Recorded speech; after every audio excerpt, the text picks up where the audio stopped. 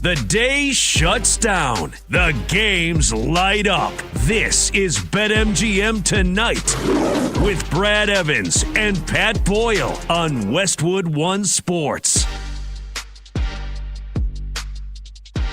Hey, welcome on in to a Thursday night edition of BetMGM Tonight here on Westwood One Sports. He's Brad Evans. I'm Pat Boyle.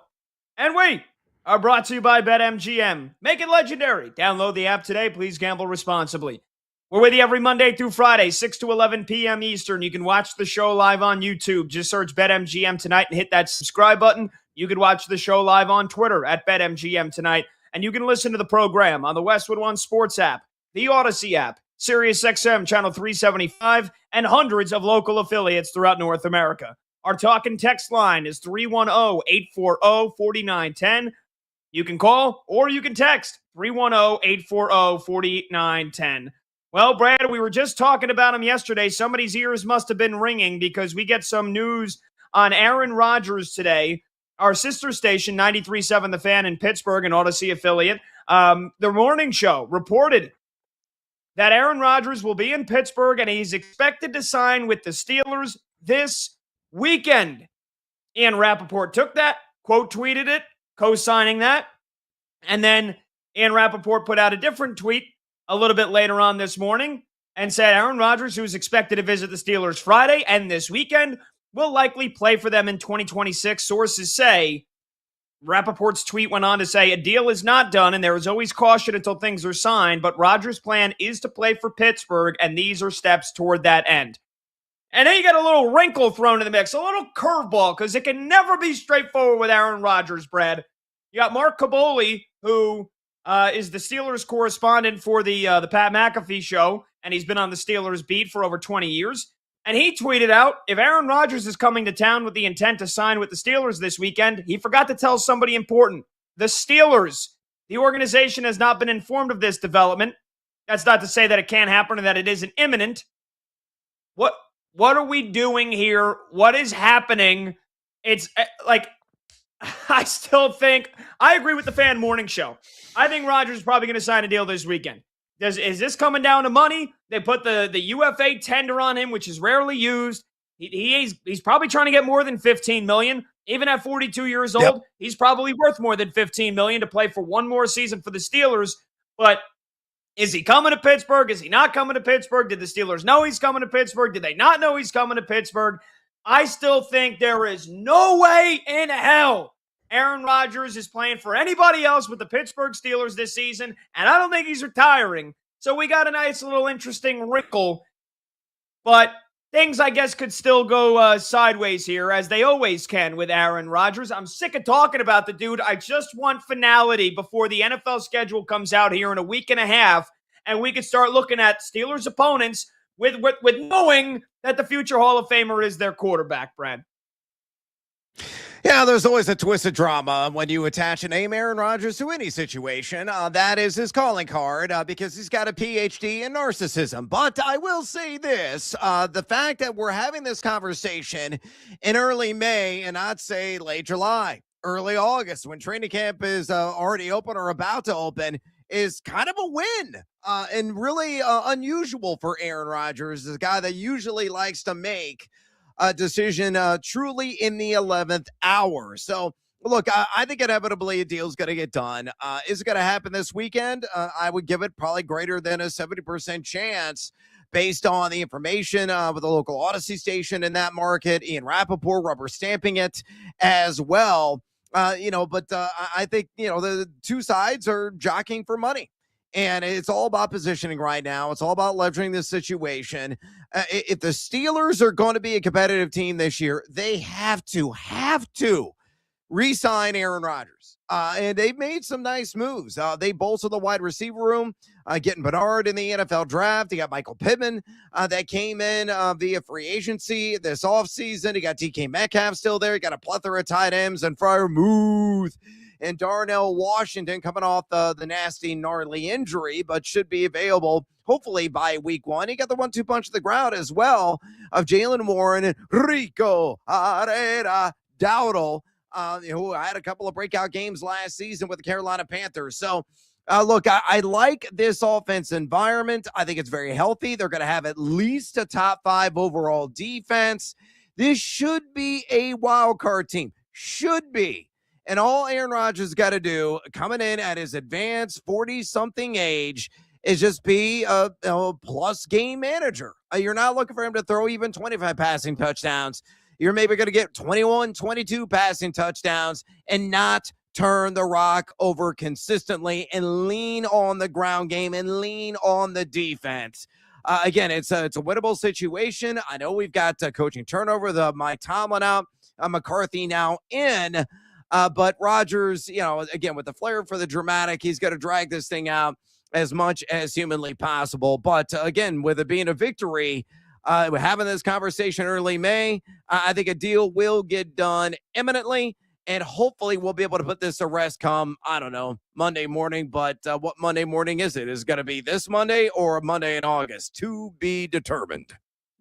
310-840-4910 is the phone number to join the show. Do you think it happens this weekend? Aaron Rodgers officially returning to Pittsburgh. Because, Brad, I got to be honest. I think the longer this has gone on, I know I'm annoyed by it. I can't stand talking about the guy with the uncertainty about whether or not he's going to be the quarterback. And I've said it. I think they're going to be a playoff team with him. I think they can win the division again. I think they win 10 games. And as easy as it is to hate Aaron Rodgers, I think at this point, like I'm appreciating he's riding off in the sunset. We know this is it for him. This is the last year. If he's playing, this is it. There ain't going to be no 2027. There's no shot. This is the final year. It's just simply impossible for him to play in 2027 at a starting caliber rate. I'm kind of appreciating the riding into the sunset. Rodgers was definitely hateable a couple of years ago when he was with the Jets, and he was going on about all these different conspiracies and COVID conspiracies and whatever. It doesn't even matter what side of the political spectrum you lean. He's so freaking annoying talking about, we need to keep all the BS out of the building with the Jets. When he was going on Pat McAfee and talking about God knows what. I think Aaron Rodgers is going to be a playoff quarterback this year. But there is a lot of, and again, so I'm annoyed by this situation, Brad. I know there's a lot of Steelers fans that are annoyed. I know there's a lot of Steelers fans that are probably like, you know what? Screw this guy. Give us Will Howard or give us Drew Aller, and let's see what we've got. Why are we wasting our time again here in the mediocre, in football purgatory? Where you're not bad enough to tank and lose, you're not good enough to be a Super Bowl contender, and you thought maybe you would have ended that when you fired Mike Tomlin, and now they bring in Mike McCarthy, who is also a guy that kind of lives in football purgatory. I got another conspiracy theory about the Rodgers thing, or at least that what I was thinking, is that Rodgers, maybe one of the couple of reasons. I think money is probably what it comes down to, which is crazy. For a guy that has said, I don't know, play for the league minimum or whatever. It's coming down to probably an extra 10 million bucks, right? 15 million, it would be the minimum for him. And I think he probably says, can you give me 25? Like, come on. I think pride is the sticking point, and money is the sticking point here. And if he's flying into Pittsburgh this weekend, if he's reportedly coming to Pittsburgh, then you got Mark Caboli saying the Steelers don't even know about it. This is about money. This is hammering out the few final financial details of this contract. But I did think maybe in the back of my mind, I was like, maybe he's just doing all this.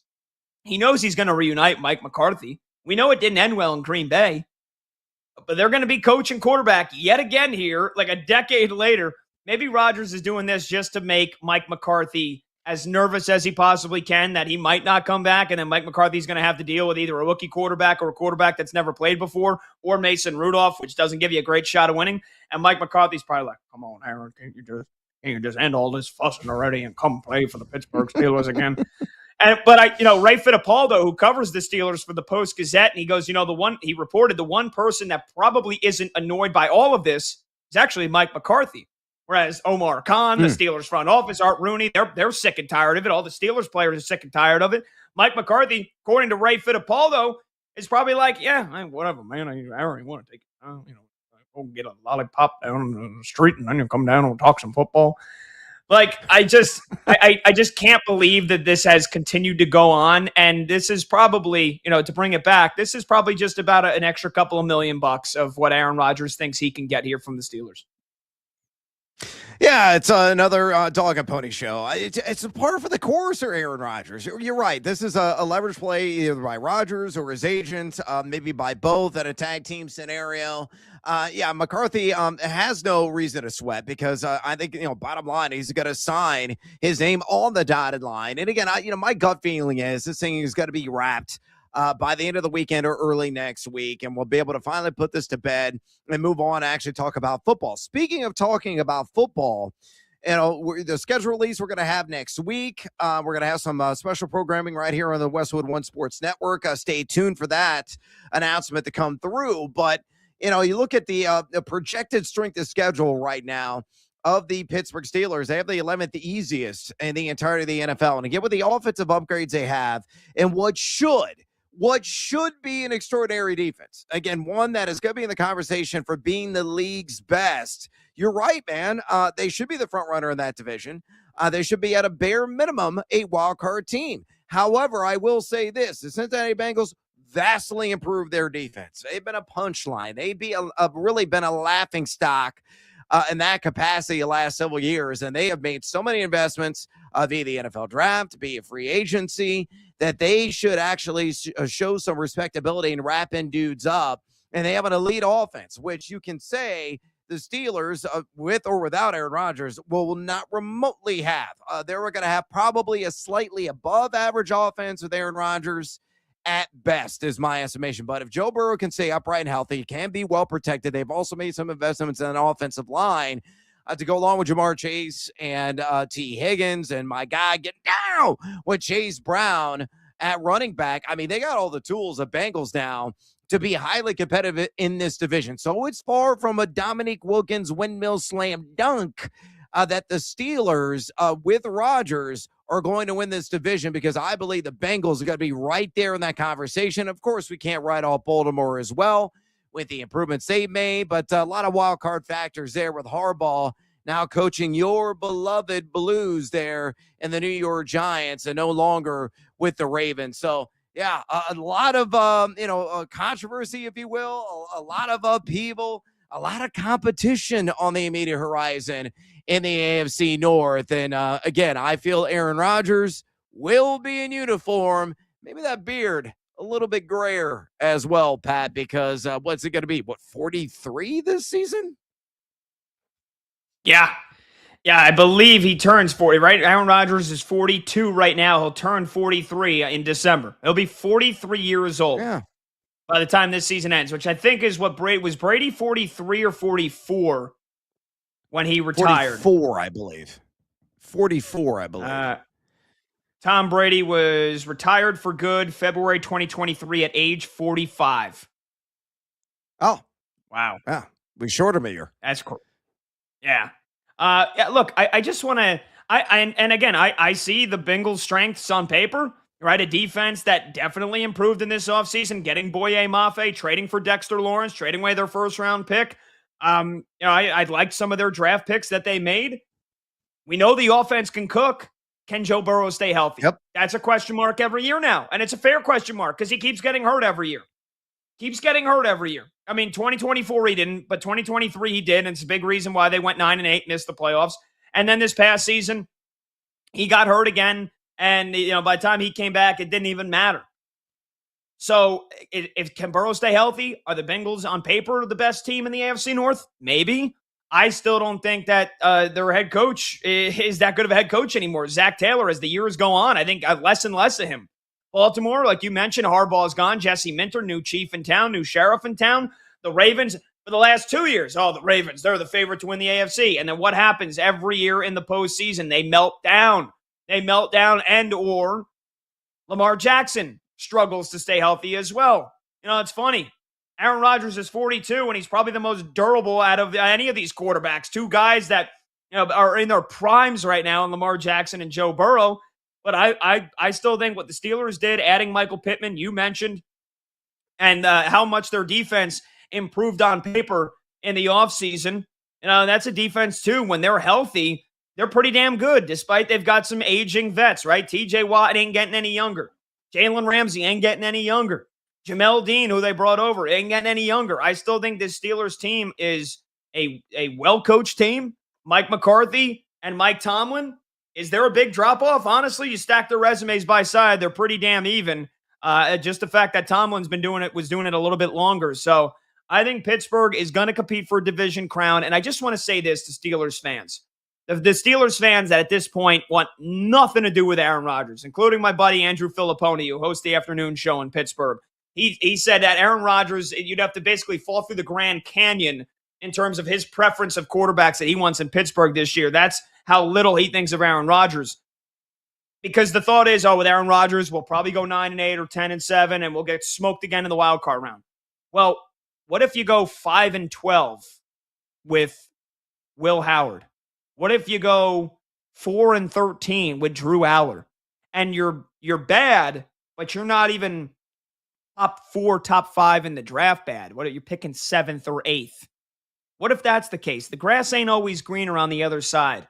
And I'll say this. Yeah. You have Aaron Rodgers. You have a chance. You have a chance. He's not the same quarterback he used to be. He can't move nearly as well. I know you think at this point Jacoby Brissett is better, so I know you're going to disagree with me. But I think if Aaron Rodgers is the quarterback of the Steelers, they have a chance to win this division and be a playoff team. And after years of doing that for the Steelers, for Steelers fans, apparently that's not good enough anymore.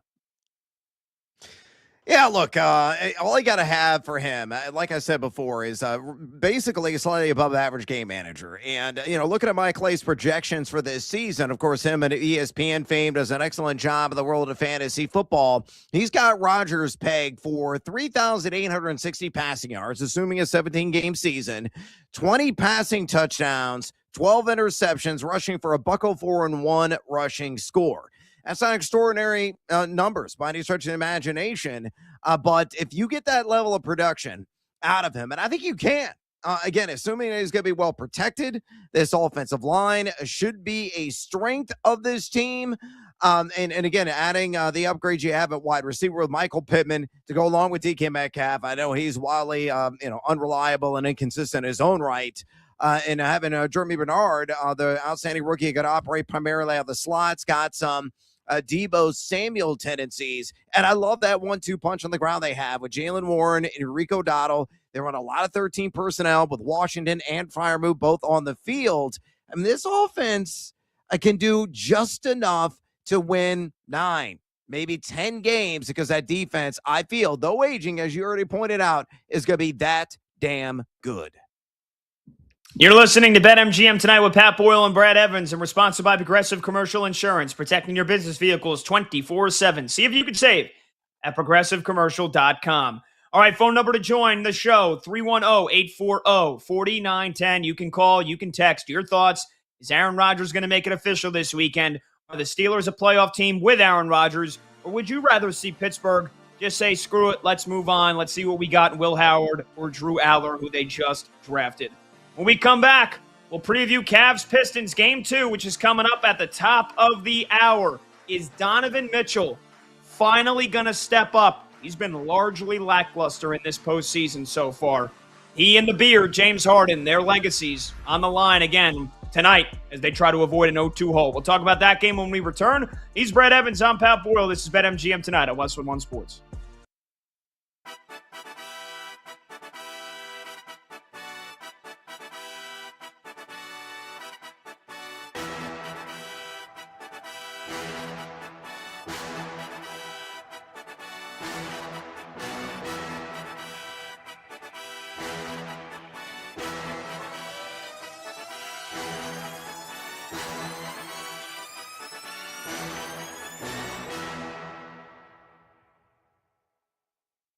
If OG Anunoby's season is over, I don't want to mince words here.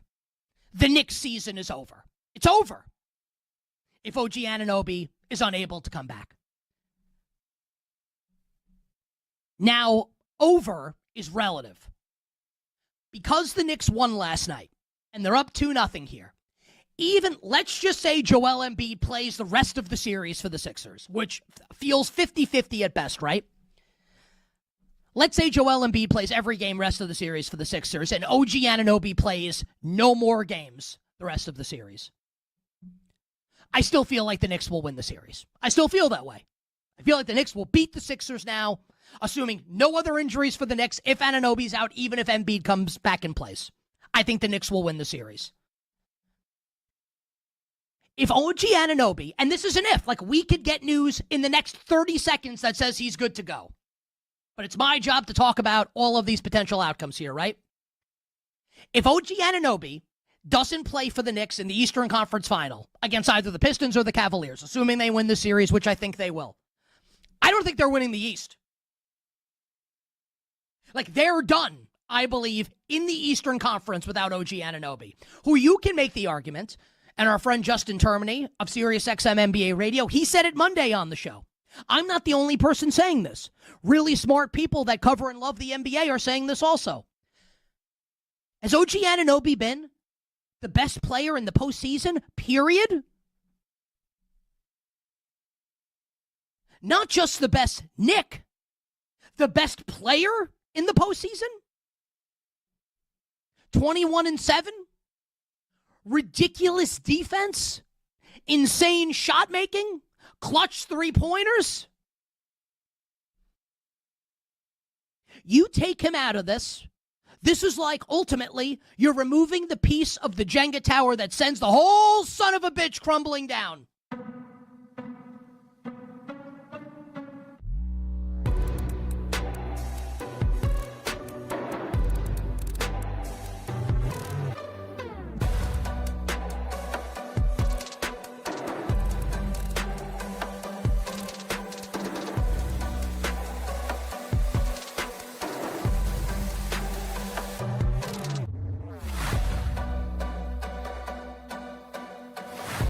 Draymond Green, clearly with all of his success, is someone who is extremely driven, right? Who cares about winning, right? Whether you like him or not, that's true. So now he is someone in Draymond Green who is facing his basketball mortality. And I am sure that Draymond Green, deep down, he knows he's never winning another championship. Like, if you gave him truth serum, he's not going to be like, yeah, we're going to win the title. He knows. He knows. But he's got to sit there, and I don't even mean this as a criticism of Charles. That's a difficult thing to have to hear. Someone telling you you're done. You'll never win again. That sucks, whether it's true or not, and it is true. It sucks to hear. Does that excuse Draymond taking an unnecessary shot and an incorrect shot at Charles? No. Ideally, you would want Draymond to laugh it off and say, maybe, maybe not, but look, it's been a great run, and we hope to keep it going. Whatever. That would have been, if you're scripting it after the fact, the better way to go about it. No question about it, right? He's a human being. And I'm not suggesting all humans handle all situations the same way, just that I understand why he got defensive in that moment. Not excusing, like he's wrong to say what he said. And it's not even that Charles was wrong to say what he said. But can you put yourself in his shoes in that moment and understand why he felt defensive? Is all I'm saying. This isn't like Draymond Green woke up in the morning, I think, and said, you know what? I'm taking Charles down. I doubt that that's the case. I think he's backed into a corner. He's a fierce competitor. He's being told that he'll never win again, even if he knows it's true, and he lashed out. It doesn't mean he's right. All I'm saying is, I get it.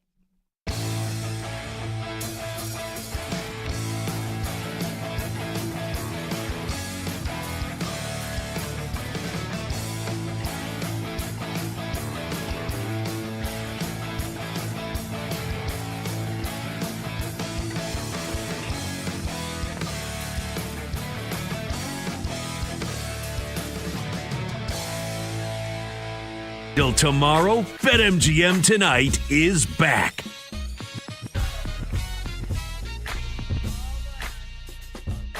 All right, welcome on back. BetMGM tonight, Westwood One Sports. He's Brad Evans. I'm Pat Boyle. Phone number to join the show is 310-840-4910. When the games get bigger, the crowds get louder, and the excitement reaches a new level. Be part of the playoff action when you bet with boosted odds. Activate your odds boost token for any bet on the NBA playoffs, and you'll receive a bigger payout if your bet wins. Get ready for tip-off with BetMGM.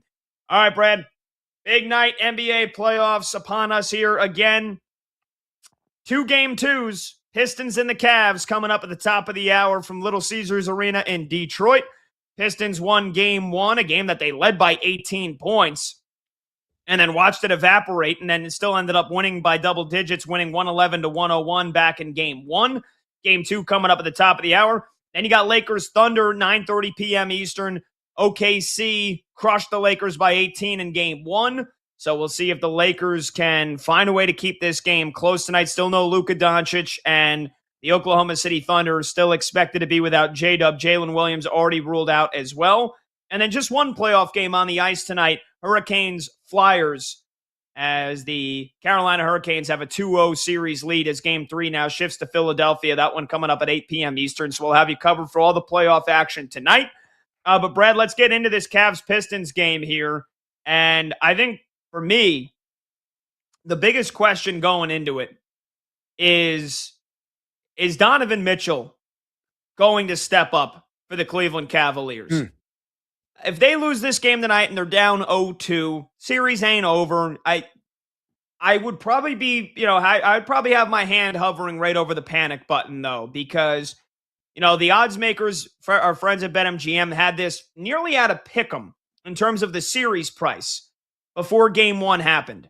Despite the Pistons winning 60 games in the regular season and being the 1 seed and having home court advantage, the Cavs have Donovan Mitchell. They have James Harden, who they made the big trade for in the at the trade deadline, and they got a ton of experience. And so, and both these teams coming off of Game 7 wins in their last series. Donovan Mitchell is a guy that is a proven postseason scorer. I mean, I'm just looking here at some of his postseason averages. For his career, Brad, he averages 28 points per game in the playoffs. And, there's a couple years with Utah where they played into the second round. He averaged 36 points per game in the playoffs, 32 points per game. The last couple years with Cleveland, 30 points per game, 30 points per game. Brad, do you know how many points per game in this postseason Donovan Mitchell is averaging right now? 0.5. Well, it feels like it. 23 points per game through the first 8 games. His field goal percentage is way down. His 3-point percentage is below his career average in the postseason. He has just not been that effective. He hasn't been that guy. He hasn't been playoff Spider like we're used to seeing. And, he had some interesting comments after game 1. Because he's barely gotten to the free throw line. I think he got to the free throw line only 16 times in the 7-game series in total against Toronto. He only got there twice in game 1 against Detroit.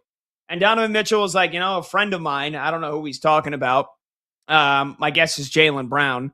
My friend of mine got fined for talking about flopping, and I'm a dynamic driver, and I'm fighting through contact, and I'm not getting calls. And I don't know what it is. Maybe it's because I don't flop, but basically saying, I need to start getting more calls, man. But I think that's kind of a sorry excuse at this point. Because when he's not driving to the bucket, he's still struggling to hit some shots. And so for me, game 2 tonight is about Donovan Mitchell. I know James Harden was brought here to be a facilitator and also to bring some scoring. We know James Harden's playoff track record. He melts when the lights get brightest. Donovan Mitchell's got to step up tonight for Cleveland, and that's who I'll be watching very, very closely as game 2 unfolds tonight. But Brad, how are you leaning after game 1? Detroit, big lead. They blew it. They win by 10. Where do you stand on this series? Where do you stand on this game tonight? Yeah, I think Detroit's got to prove a lot of their doubters wrong. A lot of people were kind of ranking them over the coals after the lackluster performance in their opening round series against the Orlando Magic, in which they had to come down, from behind a 3-1 deficit, scratch and claw, and win that sucker. So people are like writing them off immediately. They've largely been, statistically speaking, arguably the best team in the Eastern Conference all season long in terms of overall balance. With Duran and Duran, the good version of Duran, show up in the last game 11-12. I hope we get a little bit more out of him offensively, but there's 12 rebounds, quite encouraging. Tobias Harris has been outstanding. Scored 20 in game one. And he's just been really lighting up the scoreboard. If he continues to splishy and splash and put the ball through the cylinder, he's going to be that key secondary scorer. Because Kate Cunningham is going to carry the mail and shoulder the massive load for this team. Had 23 points in game one, along with 7 assists. I can always blow up for a 40-point game, maybe drop 10 to 12 dimes. And you saw Thompson scored 11 in game one. Duncan Robinson had 19. He was 5 of 8 from way downtown. So, the starting 5 all in double figures. The other key factors that I found in game number one, the Detroit Pistons had a plus 12 advantage at the free throw line in terms of makes over Cleveland. Maybe they, generated a friendly whistle, but they took advantage. Will that occur in game number 2? We shall see. The other outcome that really raised a red flag, if you're a Cavaliers fan, they had 19 turnovers in game number 1. They shot themselves in the foot repeatedly. They have got to trim that down, being like the 10 to 12 maximum range in terms of committing those miscues and mistakes if they want to remain competitive over a full 4 quarters of action. In Detroit, again, one of their main calling cards this season, they have been one of the better defensive teams in the entire NBA. This NBA postseason, they're second only to San Antonio in defensive rating, giving up 1.025 points per possession. They're at home. I got a partisan crowd backing it there at Little Caesars. And I think they're going to earn their pizza, my man. I think they're going to win yet again. Are they going to win by double figures? I'm not buying that completely, but give me Detroit by exactly a lucky number 7 points. And somebody order me some crazy bread, and I'll dip it in the marinara. I'm not going to lie to you, dude. I love me some crazy bread from Little Caesars. Fun fact, and maybe this is just because I'm from the East Coast and I'm from New Jersey and I take my pizza very seriously, even though I'm sure Little Caesars is great. I've never stepped foot inside of a Little Caesars. I don't know if I've ever even seen one in person. I don't know how frequent, how many Little Caesars there are in my neck of the woods in New Jersey. When I was working in the New York City area, WFAN, now that I'm in Philly, I don't think I've ever seen a Little Caesars. What is this crazy I don't bread think you would speak of? So crazy bread is like garlic bread, essentially. I used to work at a pizza place. The pizza place's name was Garcia's. It used to be a Midwestern chain back in the day. And then the owners did too many drugs and it went down south in a hurry. They only have one location remaining. Nice. And it's right here in Champaign, Illinois. True story. But I worked there throughout my high school and college days. And there was this fake butter called Phase. And that's exactly what it is. It's just it was a giant container of yellow liquid butter.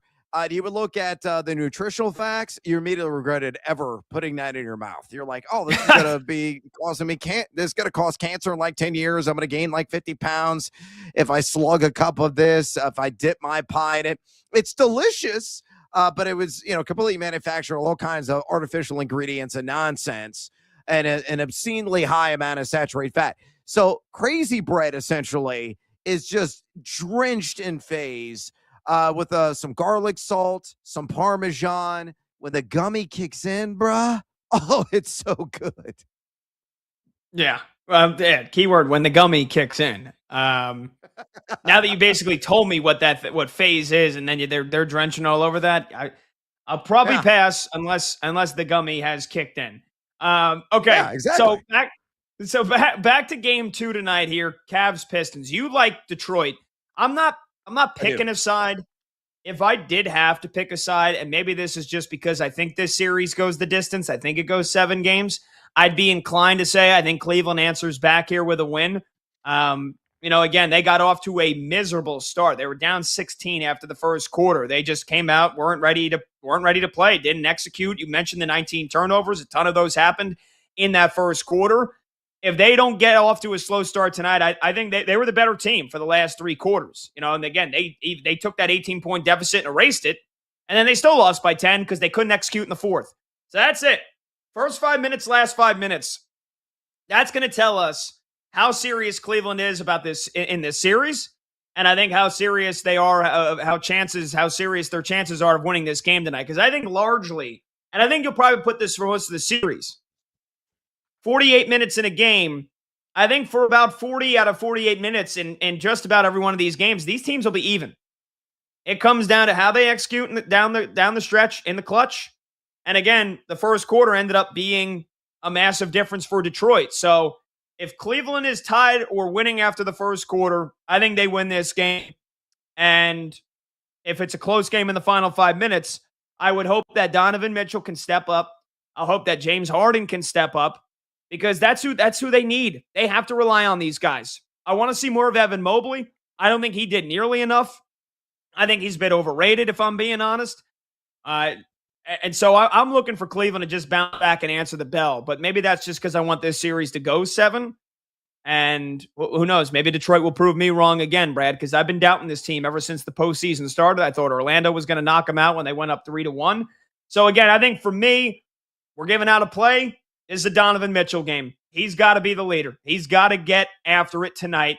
I'd go Donovan Mitchell over 25.5 points. I think he has the capabilities. If he does start getting even the slightest bit of a friendly whistle, I think he could pop for 35 tonight. We've seen him do it many times before. Again, this guy that has averaged over 30 points per game in the playoffs multiple times in his career. I think this is a big Spider game. If Cleveland gets the win on the road tonight, I think it's because Donovan Mitchell scores at least 30. So I'm going over 25.5 points on him. All right, Spider-Man scale the building. I think that's a distinct possibility, but I got a guy who, again, who's been a major X factor and has been straight up delivering game in and game out this postseason, and that's why I'm going to tail him with my play. Give me the over on Tobias Harris, 17.5 points at -125. Again, he had 20 points in game numero uno. He has scored at least 18 in 6 straight games. He's shooting 45.2% from the floor. Not outstanding, but, not terrible either this NBA postseason.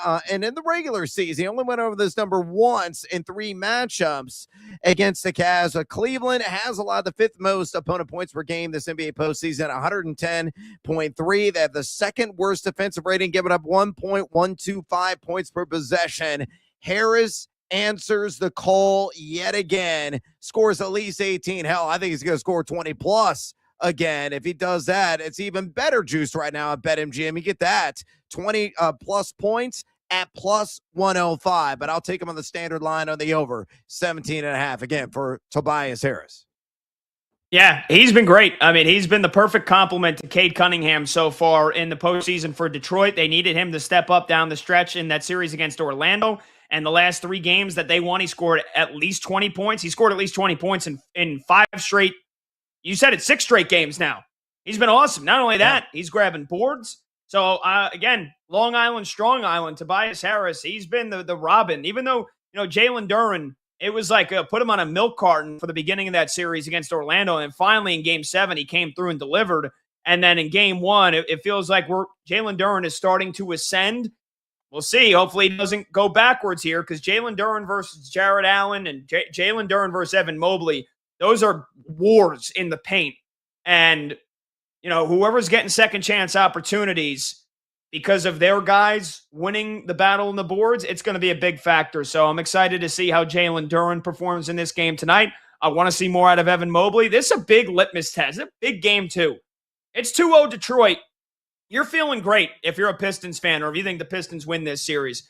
Cleveland answers here and wins this game, and it's 1-1, and it's like, okay, this is anybody's series again. Not that Cleveland can't win it if they go down 0-2 with going home for games 3 and 4 in the land, but I really want to see Cleveland respond here tonight. Don't get me wrong, Brad. I'd love to see James Harden fail miserably in the postseason as the next guy, but something tells me he might get carried by Spider tonight. He might get carried by Donovan Mitchell. All right, we'll take a short break. 310-840-4910 is the phone number to join the show. When we come back, we're going to go streaking. 2 out of 4 yesterday on the show. Only 2 games to pick from tonight. A lot of matinee baseball. Stay tuned. Boys are going to pick a batter to get a hit tonight. We'll see if we can get a 4 for 4 going here. He's Brad Evans. I'm Pat Boyle. This is BetMGM tonight on Westwood One Sports.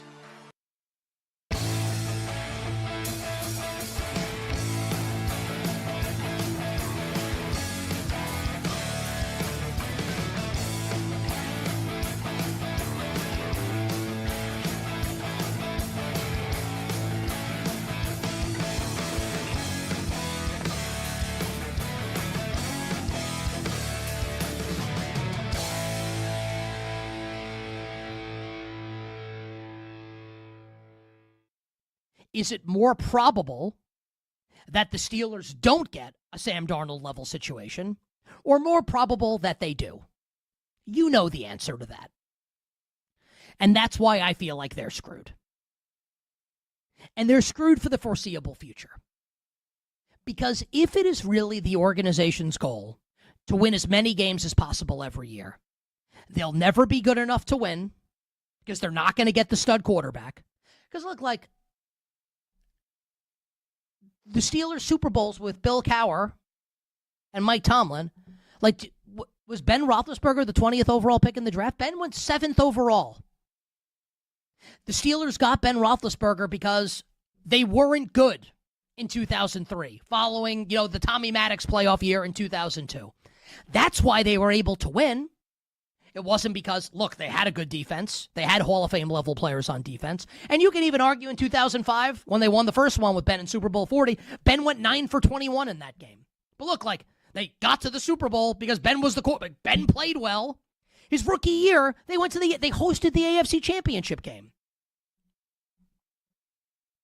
Ben's a first ballot Hall of Famer. Do you think the Steelers are going to be in position ever, if this is going to be the organization's mindset, to get the next Ben Roethlisberger? I'm just saying. I have long held that the best case scenario for the 2026 Steelers would be for Aaron Rodgers to retire. Not because he doesn't give them the best chance to win when you compare him to Drew Aller and Will Howard and Mason Rudolph. He does give them the best chance out of those guys. He does. But without the upside potential of Aaron Rodgers and this team, they can't win the Super Bowl, probably can't even get there, probably can't even play on Championship Sunday. What's the point?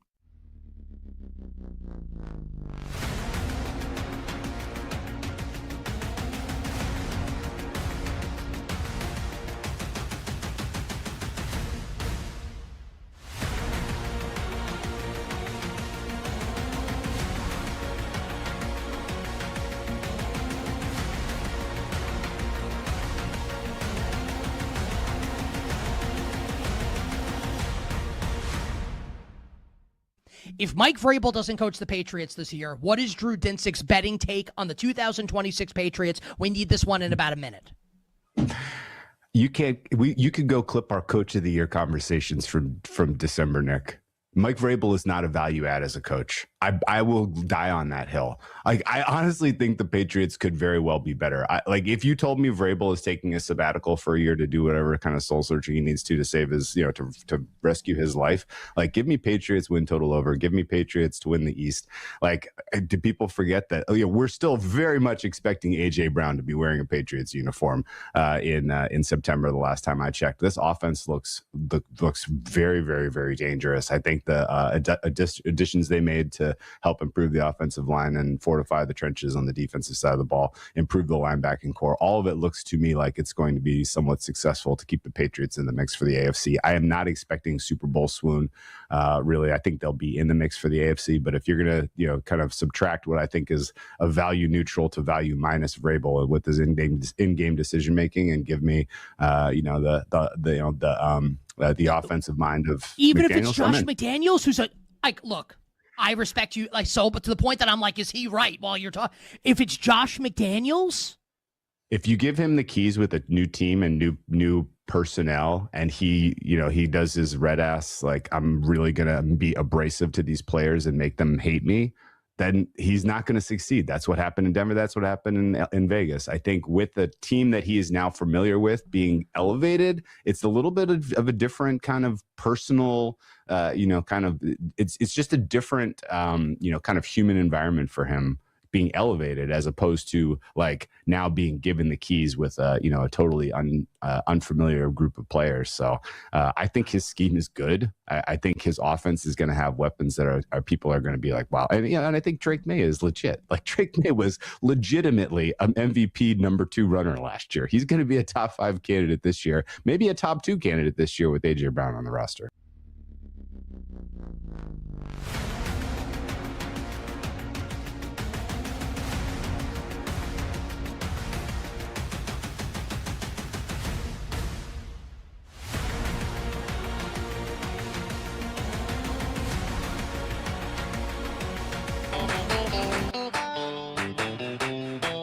Live scores, sharp options, no waiting till tomorrow. BetMGM Tonight is back. Yeah! Turn it up!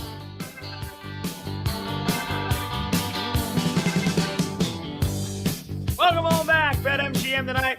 Westwood One Sports. He's Brett Evans. I'm Pat Boyle. Phone number to join the show, 310-840-4910. That is how it must feel. Oh, put me in coat. I'm ready to play today. When you got a ton of matinee baseball, I mean, we had six matinee baseball games today to sink your teeth into.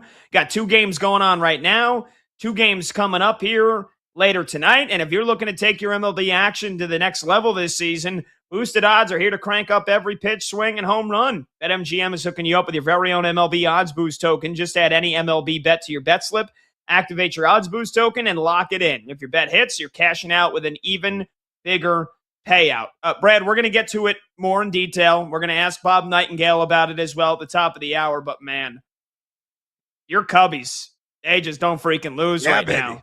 They do not freaking lose. They beat the Reds today 8-3. They've now won 9 in a row. They've won 15 in a row at home. I'm losing track of this home winning streak. They are absurd.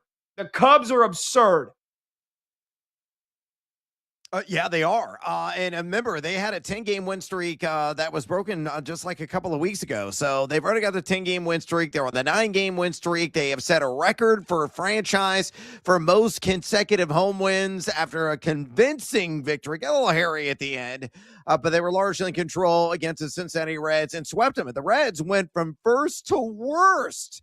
As Crazy. a result, and a very competitive NL Central, which every team still remains above 500, and of course, including the glorious Chicago Cubs. I'm still a buzz from the PCA home run that tied that sucker up last night. 3 consecutive walk-offs, the 6th time since 1901 that's occurred in Major League Baseball history. The Cubs are a damn wagon, and I am quite exuberant as a result.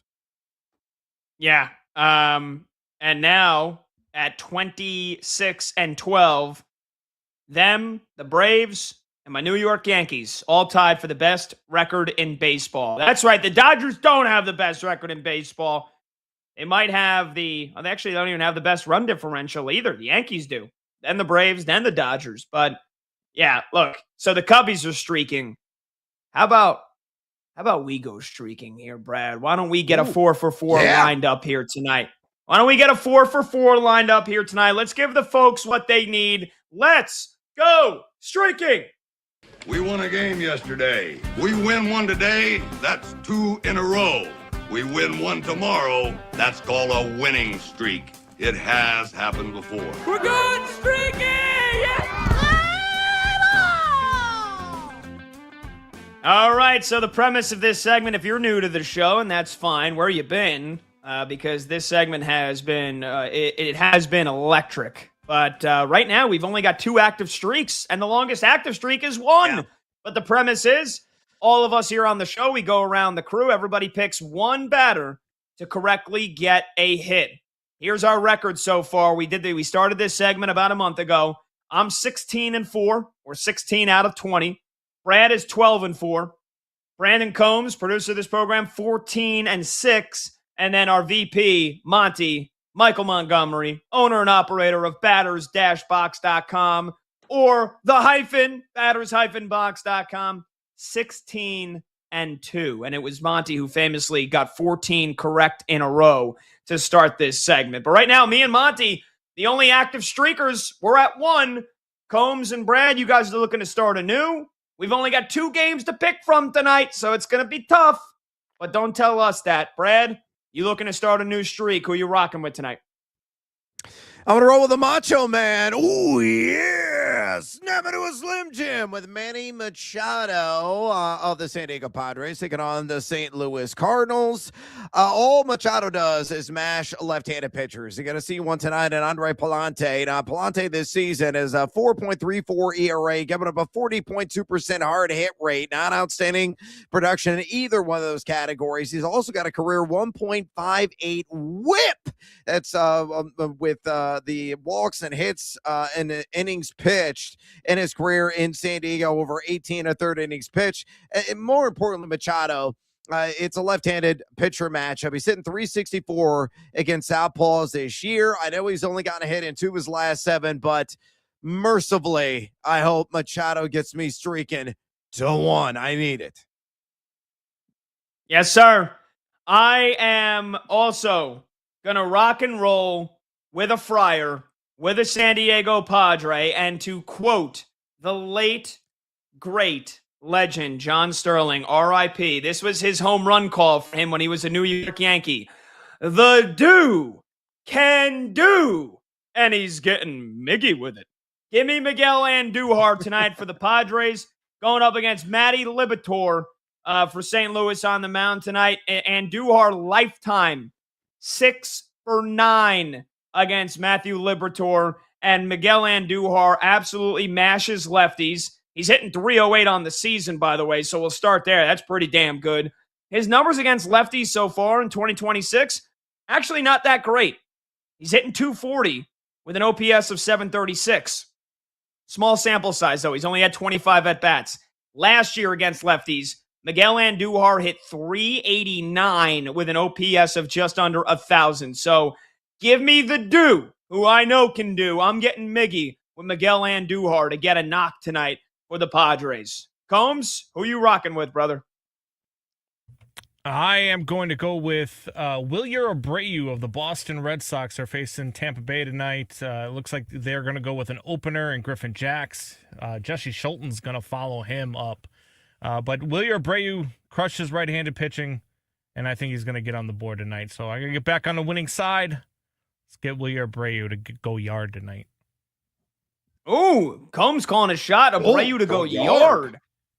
All right, let's get it to Monty, who not only said Pete Alonso was a great play last night, and then the Polar Bears smashed a 3-run home run. He took Brandon Lau, and Brandon Lau homered in his first at-bat last night, homered in his first at-bat again today. So, Monty, who is the man at the dish who's going to get a hit tonight for you?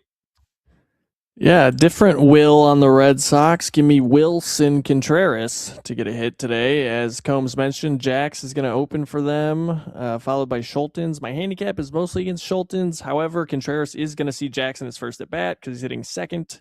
So in that first inning, he's going to see Jax, who is allowing 44% hard contact to righties and a xFIP over 5. So I like that matchup as well, but I am making the pick based on Schultens because he should see 2, maybe 3 at-bats against Schultens later on, hopefully. I have got his WOBA and ISO for Contreras increasing by at least 20% against Schultens. He's the only elite-rated hitter I have in the 2 games tonight, so that was kind of an easy decision, although I was debating Manny Machado, so I like that pick from Brad. In 80 games with an elite rating from Contreras, he's getting a hit 69% of the time, so a good trend there. Hopefully he gets it done. A homer would be cool. A homer would be cool, he says. Yeah. I love it. Would. All right, and Brad, you take those 4 guys. If you think us gents on the show tonight, if you think we nail it, you take those 4 guys, you put them together on BetMGM. What are the odds on that? You're getting a cool plus 300, mi amigo. Fade to follow. That, of course, is up to you. All right, 3-1 for all those 4 guys to get a knock tonight. Wilson Contreras, Wilyer Abreu, Manny Machado, and Miggy Andujar with the Red Sox game starting in just a couple of minutes. All right, coming up next in a couple of minutes, our Odyssey MLB insider, Bob Nightingale. We're going to ask him about the Tarek Skubal news and how the hell the Cubs keep on winning. That's coming up next. He's Brad Evans. I'm Pat Boyle. This is BetMGM Tonight.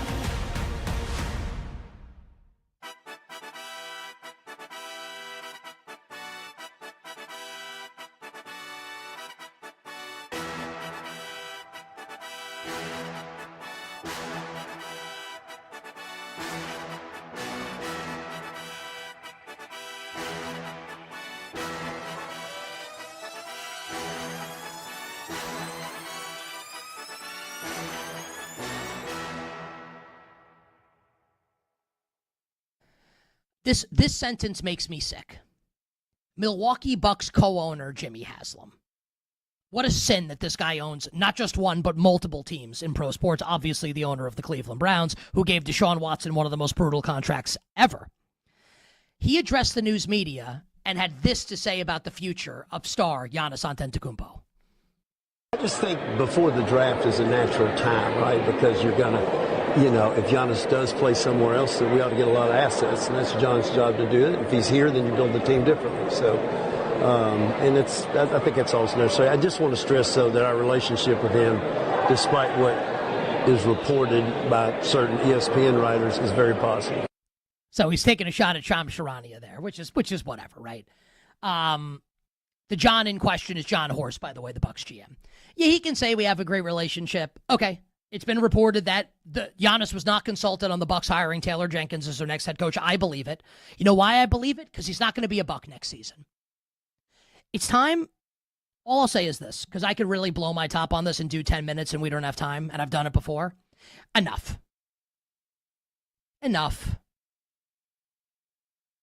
It's time. It's been time. Trade this guy. Giannis needs to go somewhere else. The Bucks need to move on. No more talking. Action. Trade him. Please. For all of our sakes.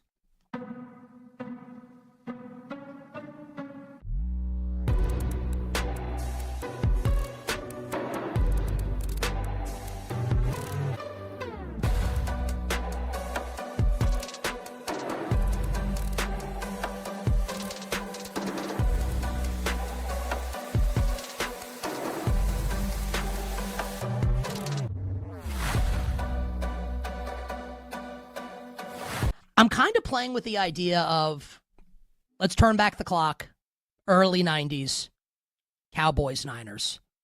I kind of think the Cowboys have like this level of upside this year. Like, love their draft. I like the coaching staff. What about the idea that the Dallas Cowboys, Robert, have this kind of untapped potential this year in the NFC?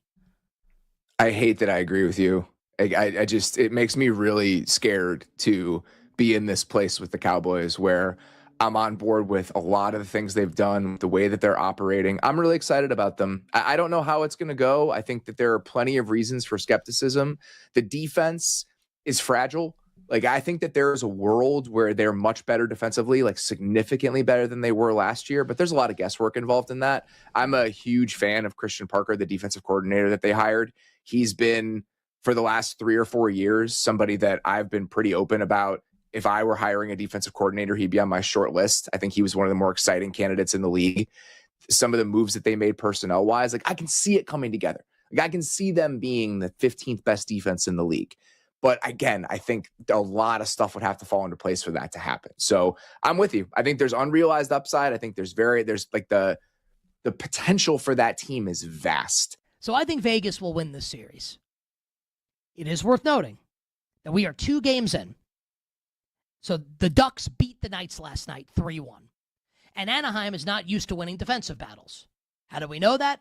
Ducks head coach Joel Quenneville said so after the game. These are not normally the types of games we win, but we're going to have to win these types of games if we're going to make it to the next round. The Ducks have been the better team through the first 2 games. John Tortorella, the coach of the Knights, who took over late in the season from Bruce Cassidy, said after the Knights won Game 1, remember we talked about the horrible non-icing call after Game 1, that the Ducks were the better team. So we're 2 games in, it's 1-1. The Ducks have been the better team in both games. I have to acknowledge, even though I like the Knights to win the series, I still like them to win the series. I think it's going 7. Both series last night. Now, Colorado might sweep Minnesota and Carolina might sweep Philly.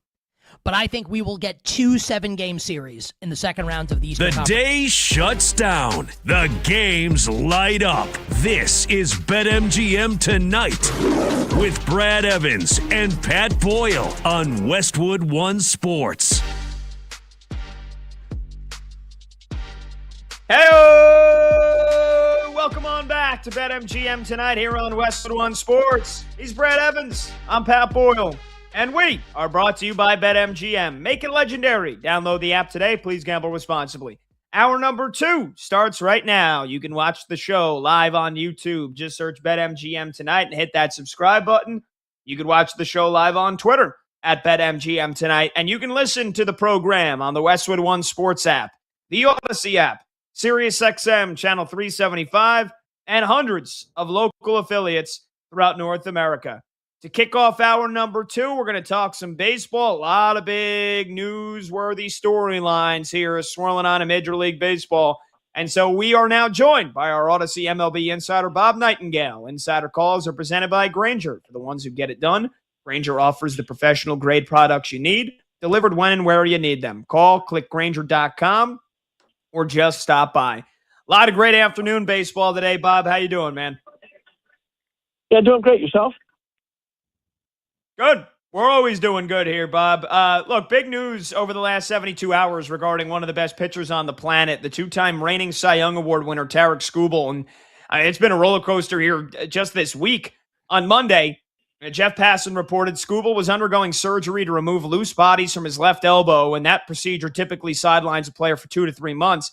Then today, John Heyman reported that Skubal's surgery was such a success that he could start working out within days, and 2 months recovery is even seen as conservative, with 4 to 6 weeks being possible. So how does this impact the possibility of the Tigers trading Skubal at the deadline? And do you think this means that a big, fat $400 million plus contract is still very much realistic for Tarik Skubal this offseason? Well, we'll see what happens when he comes back. I mean, his agent, Scott Boras, is very optimistic. But Scott was also, thinking that he wouldn't need surgery. That was just being scratched for precautionary reasons. So I think it's wishful thinking. I think conservatively, it's probably a 2-month absence, but maybe 2 months instead of 3 months, and then we'll see what happens. I think, as long as the Tigers stay in the race, they're not going to trade Skubal. They can't. They got too much money invested in the team. Now, if the Tigers fall out of the race, even though it's such a mediocre division, then you got to think about it. Then you say, let's go ahead and dump him because we're not going to pay him, over $300-400 million to keep him. So, money-wise, as long as Skubal comes back and looks like the pitcher of old, he may get that $400 million. But there may be some teams too that say, you know what, this is his third arm surgery of his career. One was in college.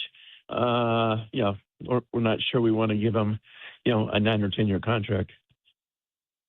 Yeah, definitely something interesting to watch, to say the least. Bob, the Cubs are breathing fire right now. Just swept the Cincinnati Reds today. They've won 9 straight. They've won 14 or 15, I believe, consecutive home games, setting a franchise record. They're just on another planet, to say the least.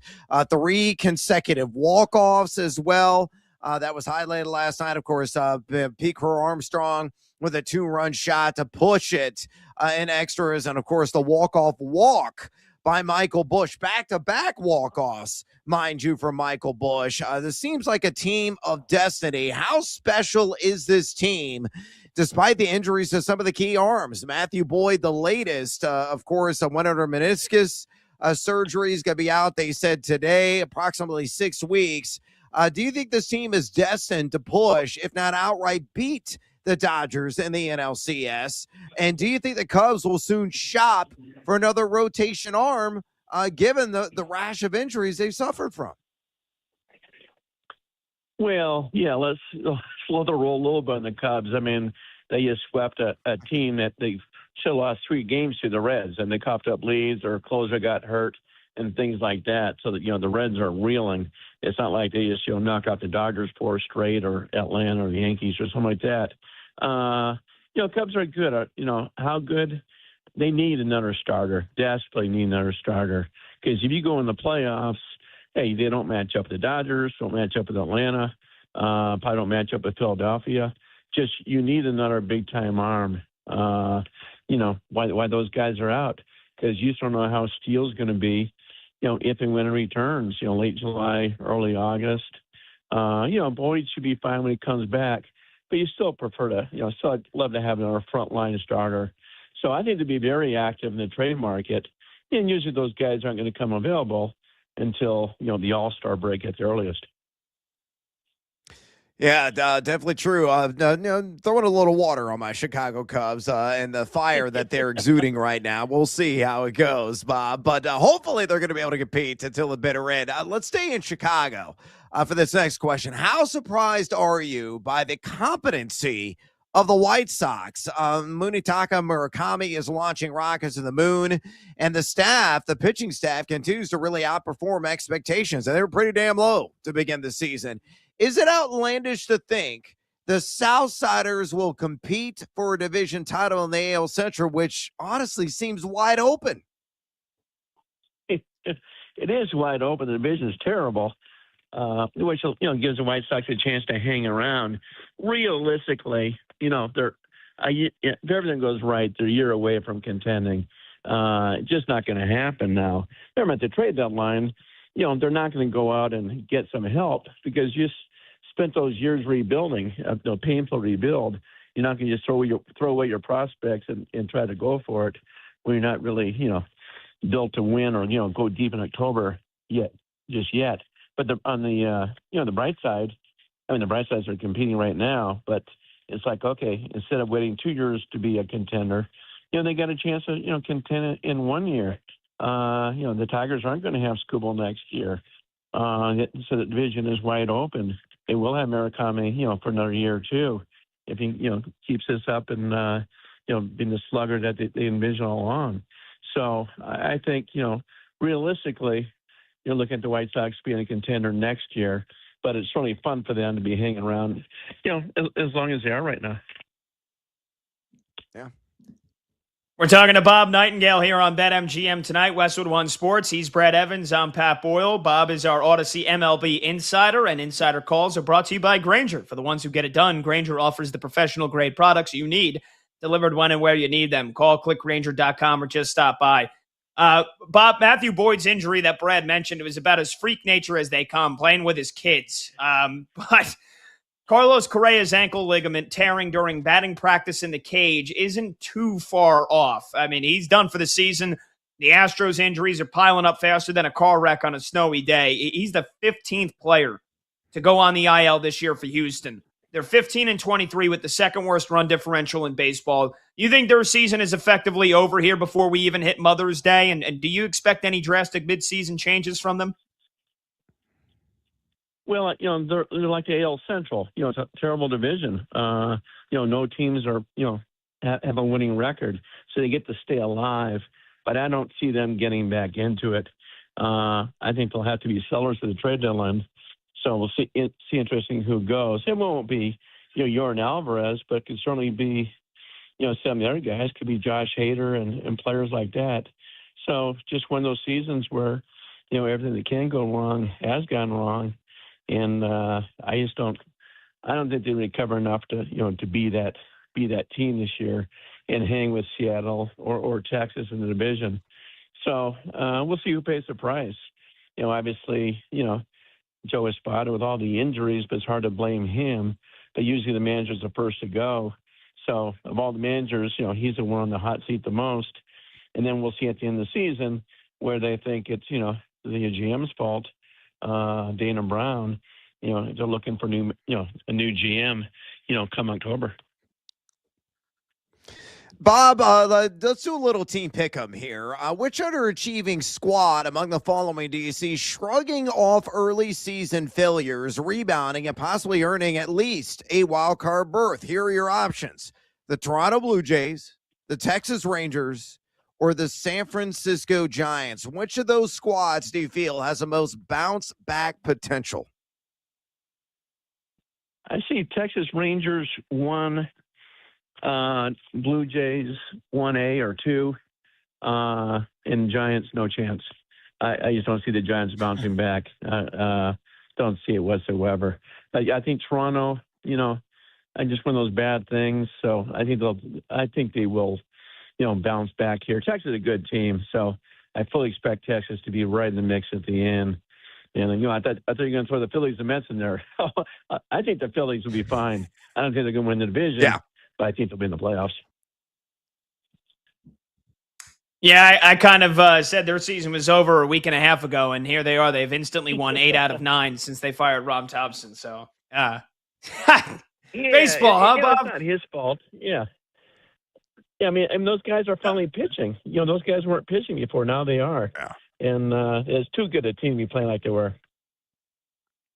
Yeah, look, Bob, the A's are, speaking of the Phillies, last I checked, the A's were already up 4-0 on them in Philadelphia. It's still 4-0 already, bottom second. They're atop the AL West at 18-18 and currently playing the Phillies, who turned things around, like we just said, instantly after firing Rob Thompson. Speaking of the AL West and the Astros, you mentioned it. It's another mediocre division right now. Everybody else in the AL West is under 500, and it's still early. But what's been the big reasons for success so far this season with the A's, and what chances do you give them of winning the division? Yeah, I still think same thing. It's maybe a little bit like the White Sox, that they're, a year early. This is a good team. I kept thinking the A's would be in the playoffs next year. I still think that. I don't think they have the pitching to hang around. But I do think this winter they'll get that pitching because they can sell it to the free agents like, okay, just one more year playing the bandbox at AAA ballpark in Sacramento. Then you get to play in the beautiful new ballpark in Las Vegas on the Strip, no state taxes. I think they'll be a heavy, heavy player in free agency this winter. Wow. Yeah, with the move to Vegas on the horizon, that is for dang sure. We'll see how much money John Fisher wants to empty out of his pockets, though, to actually, really make this team a contender. Bob, Framber Valdez gets a 6-game suspension for his actions the other night where he got rocked by the Red Sox and then decided to, what looked like purposefully, plunk Trevor Story almost in like a get-off-the-mound tactic, like getting hit around so badly he decided getting ejected was a good course of action. 6-game suspension for him. Do you think the Tigers can rely on him moving forward, especially now that Skubal is out? Or is this not the last circus act that we see from Framber Valdez? Well, I think that, A.J. Hinch, the manager, aired him out. I think the players are upset with him. So I think it might be a wake-up call for him. Like, hey, dude, we don't have Skubal here for a couple of months. We need you. We give you over $100 million to be that guy, to be Skubal's successor. Let's step it up. So I think he steps it up. I think he's think, hey, he had the inventory last year where he crossed, he had to cross up with the catcher, hit him, and, he's been upset before. So that's why he didn't get the big contract he thought he would because of his temperament. So I think this might be a wake-up call. I think you'll see a better a better Valdez here going forward. Wow. I don't know if I'm as optimistic as you, Bob, but he does have all the talent in the world. Again, it's just, keeping it together, keeping his composure together when things start to go a little bit awry for him. We're talking with Bob Nightingale here for another minute or so on BetMGM tonight here, Westwood One Sports. He's Brad Evans, I'm Pat Boyle. Bob is our Odyssey MLB insider. Bob, finally, we bared witness to more Skeens greatness last night. 8 shutout innings with 2 hits and 7 Ks. For Paul Skeens to lift the Pirates to a 1-zip win over the D-backs. Rookie of the Year 2 years ago. Cy Young last year. Just how sensational is his 2026 becoming and the start of his career from a historical perspective? Like, could we possibly be looking at the greatest pitcher of all time here? Well, I think we certainly be looking at the greatest pitcher, of the game right now. It's unbelievable. I was at the game about the 3rd inning. I thought he was going to throw a no-hitter. I said, this guy is so dominant. Everything was working. Then the little squibber off to the bat they couldn't handle. Then he gives up a clean hit next at bat. Without that, I think he could have thrown a perfect game. So, no, it's unbelievable the success he's had. Like reminds you of the way Dwight Gordon, when he broke in, Fernando Valenzuela. Obviously, the big thing is health. He's got to stay healthy. To be considered, one of the all-time greats. I'm not saying, greatest of all time, but an all-time great. And, perhaps, I hate to say it, but, perhaps a future Hall of Famer. You hate to say it this early in his career, but certainly the way he started looks like it. Yeah, well, I saw you tweet that, his career ERA is 2.01, which is the lowest by any pitcher through his first 63 starts since at least 1920. And he has made 22 scoreless starts, which are the most by any pitcher through 63 starts since the modern era, which is 125 years. So I'll answer, and I'll say, yeah, I think he could be if he does stay healthy. Bob, we appreciate the time as always. You got Red Sox Rays, and then you got a nice little national TV game later tonight with the Padres taking on the Cardinals. So enjoy it, man. We appreciate your time as always, and we'll talk to you next week. All right, my pleasure. Take care, guys. Thank you. See you, Bob.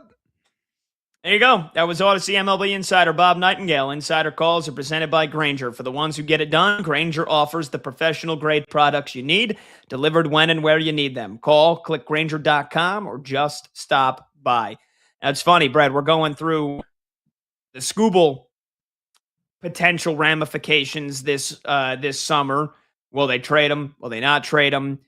And hopefully we don't have to talk about a potential lockout ever again. But that plays a factor into what his contract could look like. Yep.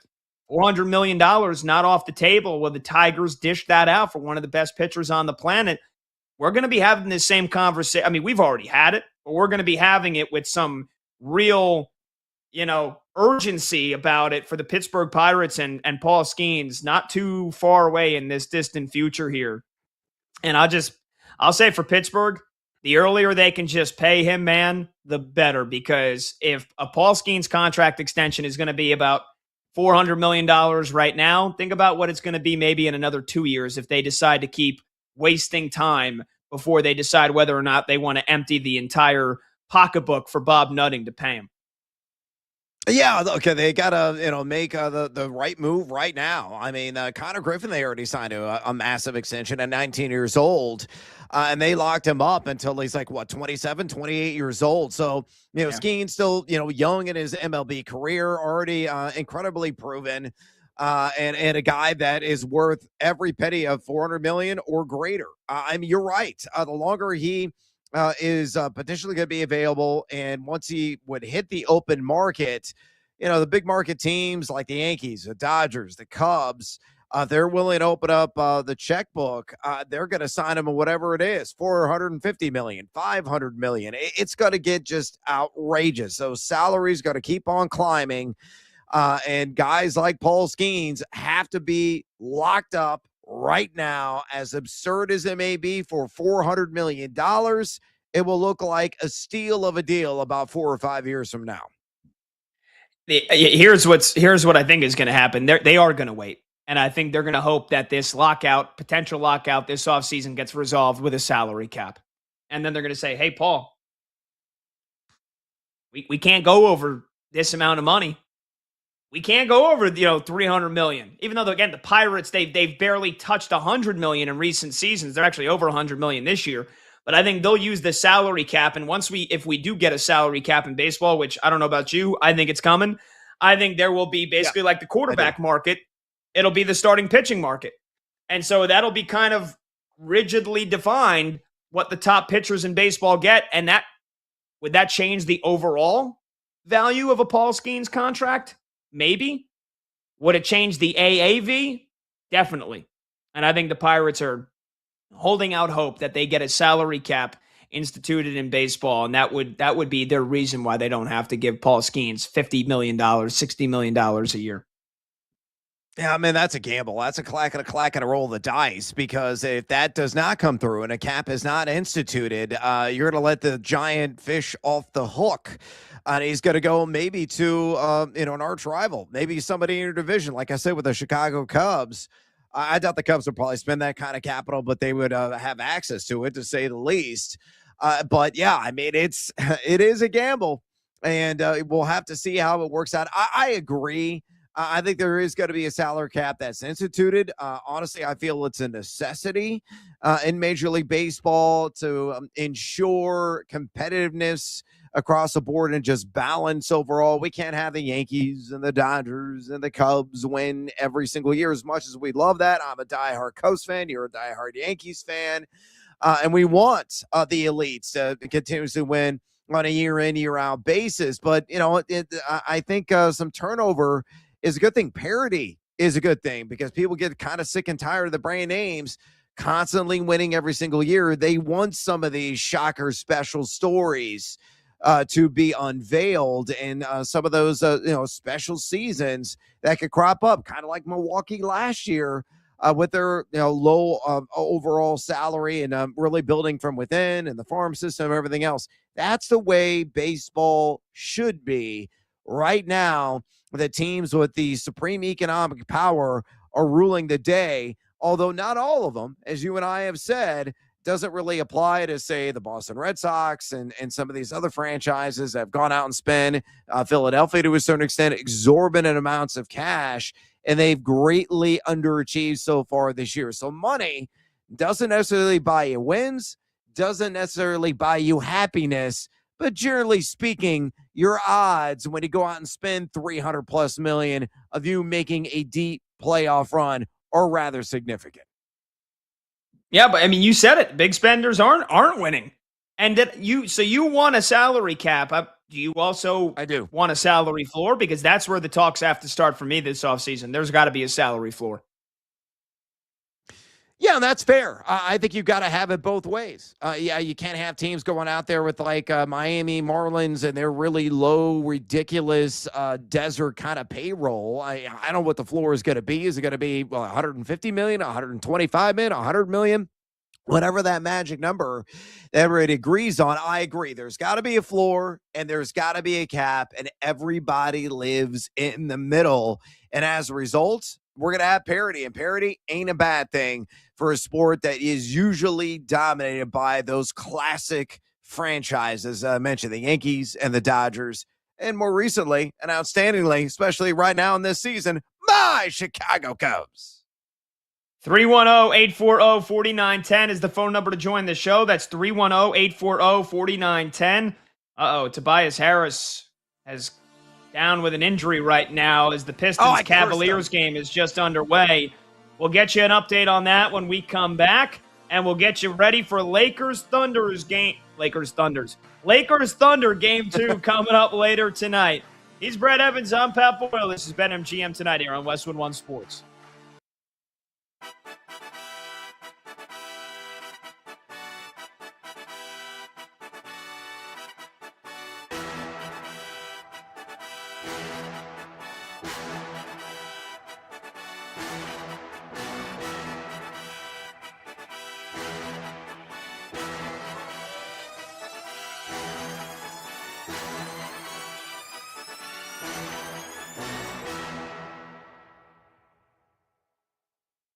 If OG Anunoby's season is over, I don't want to mince words here. The Knicks season is over. It's over. If OG Anunoby is unable to come back. Now, over is relative. Because the Knicks won last night, and they're up 2-0 here, even, let's just say Joel Embiid plays the rest of the series for the Sixers, which feels 50-50 at best, right? Let's say Joel Embiid plays every game rest of the series for the Sixers, and OG Anunoby plays no more games the rest of the series. I still feel like the Knicks will win the series. I still feel that way. I feel like the Knicks will beat the Sixers now, assuming no other injuries for the Knicks if Anunoby's out, even if Embiid comes back in place. I think the Knicks will win the series. If OG Anunoby, and this is an if, like we could get news in the next 30 seconds that says he's good to go. But it's my job to talk about all of these potential outcomes here, right? If OG Anunoby doesn't play for the Knicks in the Eastern Conference Final against either the Pistons or the Cavaliers, assuming they win the series, which I think they will, I don't think they're winning the East. Like, they're done, I believe, in the Eastern Conference without OG Anunoby, who you can make the argument, and our friend Justin Termini of SiriusXM NBA Radio, he said it Monday on the show. I'm not the only person saying this. Really smart people that cover and love the NBA are saying this also. Has OG Anunoby been the best player in the postseason, period? Not just the best Knick, the best player in the postseason? 21-7? Ridiculous defense? Insane shot making? Clutch three-pointers? You take him out of this. This is like, ultimately, you're removing the piece of the Jenga tower that sends the whole son of a bitch crumbling down.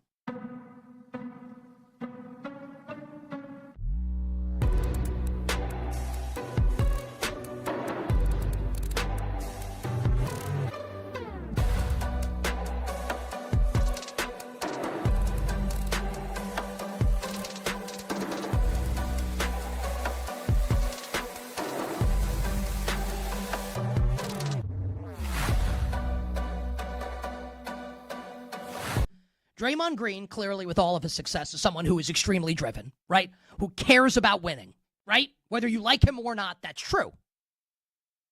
So now he is someone in Draymond Green who is facing his basketball mortality. And I am sure that Draymond Green, deep down, he knows he's never winning another championship.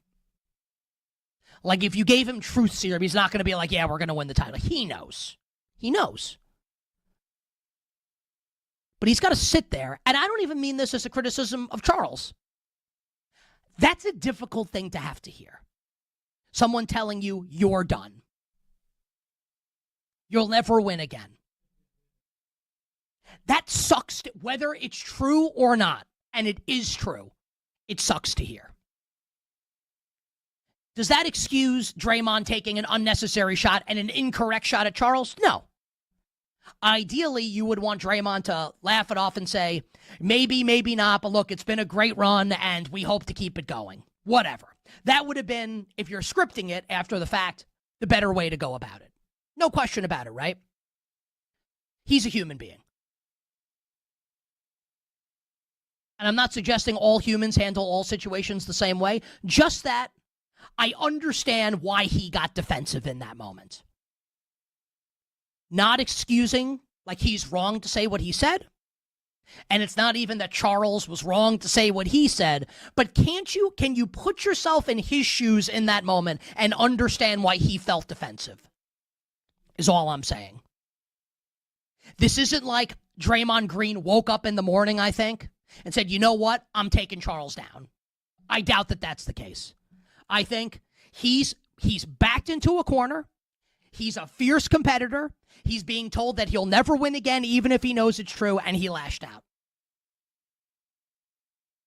It doesn't mean he's right.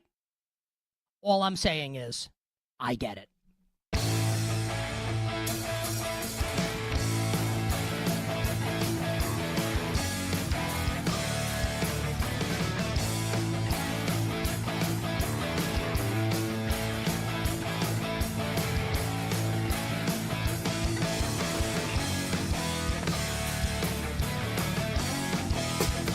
Live scores, sharp options, no waiting till tomorrow. BetMGM Tonight is back. Welcome on back. BetMGM Tonight. He's Brett Evans. I'm Pat Boyle. The phone number to join the show is 310-840-4910. And this segment is sponsored by Progressive Insurance. Save on commercial auto insurance from Progressive. Get a fast quote at progressivecommercial.com. Huge shout out again to our Odyssey MLB insider, Bob Nightingale, for joining us. Let's get you a scoreboard update here, and then we'll get you ready for Lakers Thunder Game 2 coming up tonight in 2 hours from now. But we got Game 2 underway in Detroit.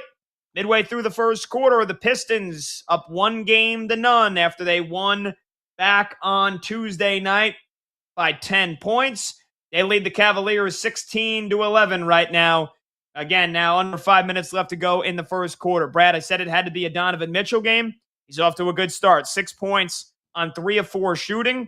Meanwhile, for Detroit, Asar Thompson's got 6 points. Cade Cunningham with 2 points and 2 assists. And Duncan Robinson has already hit a 3. He's got 5 points. Your guy, Tobias Harris, I said right before break, was down with an injury. Looked like he took maybe a bit of a stinger to the hip, but got up, stayed in the game. So that's good news there.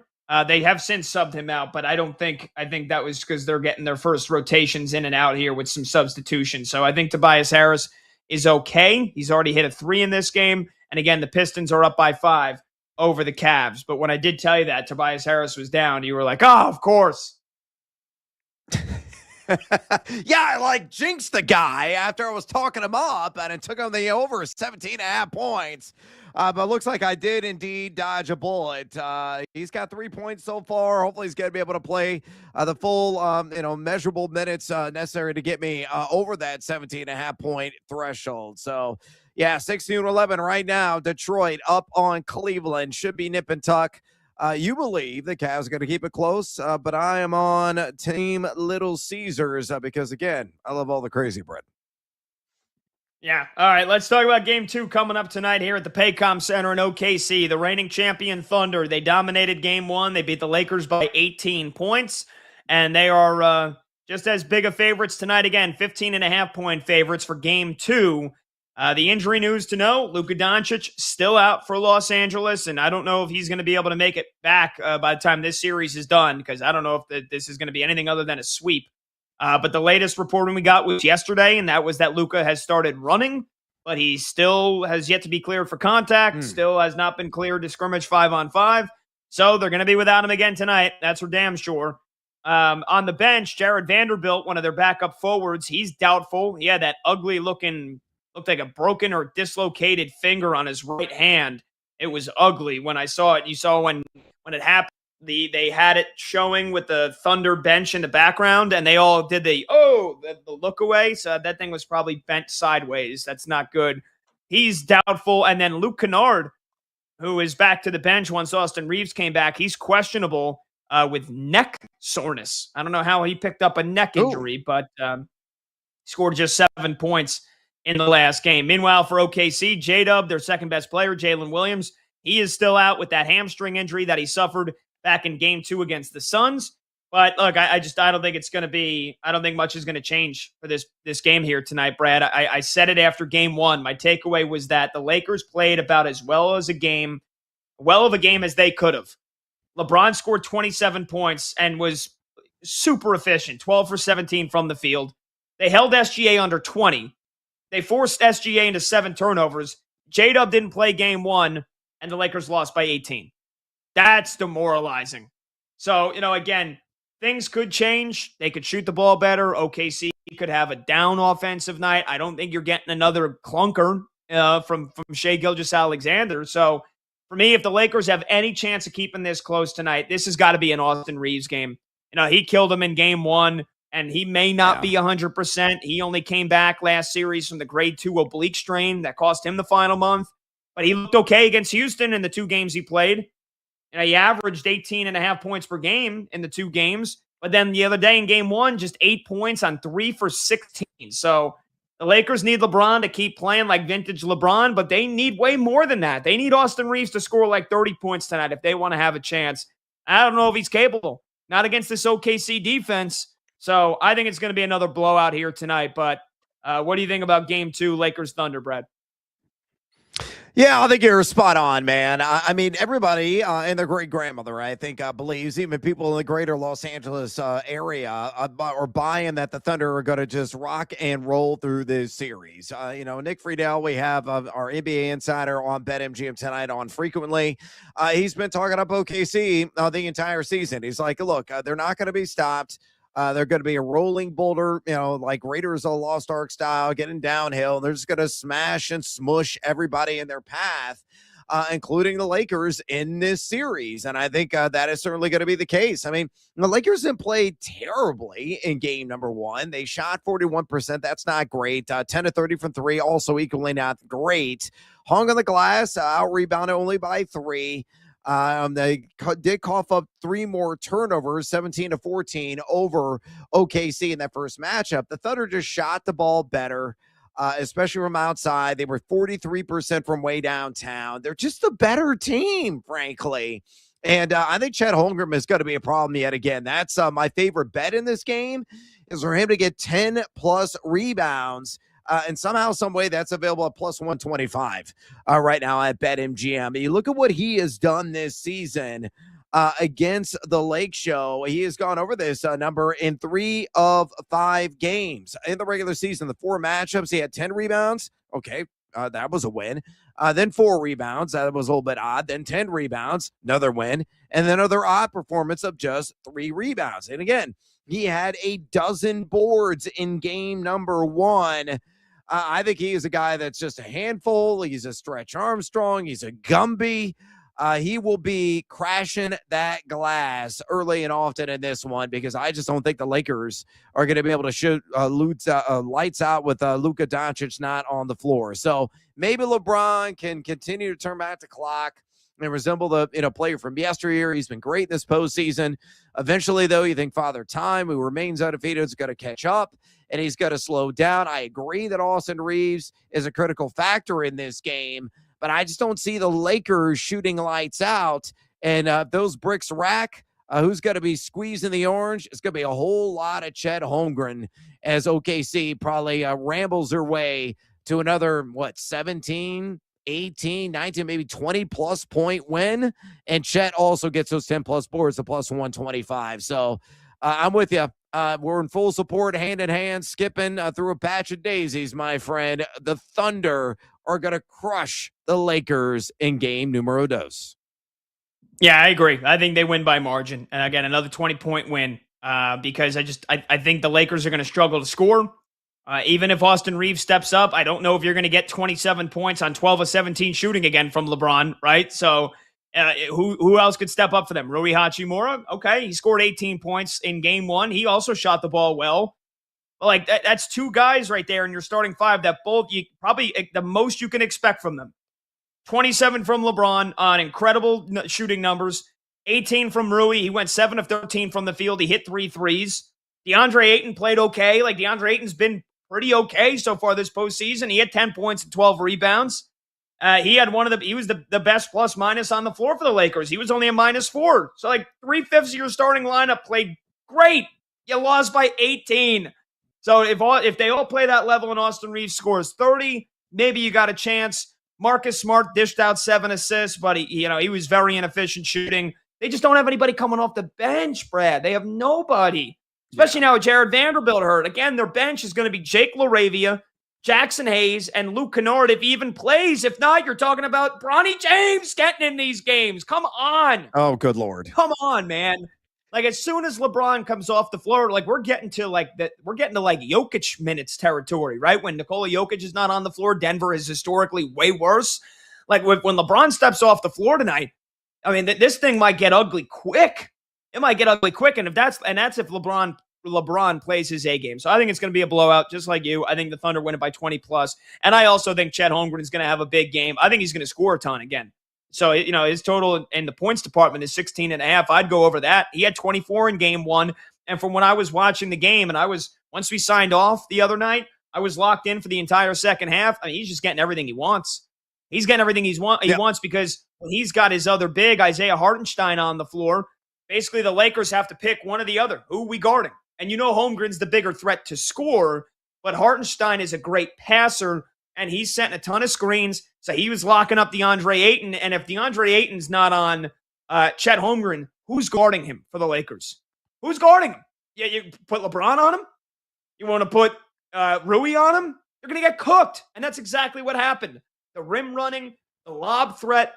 He can shoot the three. He can hit you on the mid-range. They put him in actions off the pick and roll. I mean, he is like, you mentioned, he's Gumby. He's like 7'3", made of Eli. He's elastic. And he's a good shooter. So this series in particular, where the Lakers still have trouble defending the rim and defending the paint, despite overall they've been a pretty decent defensive group. I mean, they did a hell of a job against Houston. I still think Chet Holmgren is the biggest mismatch in this series, and the Thunder need to recognize that. They did. They need to just continue to feed him and let him eat, because I don't think the Lakers can stop him. All right, phone number to join the show, 310. Go ahead. Sorry, Brad. Well, I was just going to bring up a wild advanced analytic. I put cherry on top of the sundae. Oklahoma City in the postseason is plus 18.4 net efficiency. Where are the Lakers? Minus 0.9. I mean, that's a mic drop. That's far enough of a reason why OKC is just far and away the better team. Period. End of story. Yeah, and basically the only question I think left to ask in this series is this going to be a sweep or not? And it's looking like it will. 310-840-4910, the number to join the show. When we come back, we'll do a little fill in the blank. Let producer Brandon Combs get in and delegate it. Fill in the blank on some baseball, some football. You got some Giannis trade rumors popping up. We'll hit all that when we come back. He's Brad Evans. I'm Pat Boyle. This is BetMGM tonight at Westwood One Sports.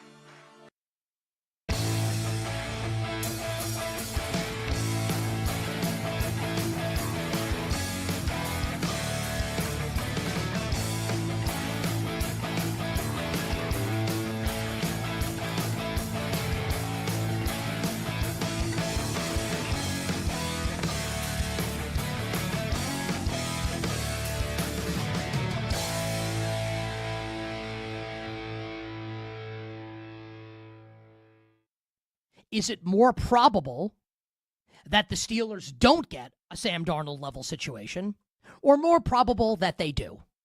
You know the answer to that. And that's why I feel like they're screwed. And they're screwed for the foreseeable future. Because if it is really the organization's goal to win as many games as possible every year, they'll never be good enough to win because they're not going to get the stud quarterback. Because look, like the Steelers Super Bowls with Bill Cowher and Mike Tomlin, like was Ben Roethlisberger the 20th overall pick in the draft? Ben went 7th overall. The Steelers got Ben Roethlisberger because they weren't good in 2003, following, the Tommy Maddox playoff year in 2002. That's why they were able to win. It wasn't because, look, they had a good defense. They had Hall of Fame level players on defense. And you can even argue in 2005, when they won the first one with Ben in Super Bowl 40, Ben went 9 for 21 in that game. But look, like, they got to the Super Bowl because Ben was the quarterback. Ben played well. His rookie year, they hosted the AFC Championship game. Ben's a first ballot Hall of Famer. Do you think the Steelers are going to be in position ever, if this is going to be the organization's mindset, to get the next Ben Roethlisberger? I'm just saying. I have long held that the best case scenario for the 2026 Steelers would be for Aaron Rodgers to retire. Not because he doesn't give them the best chance to win when you compare him to Drew Aller and Will Howard and Mason Rudolph. He does give them the best chance out of those guys. He does. But without the upside potential of Aaron Rodgers and this team, they can't win the Super Bowl, probably can't even get there, probably can't even play on Championship Sunday. What's the point?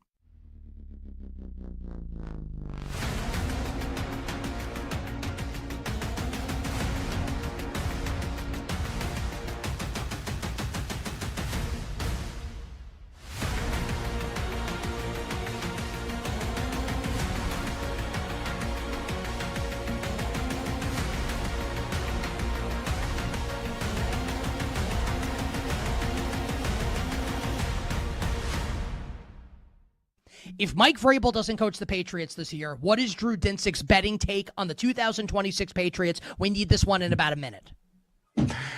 You could go clip our Coach of the Year conversations from December, Nick. Mike Vrabel is not a value add as a coach.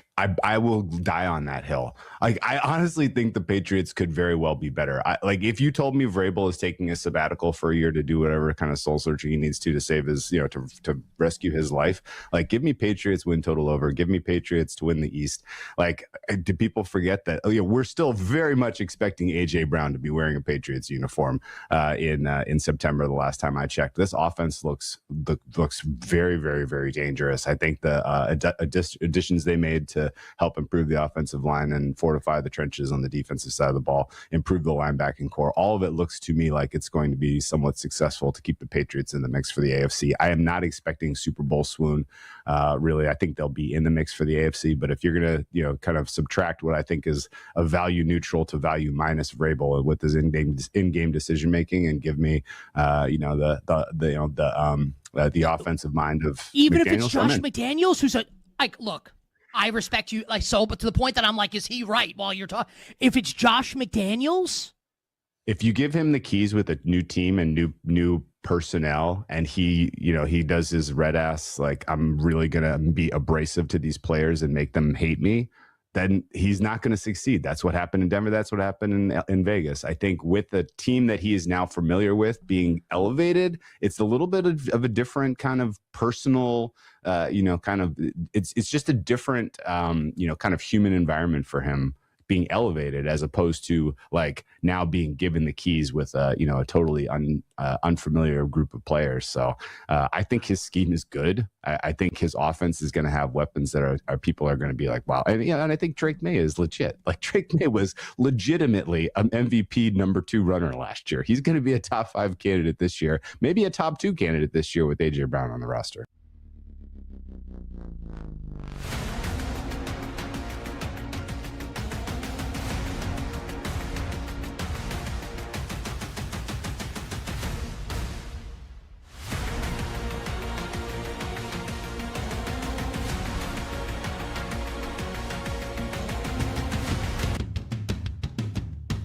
Live scores, sharp options, no waiting till tomorrow. BetMGM Tonight is back.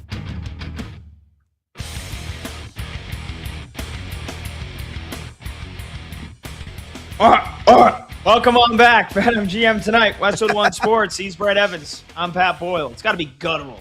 It's got to be guttural. Nice. All right. Yeah.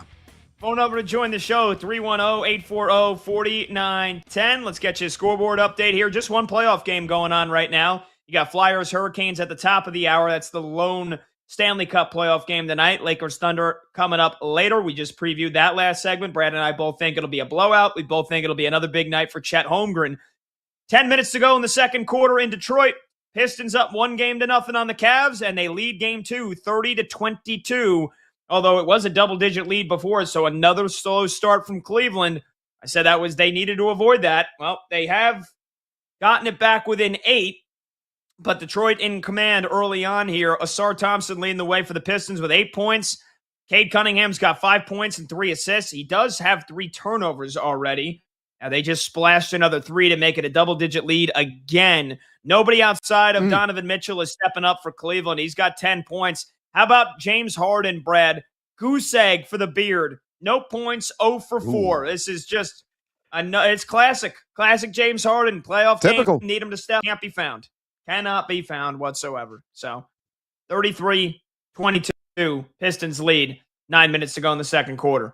All right, let's do a little fill in the blank here. Let's get producer Brandon Combs in the mix. Combs, what is going on, brother? How we doing, boys? Thursday night, I should say. Almost Friday. I wish it was Friday. Easy there. I wish. All right. Let's do some fill in the blank here. Got a lot to talk about. How about the Cubs? Cubs 8-2 in their last 10, 18-2 in their last 20. Have a 3.5 game lead on the Cardinals and a 5-game lead on everybody else in the division. The Cubs will lead the Central by blank games at the end of May. Brad? I don't think it's going to be much of a difference in what it is right now. I will give them 1 game more. I say 5 games by the end of May. And the reason behind that, I look at the upcoming schedule. It ain't the easiest. You're on the road at the Atlanta Braves, the best team right now in Major League Baseball. It's going to be a tough road to hoe. And then you got the Crosstown Classic on the south side at Wright Field against the Chicago White Sox, who again have been a bit surprising. And then you finally get back to Wrigley, in which you're 18-5 this season, but it's against the Milwaukee Brewers. You got the Astros after that. That's a very winnable series, especially at home. And then you got to go on the road to round out May at Pittsburgh. So I think it's 5 games. The Cubs have been awesome. This stretch has got my family ecstatic. We were jumping around so much so that my Norfolk Terrier, Kirby the Gambler, my wife was in like biting distance, and he likes to keep his family intact. We're all jumping around for joy when PCA hit that round trip to tie it, and he snacked on her lower appendage. That's how excited we were last night at Kyle City Evans. Awesome start to the season, but 5 games for me. Yeah, I think they'll actually stretch this here a little bit. I say it's going to be more than 6, more than a 6-game lead in the division. Look, and I picked before the season for the Brew Crew to once again win the division. I'm sticking to that, but I think this lead for the Cubs might get a little bit larger before it gets any slimmer. Because the Brewers, they got a tough schedule too. They got to play. They play the Padres. They do play the Cubbies, and it could be, they could reduce a couple games there, but then they got to play the Dodgers. So I think it's a tough month of May for Milwaukee. Cincinnati right now, they just lost their closer with the grade 2 hamstring strain. They just got swept by the Cubs. They've lost 7 in a row. Yeah. I don't believe in the Cardinals, and I know that you are up on the Pirates here, Combs, but I'm sorry. I'm still not a big believer in Pittsburgh, despite the fact that they've got a plus 25 run differential. Yeah, I'll tell you this much. If it is going to be anybody, it would be Pittsburgh that closes that gap just in the next month, because they play the Giants and then the Rockies the next 2 series. So they could maybe, keep within 3 or 4 games, but I do think by the end of the month of May, the Cubs might have at least a 6-game lead in the division. But I don't know if it'll last much longer after that. Yeah, look, the Cubs with Texas, Atlanta, the White Sox, Milwaukee, Houston, Pittsburgh, and the Cardinals to close out the month.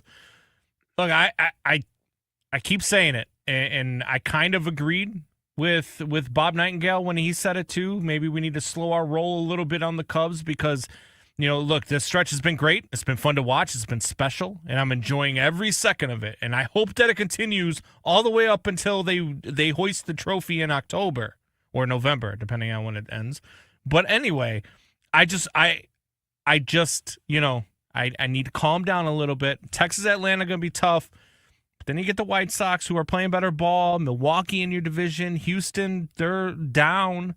Pittsburgh and St. Louis both playing good ball right now. So I think it's going to shrink. I think the Cubs will have a 2-game lead at the end of May. So that's where I'm at with it. All right, let's get to the next one. The Pittsburgh Steelers with Aaron Rodgers will be blank. Pat? A playoff team. I said it a couple weeks ago. We said it to start the show, talking all about the Aaron Rodgers news today.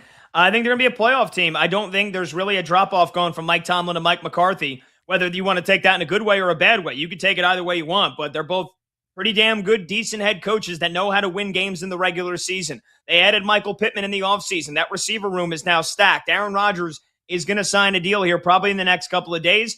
The defense gives me concern. They're not getting any younger. But I still think that the AFC North it's going to be a lot because I just don't think Cincinnati or Baltimore they're not going to be dominant in the regular season. So Pittsburgh Steelers win 10, they'll go 10-7. They will be a playoff team with Aaron Rodgers. I think they're going to be a borderline wildcard team. I think it's going to be really close. Look, I'm not ultra confident they're going to win 10 games. I think it's going to be more around 8 or 9. Mike Clay at ESPN's got it projected to win 8.2 games. Again, the calling card of this Steelers team, it's not going to be Aaron Rodgers. May not be some of the guys on offense. It's going to be that defense. If they can stay healthy and live up to the expectations, and that being a top 5 unit overall, they're going to make me an idiot, which is honestly quite easy to do. But I don't think Aaron Rodgers is a real difference maker here. He's just a certifiable game manager at this juncture in his career. Again, borderline wild card team. I wouldn't be surprised if the Ravens or Bengals are better than them in the division this season. This is a 6-win team, guys. This is a 6-win team. This is not a playoff team. This is not a fringe playoff team. This is a 6-win team. Look, outside of their division, I mean, they've got to go to New England. They've got to go to Jacksonville. They've got to go to Philly. They've got to go to Tampa. These are all teams that right now are better than this Pittsburgh Steelers team with or without Aaron Rodgers. This team is not very good. The offensive line is still not very good. And Aaron Rodgers is 112 years old in football years. There is no chance. There is no chance that this is a playoff team. Book it. 6 wins is the ceiling for this Pittsburgh Steelers team, with or without Aaron Rodgers. Ceiling. Wow. Okay. Noted. Yeah, Combs, clip that yourself. Monty, if you can, clip that video because I promise you. Store it. We are going to be laughing at this in December. Hell, we're going to be laughing about it probably at the end of October.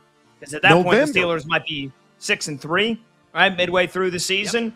They'll probably already have reached 6 wins. Combs is going to regret that one. Let's finish off fill in the blank when we come back because we got some good ones, and then we'll talk some more baseball, some of the top headlines and storylines of the day. He's Brad Evans. I'm Pat Boyle. This is BetMGM Tonight.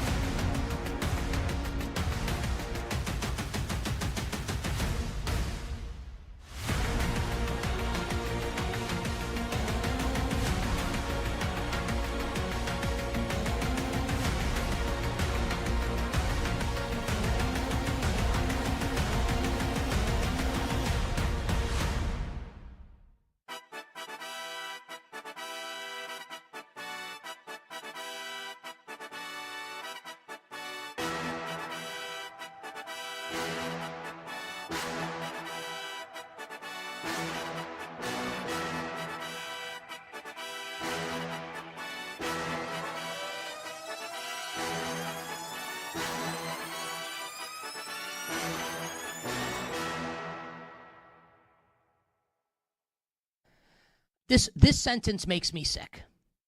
Milwaukee Bucks co-owner Jimmy Haslam. What a sin that this guy owns not just one, but multiple teams in pro sports. Obviously, the owner of the Cleveland Browns, who gave Deshaun Watson one of the most brutal contracts ever.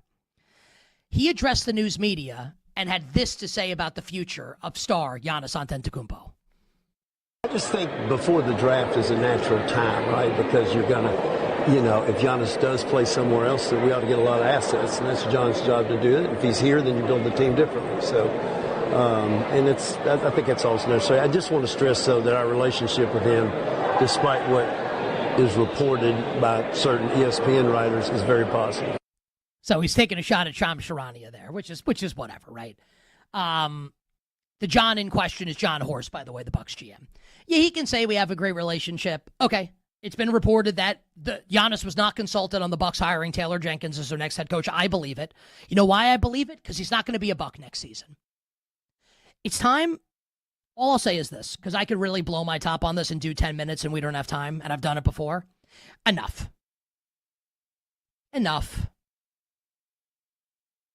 It's time. It's been time.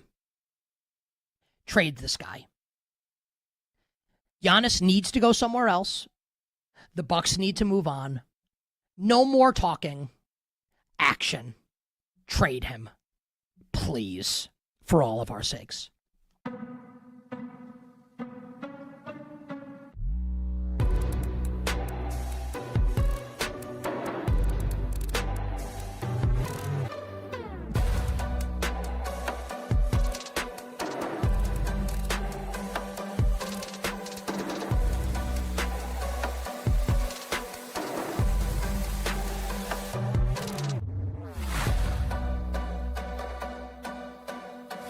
I'm kind of playing with the idea of let's turn back the clock, early 90s, Cowboys, Niners.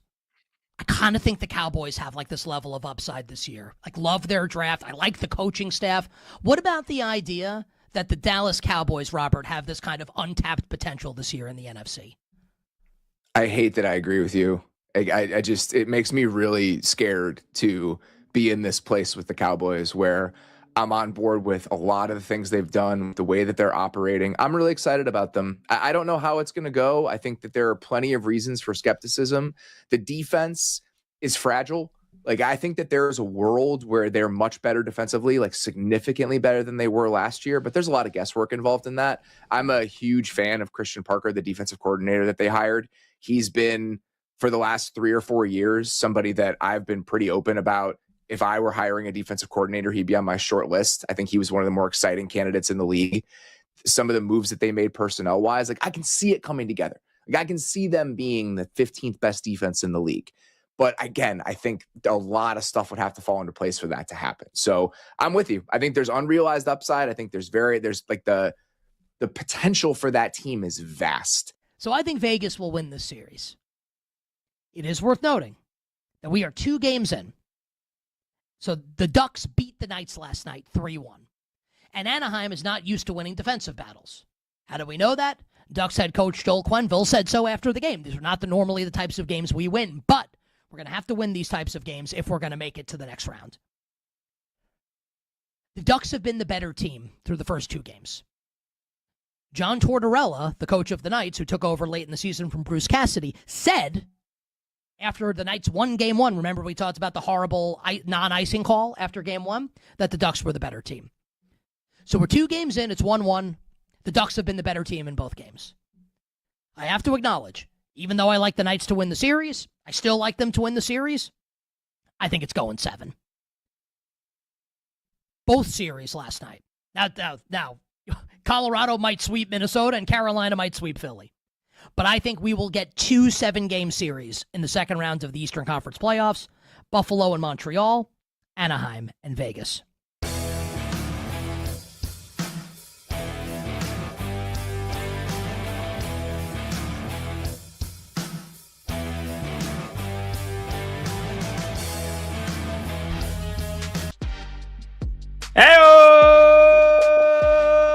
Welcome on back to BetMGM tonight here on Westwood One Sports. He's Brad Evans. I'm Pat Boyle. And we are brought to you by BetMGM. Make it legendary. Download the app today. Please gamble responsibly. Hour number 3 starts right now, and you can watch the show live on YouTube. Just search BetMGM Tonight and hit that subscribe button. You can watch the show live on Twitter at BetMGM Tonight, and you can listen to the show on the Westwood One Sports app, the Odyssey app, SiriusXM Channel 375, and hundreds of local affiliates throughout North America. Our talk and text line, you want to join any of the topics we've discussed so far on the show. Aaron Rodgers reportedly going to visit the Steelers this weekend. Some Steelers beat reporters saying that the Steelers had no idea about that.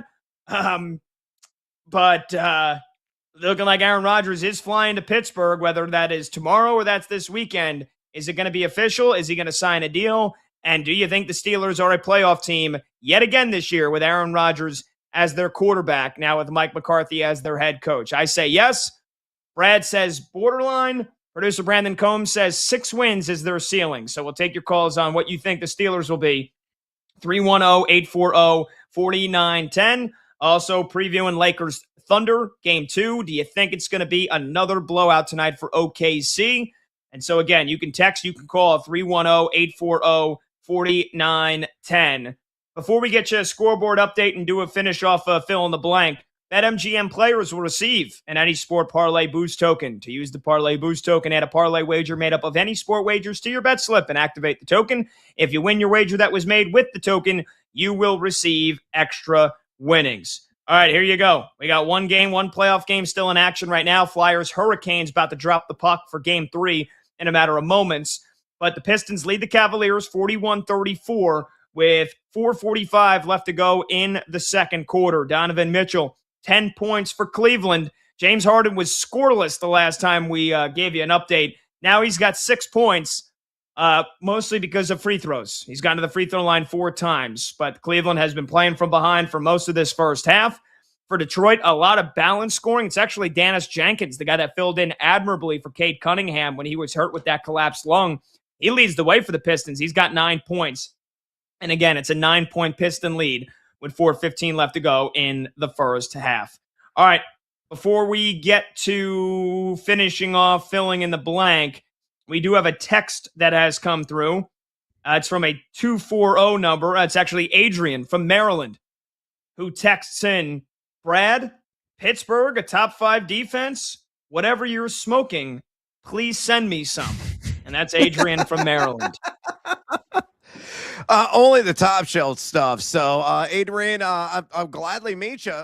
We want to hang out in Bethesda or something. I'll bring the goods and we'll tote to our heart's content. I still feel they're going to be a top 5 defense. I could be terribly wrong, but they have an enormous amount of talent on that side of the ball. And if they live up to the expectation, that will be the reason why Pat is buying that they're a 10-win team. I'm a little bit reluctant on that. But I think they're going to be in the wild card conversation, to say at least, because of that D. Yeah, and again, their defense was so up and down last year. There were games where it looked like your classic steel curtain. There were games where their secondary just got torn apart. I mean, you look for the season in totality, and they ranked 26th in yards allowed per game, which is obviously is not very good. And it was mostly because you could throw on the Steelers. You could throw on that secondary, which was so up and down. They were 4th to last in passing yards allowed per game, but they actually were pretty damn good against stopping the run. The Pittsburgh Steelers, let's see, where do they rank here? Is that just outside the top 10 in rushing yards allowed per game? And a lot of that was because, again, TJ Watt struggled to stay healthy last year, and their front line, their front 7 was just very inconsistent. And I think a lot of it came down to happenstance, right? Like, you look at their season, they played a lot of primetime games. And again, they went and they played the game overseas and then came back off the bye week, and they looked amazing with the rest. And they shut down Cleveland, who wasn't a great feat, no offense. But, then a couple days later, short week, they go on the road to Cincinnati, and Joe Flacco looked like prime Tom Brady against him. That's because you have an old defense, a veteran defense that had to play on a short week on the road. And there was a couple of other times where they played on a short week and their defense got exposed. But again, so I don't think they're going to be top 5. I do expect them to be improved from last year, though, especially if they can stay healthy. But, again, you look at their defensive coordinator, they just hired Patrick Graham, who I think is a huge upgrade from from their previous defensive coordinator, Terrell Austin, I believe his name was. Let me just double check that. Yeah, Terrell Austin. He was terrible. His schemes were terrible. It was awful. It was like basically, what's our weaknesses? Let's put those on display for everybody with how we're trying to defend teams. So Patrick Graham's their new DC. I think they're going to be a big step up. Top 5, I do think is crazy, to Adrian and Maryland's credit, Brad, but I do think they'll be much improved, and that is part of the reason why they will be a playoff team, in my opinion. Yeah, we shall see. Again, I think that the defensive backfield is going to be pretty damn good. I mean, Jalen Ramsey, not nearly the same player he once was in prior locales, but Joey Porter Jr., definitely a solid DB. Jamel Dean, I think, is underrated at the quarterback position as well. At front 7, should be able to collapse a lot of pockets and bring the heat. So, again, if they can live up to expectation, if that is a team that can absolutely deliver and play at like a B+ level, they will be at a minimum top 10. And if they reach my level of expectation, again, I think top 5 is not remotely off the table. So it ain't cray, bro. But I'll see you in Bethesda regardless.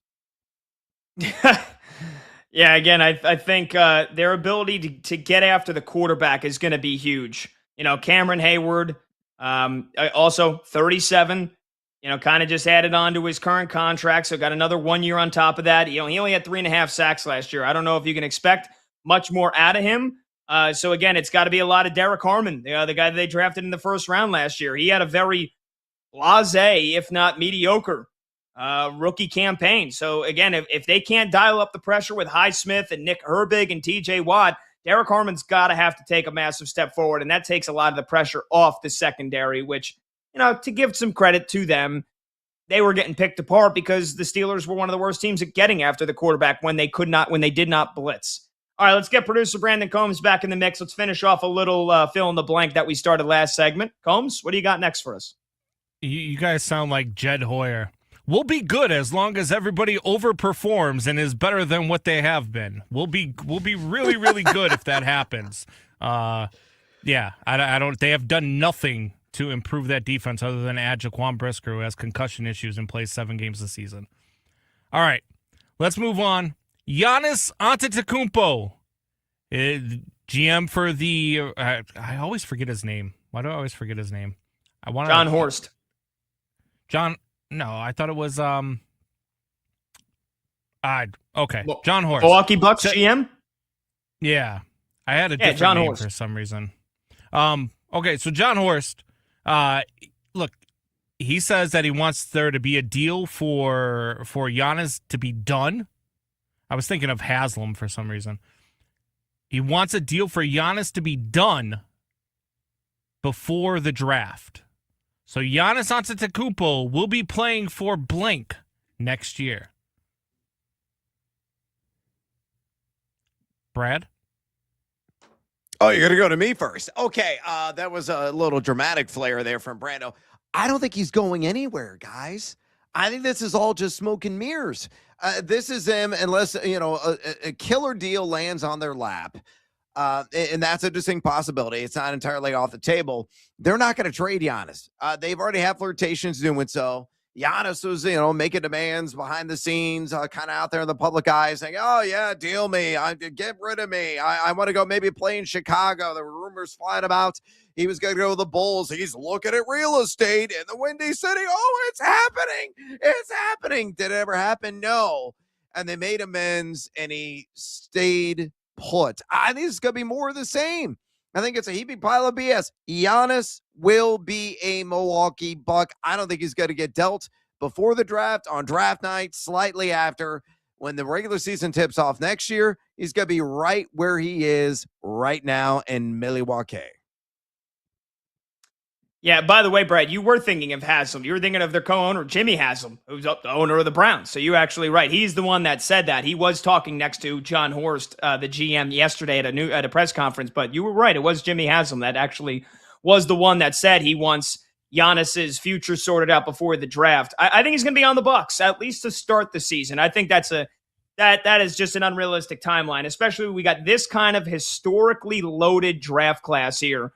Giannis is better than any of these guys that are coming out of the draft. Darren Peterson, Boozer, Bonsa, anybody. Right now, goes without saying Giannis is a better player. He's a proven NBA champion, despite the injury concerns that you have about him. And he's an MVP. He's still a top 6, top 8 player in the game for me.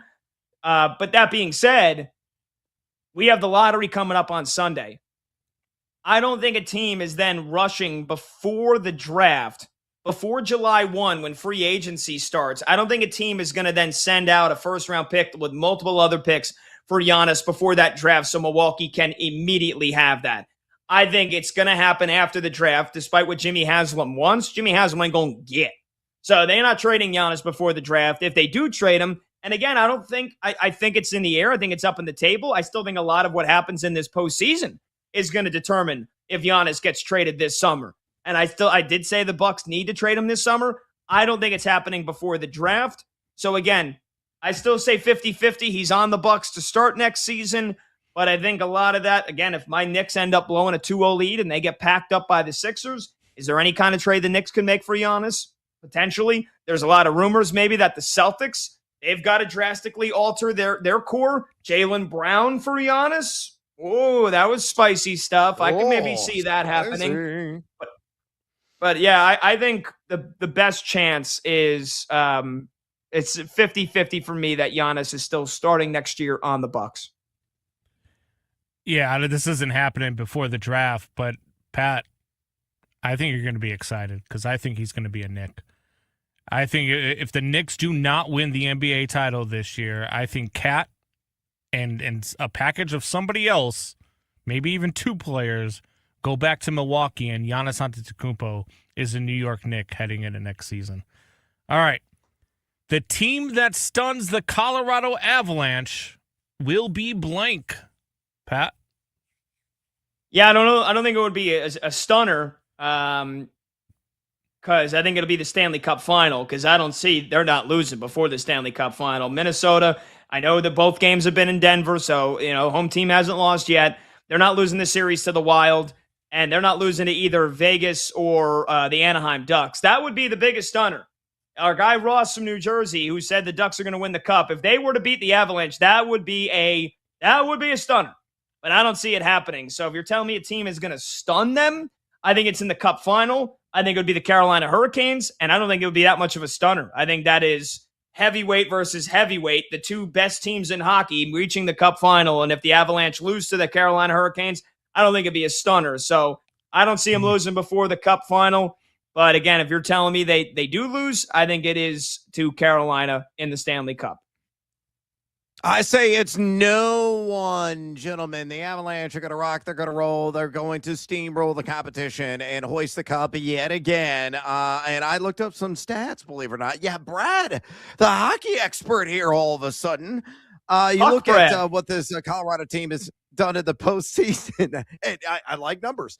27 goals for, and they've only given up 13 goals allowed. That's a pretty wide disparity. 4.50 goals for to games played. That's number 1 among all NHL teams in this postseason by a wide margin. Number 2 on the list, the Minnesota Wild at 3.88. So in other words, they have the goaltending, they have the goal scoring, they don't have any weaknesses. The Avalanche are not going to surrender the title. They're winning the cup, and they're going to drink until they're fat and happy.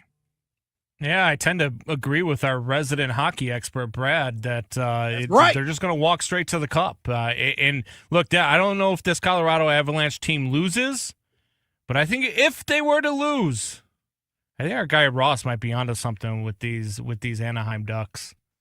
This Anaheim Ducks team looks good, man, and if they get hot, they can play with anybody. But, God, Colorado's just on a different level from everybody else in the game right now.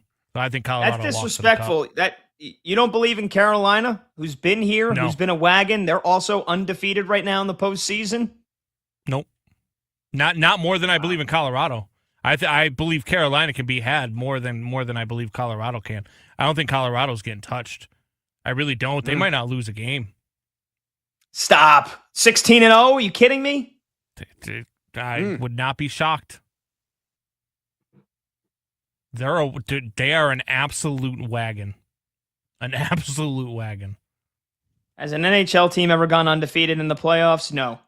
Only teams to go perfectly undefeated in the postseason did so in the early era of the league, winning fewer series. The 1960 Canadiens went 8-0. Yeah. The Avalanche in 2022 actually were the most recent wagon, if you will. They went 16-4 in that postseason. So they were about as dominant as this current Avalanche team looks right now. All right. Repeat. Thank you, Combs. Let's quickly pivot here. Let's talk a couple of baseball notes and news, if you will, here for the next couple of minutes. 310-840-4910 to join. And this one's near and dear to my heart, Brad. I'll be doing some Yankee post game later this month when they're on the road to play the A's. I'll be doing the post game. So I'm hoping that this man is in the lineup. And there's a pretty good shot he might be in the lineup tomorrow. The Yankees are reportedly, not official yet, and I'm not claiming to have inside information. The Yankees are reportedly calling up their number 6 prospect, Spencer Jones, who, by the way, when you see him, you'll know who he is. He's a 6'7" behemoth baseball masher. He's going to basically stand head-to-head with Aaron Judge, which not many people can do, but they're one of their other top young outfielders, Jason Dominguez, who finally started to get some good burn, suffered a low-grade AC joint sprain, and he's also in the concussion protocol. He crashed into the wall today in their 9-2 win over the Texas Rangers. But, Spencer Jones was once looked at as one of the top prospects in baseball, Brad, but he has struggled mightily with strikeouts in the minors. So can he become the next Yankee sensation, like a Greg Bird, who not a lot of people remember, but when he first came up, this guy looked like the next coming of Barry Bonds because he basically, hit home run after home run. Shelley Duncan was another one, another big guy. But Spencer Jones has a lot of potential, a 5-tool player, huge arm, huge bat. Can he become the next Yankee sensation if he can avoid those strikeouts? And how about this, Brad? The Yankees are still missing Giancarlo Stanton for a few weeks with his injury, but when he returns, if Spencer Jones is in the starting lineup, you'll have 3 guys 6'7" or taller in the Yankees lineup. That is quite metaphorically murderer's row. Yeah, a lot of giants, to say the least, on that roster. Looking at what he has accomplished so far in AAA this season, it's pretty damn good. I mean, he's only 25 years old, 33 games played. You're looking at a little over 130 at-bats. The strikeout rate is sky high at 32.4%. That isn't a concern, but the walk rate is pretty damn good at 12.7%. So he does have a keen eye. He can lay off some of the stuff on occasion, whether it's off speed, the high speed stuff that comes in. Will that translate seamlessly to the next level? We shall see. You never know. Some guys it does, others it doesn't. So we could actually have more than a suitable on base percentage as a result. But you're right, man. He's a masher. Being that long drink and having that muscular body of his with 11 bombs in those 33 AAA games. He's knocked in 41. Hell, he's stolen 7 bases. Last season, a guy that did see considerable action at various stops, including, again, at the AAA level. I had a 19-19 campaign in 67 games played. So pretty impressive overall skill set with the size, the speed, the power. It's all about, will the patience transfer nicely to the next level, and will he be able to lay off some of the Major League Baseball level off-speed junk that is typically thrown? But yeah, enormous upside for the number 6 ranked prospect according to Fangraphs. So yeah, I'm excited to see him as well. And it's downright ridiculous when you think of that. 6'7", and Giancarlo's what, 6'5"? That's just stupid. Yeah, well, I think Judge, technically, maybe this is with cleats on. I don't know if, Judge is 6'7". With cleats, he's like 6'9". And then, Giancarlo Stanton, he's either 6'5" or 6'6". Let's see. They got him listed at 6'6". So maybe just he's a tick under 6'7". But yeah, you'll have 6'6", 6'7", 6'7". Bellinger ain't too shabby himself. He's like 6'3", 6'4". I mean, man, Yankees, everything's bigger in New York, Brad. I know you know that. All right, we'll take a short break. 310-840-4910. They say everything's bigger in Texas, but the Yankees will beg to differ. Take a short break. When we come back, the biggest football news of the day, including the Atlanta Falcons quarterback competition, might be closer than we thought. And also, what kind of shape is Travis Hunter going to be into 2026 after a rookie season that was looking really, really good, got cut short by injury? He's Brad Evans. I'm Pat Boyle. This is BetMGM Tonight here on Westwood One Sports.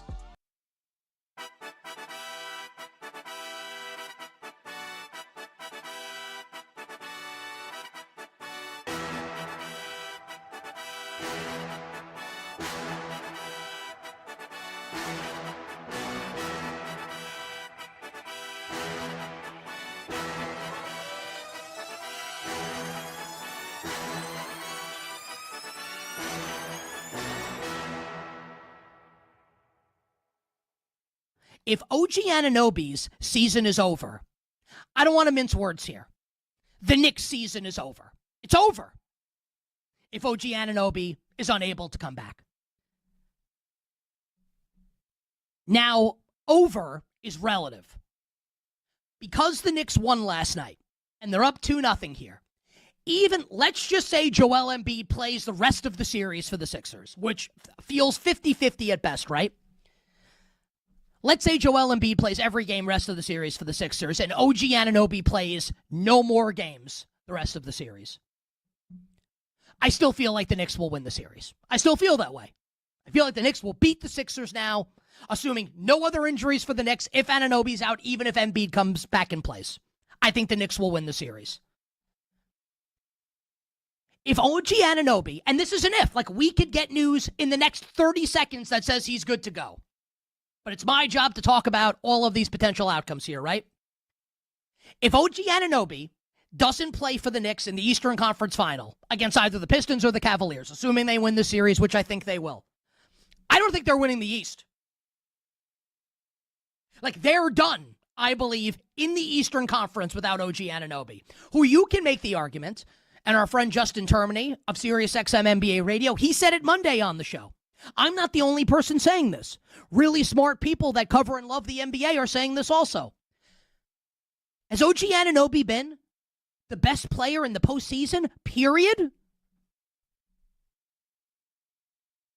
Not just the best Knick, the best player in the postseason? 21-7? Ridiculous defense? Insane shot making? Clutch three-pointers? You take him out of this. This is like, ultimately, you're removing the piece of the Jenga tower that sends the whole son of a bitch crumbling down.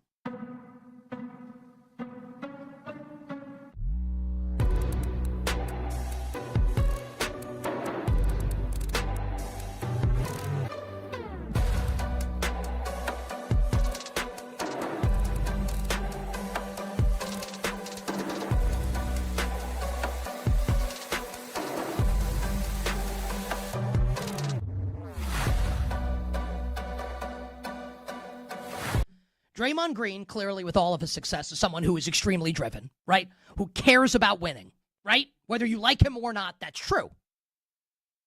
So now he is someone in Draymond Green who is facing his basketball mortality. And I am sure that Draymond Green, deep down, he knows he's never winning another championship. Like, if you gave him truth serum, he's not going to be like, yeah, we're going to win the title. He knows. He knows. But he's got to sit there, and I don't even mean this as a criticism of Charles. That's a difficult thing to have to hear. Someone telling you you're done. You'll never win again. That sucks, whether it's true or not, and it is true. It sucks to hear.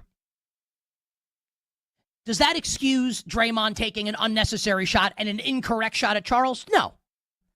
Ideally, you would want Draymond to laugh it off and say, maybe, maybe not, but look, it's been a great run, and we hope to keep it going. Whatever.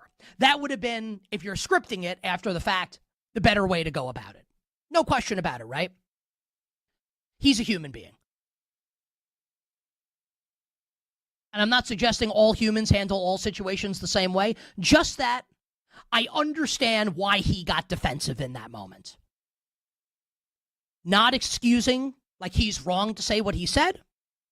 And it's not even that Charles was wrong to say what he said, but can you put yourself in his shoes in that moment and understand why he felt defensive? Is all I'm saying. This isn't like Draymond Green woke up in the morning, I think, and said, you know what? I'm taking Charles down. I doubt that that's the case. I think he's backed into a corner. He's a fierce competitor.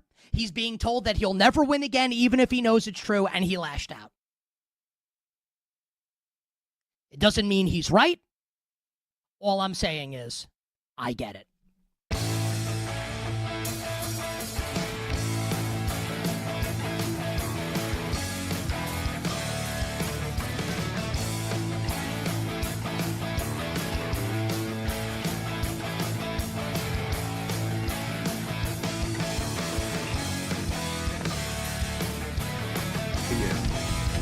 Late games, loud opinions, and money time moments. BetMGM Tonight rolls on. Despite all my rage, I am still just a rat in a cage. Rat in a cage. You want to talk about some angst? You got it. It's jam-packed full in that song.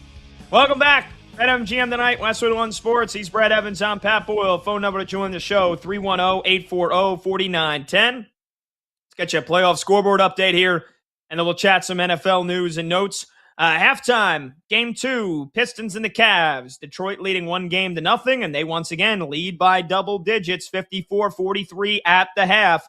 For the Pistons, it's Dennis Jenkins leading the way with 11 points, but they've got 4 players with 8 points or more. But Dennis Jenkins, a guy that filled in incredibly well for Cade Cunningham when he had that collapsed lung at the end of the season. 11 points, 4 rebounds, 4 assists. Tobias Harris, your guy, Brad, stepping up again. He's got 9 points at halftime. Yeah. Cade Cunningham, only 5 points, but 6 assists. So he is taking what the Cleveland defense is giving him. Meanwhile, for the Cavs, I said it needed to be a big game from Spida. Donovan Mitchell, 12 points. James Harden, he had 0 points at one point early in the second quarter. He now has 8 points, but he's 2 for 10 from the field. And as a team, the Cavaliers are shooting just 39% from the field, and they're 3 for 14 from deep. Yikes. That Pistons defense have them in hell right now. All right, and then on the ice, Game 3, Hurricanes, Flyers. The series has shifted to Philly, right in my backyard. Flyers down 2-0. 8 minutes to go in the first period. It is scoreless. And I got the I checked in because I got the Pistons-Cavs game on my screen here, Brad. So I had to check in with the girlfriend, with Corinne downstairs. She's downstairs watching the game, the big Flyers fan that she is.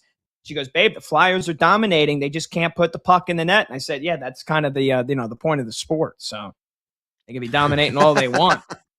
But if that puck ain't in the back of the net, that don't mean jack squat. So scoreless between the Canes and the Flyers. All right, let's chat some football here, Brad, because from 680 The Fan, we had a new Falcons president of operations, Matt Ryan. You might have heard of him. Earlier in the week, he said, quote, "We really don't know what to expect at the beginning of training camp for Michael Penix." You know, Michael Penix, guy that I'm a big believer in, the Penix God. Last year in year 2, got off to a promising start and then fizzled. The Falcons fizzled big time. And then Michael Penix tore his ACL again. And so he's coming off an ACL tear. Last season, he threw for just under 2,000 yards in 9 games, 9 touchdowns, 3 interceptions, but the completion percentage was once again a big bugaboo, just 60%. Very erratic was Michael Penix. So this year kind of feels like a make or break for him. And they brought in Tua Tagovailoa, a.k.a. Tua turn the ball over, who in his last year with the Dolphins, 15 interceptions, and then he got cut. Miami moved on from him, and he signed for the league veteran minimum with the Falcons. 1 year, $1.3 million. So Penix not only recovering from his ACL, then you got the questions of, did we make a mistake drafting him when they still had Kirk Cousins, who they were able to get off of? So who starts week one here, Brad? Penix or Tua with that ACL recovery obviously looming large in this situation? Yeah, as a gambling man, I think it's going to be Tua Tagovailoa. And, we're going to see how long the leash is with Tua. I don't think it's a guarantee that Michael Penix is going to start the entire year at any juncture. I don't think he's going to come in and say, I'm healthy and automatically supplants and takes a gig away from Tua Tagovailoa, because Penix was just so unimpressive to me last season. I always got the wonky lefty mechanics, but the advanced data really backs it up that you saw with the eye test. Only quarterback 34 to adjusted completion percentage. So you mentioned just the standard completion percentage was woeful. The adjusted completion percentage equally woeful. He was QB 34 in deep ball completion percentage, QB 38 and under pressure completion percentage.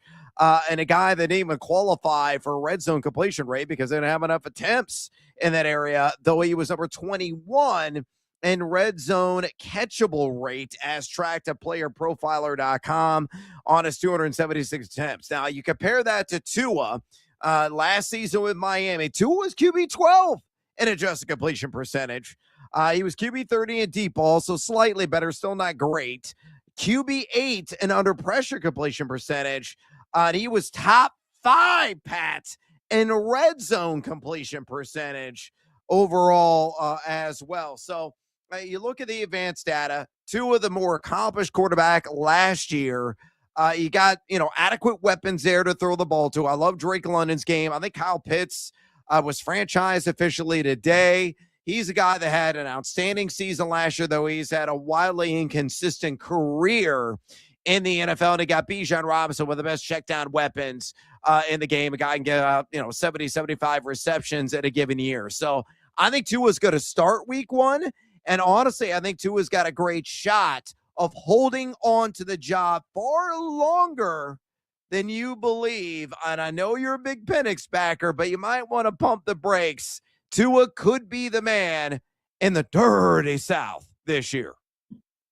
Yeah, I completely disagree. I think Tua is garbage. I think Tua is absolutely useless at this point. But look, does that mean he can't win the quarterback battle against Penix? Yeah, it could, because I might have to eat my words, in another 4 months if he is the starting quarterback.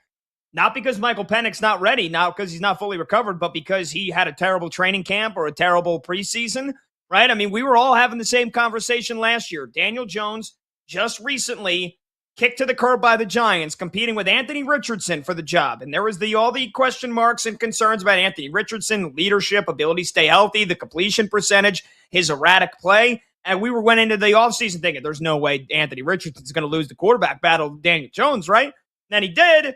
And Daniel Jones is actually pretty damn good until he tore his Achilles. Yeah. I don't see that happening. I don't see that happening this time around in Atlanta. You got a new coach in Kevin Stefanski, who I think is going to get the best out of Michael Penix. He's got all the weapons around him to succeed. Bijan, Drake London that you mentioned, Pitts, yes, it is official. He is going to report for offseason workouts. He signed his franchise tag. He's going to be on the team. He's going to play under the tag. They've got a decent offensive line, too. Part of the reason why I think Penix struggled, and I know this might sound like a sorry excuse from somebody that thinks he's going to be great, and I'm holding out hope for him. Right away, they had offensive line injuries like you wouldn't believe. And Penix's blindside protector, Caleb McGarry, basically got hurt right from the get-go last year. Again, the right tackle was their blindside, is Penix's blindside protector because he's a lefty.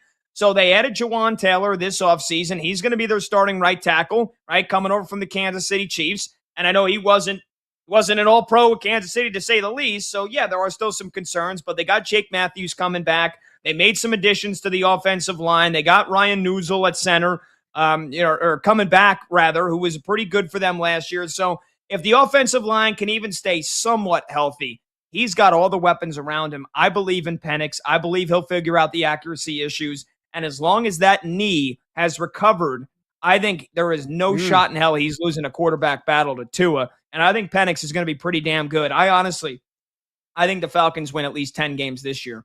I think they are going to win the NFC South because I think Penix finally takes that step forward that everybody's been waiting for. And I think it's coming this year, Brad.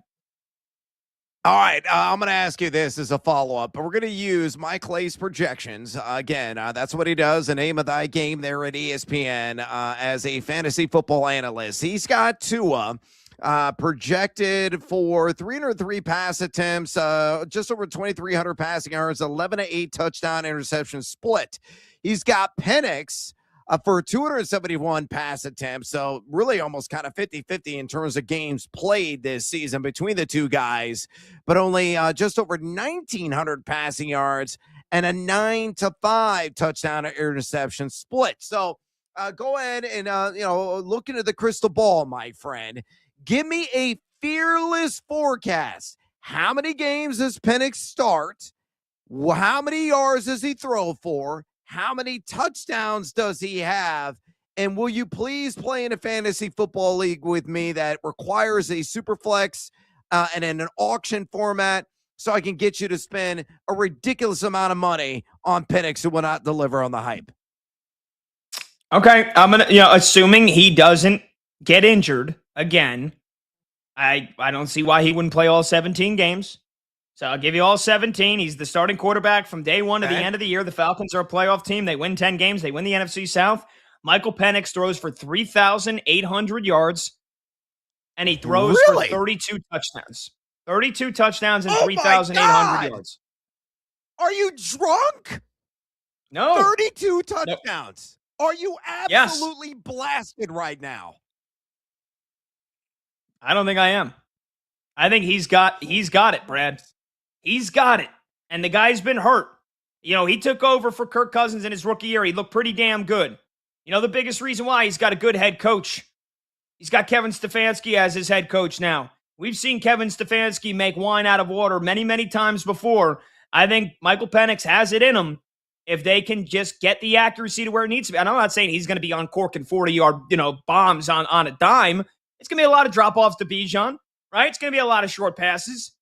But I think he's going to rack up yards because of a lot of yak yards. And, here's, by the way, as much as he struggled, and we kind of think that he struggled last year, at times in the first half, overall, they were awesome, and they were the number one seed in the AFC. Bo Nix threw for 3,900 yards last year. That's not out of the realm of possibilities. Your guy, Caleb Williams, threw for 3,900 yards. Right. Josh Allen, Baker Mayfield threw for just under 3,800 yards, and by the end of the season, Tampa Bay had completely sputtered. 32 touchdowns might be a stretch. I stand by it. It's an enormous stretch, dude. I mean, you are snapping tendons. I think your arm just left the socket that it was once attached to. 32 passing touchdowns is outrageous. Outrageous. I don't think he throws for anything more than, say, 24. That is the ceiling for Michael Penix this upcoming season. If he were to play 17 games, it's 24 passing touchdowns. It will not be one touchdown more. Okay. Well, we've got something else to throw into the fire. Another log on the fire there of what we're going to be tracking as the football season goes on. Brissett versus Aaron Rodgers and Michael Penix versus Tua, and what kind of season Michael Penix has. I can't wait. I cannot wait. Let's quickly pivot here, though, Brad. Let's get to one more news on the docket here. One more nugget on the docket, because we've had it here for a couple of days. Jalen Nailor. This is more so right up your alley from a fantasy perspective here. According to The Athletic, the Raiders' Jalen Nailor, who they just signed in the offseason, could, quote, take a big leap in a more featured role. They've got Fernando Mendoza. They've got Ashton Genty. They've got Brock Bowers. But in that receiving room, it's Jalen Nailor, Trey Tucker, Jack Besh, Dante Thornton. Somebody's begging to take over that number one receiver role. Could it be Jalen Nailor? Could this be a 1,000-yard season for the former Minnesota Viking?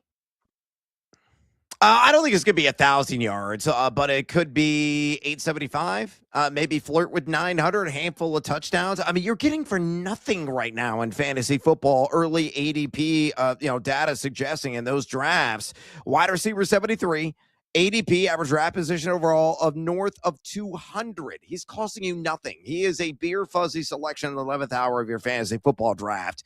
Basically like a WR6 who could be a back-end WR3 in 12-team leagues when it's all said and done. A guy that's comfortable out of the slide, could work outside. He only had a 68.4 passer rating when targeted last season because J.J. McCarthy stinks. And I know Sam Darnold was obviously there. And was able to, bring it when, Naylor was around for temporarily while they were together and until, of course, Darnold went to the Seattle Seahawks. But this is a guy that wins the contested catch situations. He was top 5 in that category last season. I averaged a respectable number 29 in fantasy points per target. And he was also top 10 in yards per reception at 15.3. Don't underestimate Jalen Naylor. I think Mendoza. This is another point where you and I disagree. You think Kirk Cousins may going to start as many as 3 to 5 weeks. I think Mendoza is going to be the starter week 1, but let's say you're right and Cousins does get a handful of starts to begin the season. It won't matter because Naylor is a guy, given his versatility, his separation skills, and the opportunity that's placed in front of him. Bowers is going to lead this team in targets, but number 2 on that list is going to be Jalen Naylor. Again, 875, 900 yards, handful of scores, entirely achievable in what could be a breakout year. Okay. 310-840-4910, the number to join the show. But the hottest debate of that segment, what kind of season is Michael Penix going to have? Is he even going to be the starter, or do you think the Falcons should just go with Tua Tagovailoa? We'll take your phone calls, 310-840-4910. When we come back, it's official. The men's and women's March Madness tournaments are going to 76 teams. How are those first couple of days going to look? We've got an answer. Brad will break it down. We'll talk about it when we return. 310-840-4910. He's Brad Evans. I'm Pat Boyle. This is BetMGM tonight at Westwood One Sports.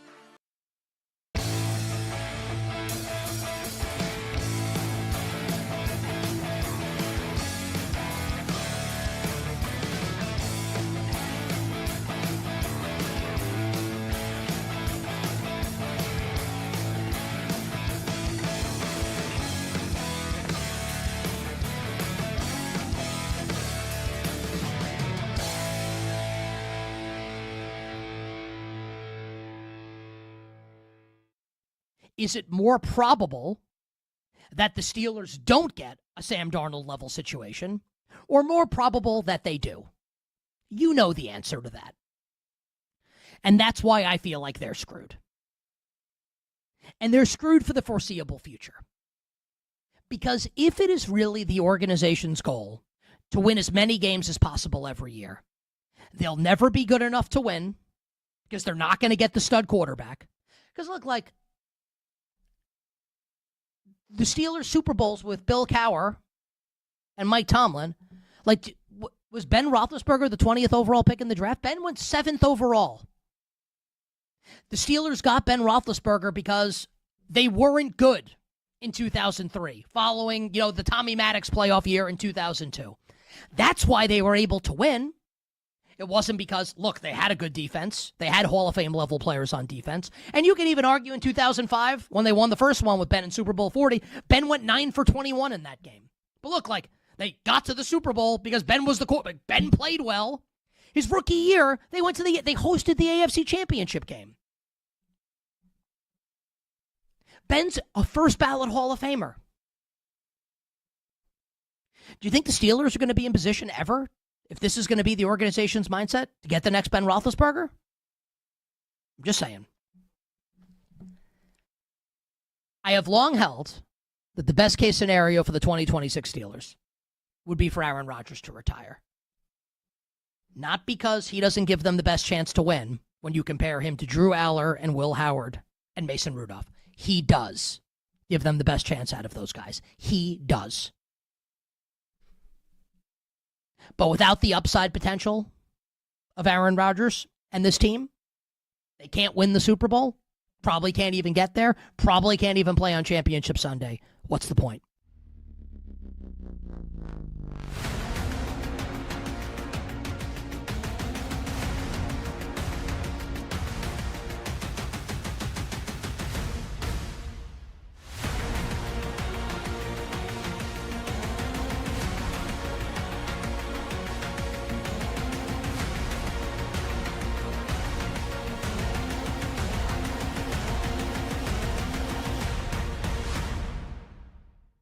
If Mike Vrabel doesn't coach the Patriots this year, what is Drew Dinsick's betting take on the 2026 Patriots? We need this one in about a minute. You could go clip our coach of the year conversations from December, Nick. Mike Vrabel is not a value add as a coach. I will die on that hill. Like, I honestly think the Patriots could very well be better. Like, if you told me Vrabel is taking a sabbatical for a year to do whatever kind of soul searching he needs to save his, to rescue his life, like, give me Patriots win total over. Give me Patriots to win the East. Like, do people forget that? We're still very much expecting AJ Brown to be wearing a Patriots uniform in September. The last time I checked, this offense looks very, very, very dangerous. I think the additions they made to help improve the offensive line and fortify the trenches on the defensive side of the ball, improve the linebacking core. All of it looks to me like it's going to be somewhat successful to keep the Patriots in the mix for the AFC. I am not expecting Super Bowl swoon. Really, I think they'll be in the mix for the AFC. But if you're going to, kind of subtract what I think is a value neutral to value minus Vrabel with his in-game decision making, and give me, the offensive mind of even McDaniels, if it's Josh McDaniels, who's look. I respect you but to the point that I'm like, is he right while you're talking? If it's Josh McDaniels, if you give him the keys with a new team and new personnel, and he does his red ass, like, I'm really gonna be abrasive to these players and make them hate me, then he's not going to succeed. That's what happened in Denver. That's what happened in Vegas. I think with the team that he is now familiar with being elevated, it's a little bit of a different kind of personal, it's just a different, kind of human environment for him being elevated, as opposed to like now being given the keys with a totally unfamiliar group of players. So I think his scheme is good. I think his offense is going to have weapons that are people are going to be like, wow. And I think Drake May is legit. Like, Drake May was legitimately an MVP number 2 runner last year. He's going to be a top 5 candidate this year, maybe a top 2 candidate this year with AJ Brown on the roster.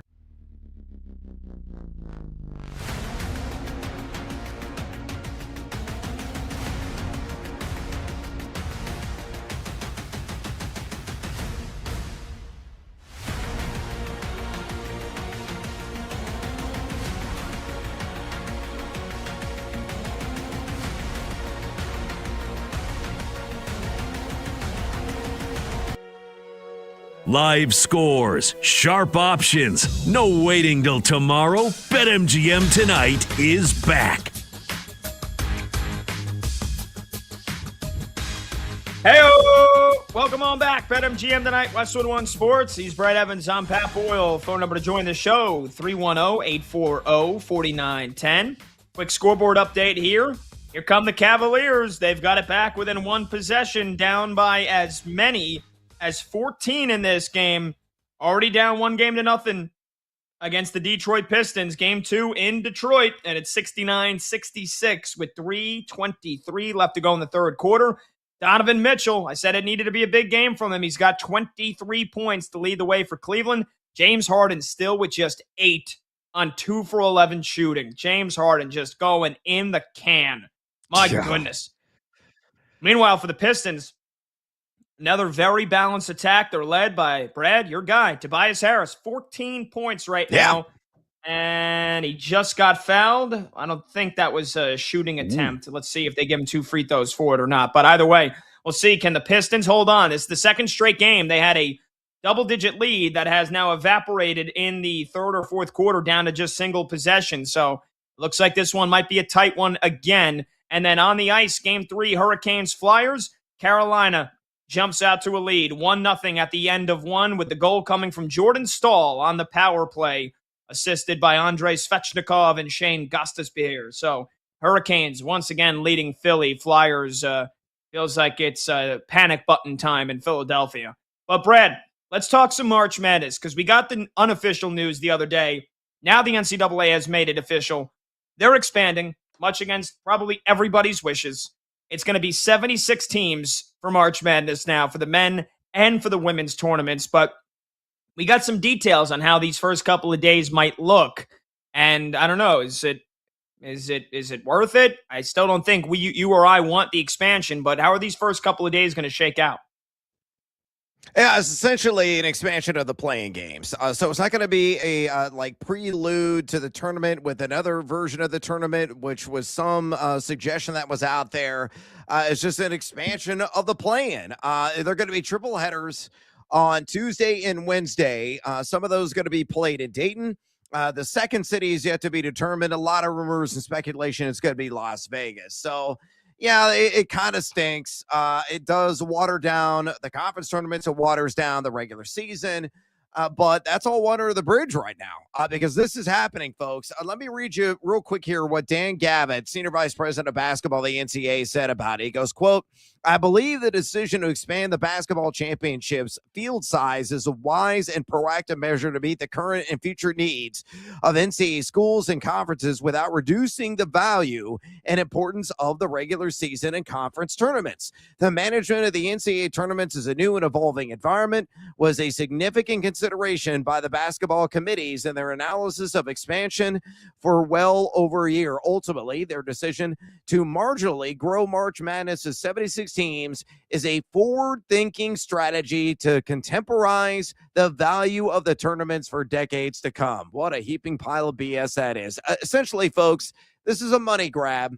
They're going to make $300 million additional dollars and appease the major conferences who want more of their teams in. Teams like Indiana, which lost 7 of last 8 games, they would have made the tournament this year in the new 76 tournament world. Auburn had 16 losses in the regular season. They would have made the NCAA tournament as an at-large team. Baylor would have made it as a 500 team, 17-17, Pat. This is just, watering down the best postseason tournament, regardless of sport around. I guess it's more basketball. It's not a bad thing, and I like the playing aspect of it. And here's a hot and spicy take. I'll say this real quick. Every single 12 seed, essentially, will be playing in this new playing environment. I think we're going to see more 12 over 5 seed upsets than we've ever seen, because you and I, we said this before with the first 4 originally, you go out and win a game, it just really bolsters your confidence and you roll with that into the next game. And typically a lot of those teams, those, big school teams, whether 11 seeds or 12 seeds, go on to win another game. See Texas this year. So it wouldn't surprise me.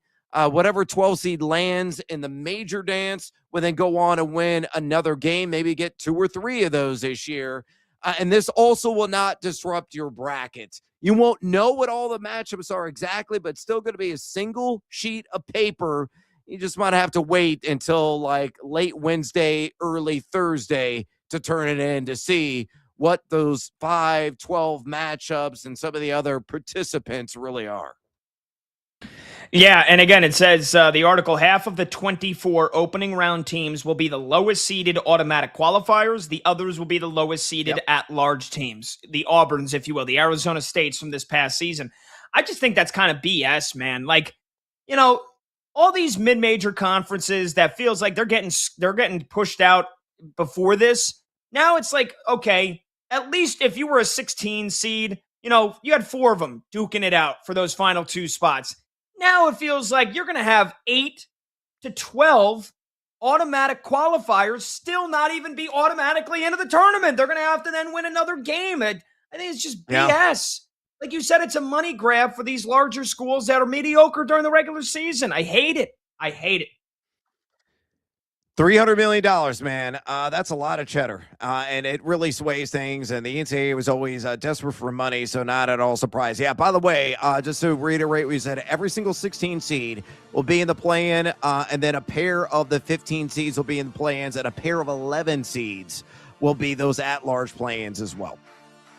All right, coming up next, the Spurs, big bounce back last night. BetMGM tonight.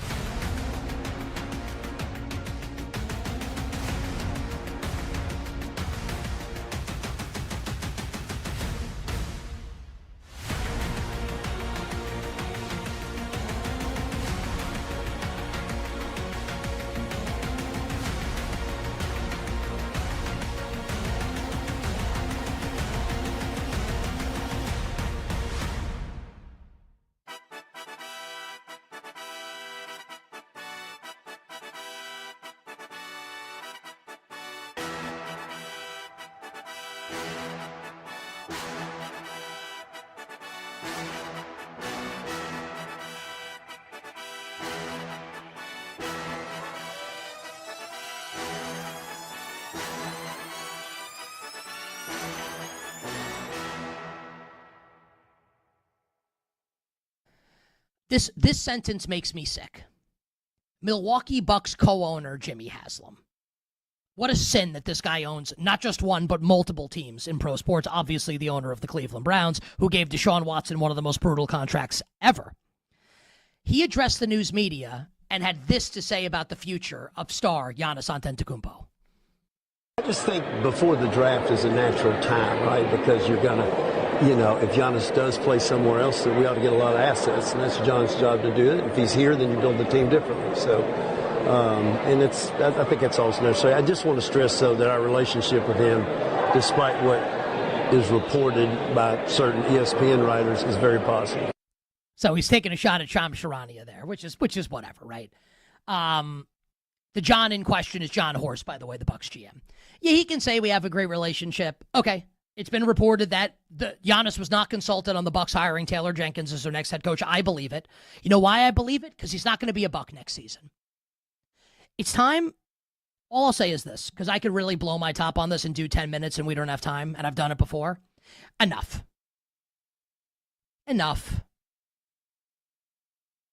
It's time. It's been time. Trade this guy. Giannis needs to go somewhere else.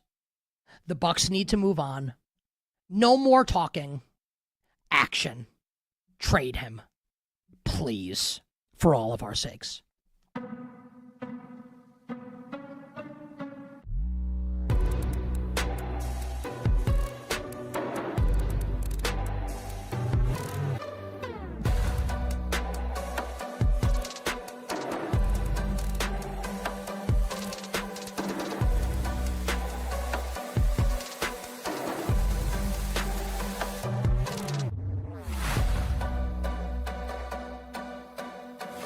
I'm kind of playing with the idea of let's turn back the clock, early 90s, Cowboys, Niners. I kind of think the Cowboys have like this level of upside this year. Like, love their draft. I like the coaching staff. What about the idea that the Dallas Cowboys, Robert, have this kind of untapped potential this year in the NFC? I hate that I agree with you. I just, it makes me really scared to be in this place with the Cowboys where I'm on board with a lot of the things they've done, the way that they're operating. I'm really excited about them. I don't know how it's going to go. I think that there are plenty of reasons for skepticism. The defense is fragile. Like, I think that there is a world where they're much better defensively, like significantly better than they were last year, but there's a lot of guesswork involved in that. I'm a huge fan of Christian Parker, the defensive coordinator that they hired. He's been, for the last 3 or 4 years, somebody that I've been pretty open about. If I were hiring a defensive coordinator, he'd be on my short list. I think he was one of the more exciting candidates in the league. Some of the moves that they made personnel-wise, like, I can see it coming together. Like, I can see them being the 15th best defense in the league. But again, I think a lot of stuff would have to fall into place for that to happen. So I'm with you. I think there's unrealized upside. I think there's like the potential for that team is vast. So I think Vegas will win this series. It is worth noting that we are 2 games in. So the Ducks beat the Knights last night 3-1. And Anaheim is not used to winning defensive battles. How do we know that? Ducks head coach Joel Quenneville said so after the game. These are not normally the types of games we win, but we're going to have to win these types of games if we're going to make it to the next round. The Ducks have been the better team through the first 2 games. John Tortorella, the coach of the Knights, who took over late in the season from Bruce Cassidy, said after the Knights won Game 1, remember we talked about the horrible non-icing call after Game 1, that the Ducks were the better team. So we're 2 games in, it's 1-1. The Ducks have been the better team in both games. I have to acknowledge, even though I like the Knights to win the series, I still like them to win the series. I think it's going 7. Both series last night. Now, Colorado might sweep Minnesota and Carolina might sweep Philly. But I think we will get 2 7-game series in the second round of the Eastern Conference playoffs. Buffalo and Montreal, Anaheim and Vegas. Hey, welcome on back to BetMGM tonight here on Westwood One Sports. We bid adieu to Brad Evans, and that means we got 2 solo hours coming at you now, as I'll take you all the way to 11 p.m. Eastern every Monday through Friday. I'm Pat Boyle, and we're brought to you by BetMGM. Make it legendary. Download the app today. Please gamble responsibly. You can watch the show live on YouTube. Just search BetMGM Tonight and hit that subscribe button. You can watch the show live on Twitter at BetMGM Tonight. And you can listen to the show on the Westwood One Sports app, the Odyssey app, SiriusXM Channel 375, and hundreds of local affiliates throughout North America. Our talk and text line is 310-840-4910. You can call, you can text 310-840-4910. San Antonio Spurs showed an incredible amount of poise last night. They did not look like a team lacking postseason experience. They definitely shut me up because I thought Minnesota maybe could have taken game 2 as well on the road last night. And that game was basically over at halftime, if not before that. San Antonio built a 24-point lead at the half, and the Spurs absolutely annihilate the T-Wolves by 38. Final score 133-95 last night in San Antonio. That series now tied up at 1 apiece after Minnesota stunningly beat them in game 1 the other night, where Anthony Edwards had returned for the first time in 9 days, miraculously so, from the hyperextended left knee, and he scored 18 points in just 25 minutes. The Spurs issued a beatdown. And look, if you want to debate, I don't know if last night was more so the Spurs dominating or just Minnesota not showing up, packing it in. I think it was a little bit of both. But for San Antonio, who again I've doubted, and I'm continuing to doubt them, I think the Timberwolves win this series. Despite how last night looked, doesn't matter if you lose by 3 or 43. And they nearly lost by 43. They trailed by 44, I think, at one point in that game. I watched it to the end. It was sad watching Lindy Waters get in the game and knock down some threes. I was like, Lindy Waters still in the NBA? Yeah, Kelly Olynyk make an appearance. Joe Ingles was out there. Honestly, it was kind of a fun watch. I'm not going to lie. As somebody that is a sicko, and I watched that game down to the very end, watching Joe Ingles dive on the floor for a loose ball, watching Kelly Olynyk hit a three, Bismack Biyombo got in the game. I mean, that was like, I got transported to an alternate dimension. I thought I was watching the Summer League for a second, or I thought I was playing like NBA 2K17. Like some of those guys were starters at the time. That fourth quarter, maybe don't go back and watch it, but if you were watching it with me, you know what I'm talking about. You saw Lindy Waters, Kelly Olynyk, Bismack Biyombo, and Joe Ingles on the floor at the same time. You're a sicko. I love you for that. But, yeah, look, the Spurs, I got to give them credit for taking it to Minnesota. And like I said, I've continued to doubt them. And I think Minnesota wins this series because of San Antonio's lack of playoff experience, right? We've heard this cliche statement about the NBA over the last couple of years, and not just the last couple of years. I mean, it's been around since Jordan's Bulls. You have to learn how to lose in the playoffs before you win. San Antonio's their first playoff appearance here in years. I mean, what is it, 6 years since they last made the postseason? 2019, 7 years. And that was back-to-back first-round exits. That was after Kawhi left. That was when LaMarcus Aldridge was still their best player. Those are the first couple of years after the Tim Duncan Manu dynasty had ended. And so this is Wemby's first time in the playoffs. This is Stephon Castle's first time in the playoffs. This is Dylan Harper's first time in the playoffs. This is Devin Vassell, Keldon Johnson, some of the older vets on this team. This is their first time in the playoffs. And I still think Minnesota's going to win this series, but last night, that didn't look like a team lacking postseason experience. And I think that was an impressive win. Again, it was a blowout, but San Antonio just as easily could have showed you that they are a team that doesn't have the playoff experience, doesn't have that killer edge right from the get-go. Maybe because of some nerves, right? Oh, man, we lost game 1 at home. We're a little shell-shocked. We come out maybe a little bit nervous. They let a Minnesota team that was clearly ready to lie down for the beatdown, and they let him hang around. If you let Minnesota hang around, they can beat anybody. But if San Antonio is going to prove me wrong, they're going to shut me up. They're going to win this series. Last night was a big step towards doing that. 310-840-4910. And part of the reason why is because Victor Wembanyama stepped up and was a monster contributor right away. He only had 11 points in game one. He got forced into a very uncomfortable game plan where almost half his shots were from deep. And he only scored 11 points. He was 5 of 17 from the field in game one. Wemby bounces back last night, and he didn't even play the fourth quarter, so this doesn't look as impressive as it really was.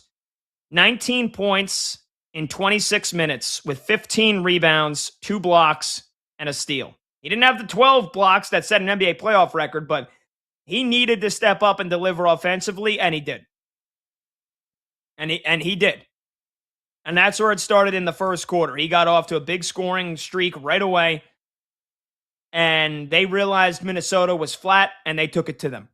And here is Wemby, by the way. He quotes the legendary Greg Popovich. He quotes Pop after the game about watching film and staying humble after that game one loss.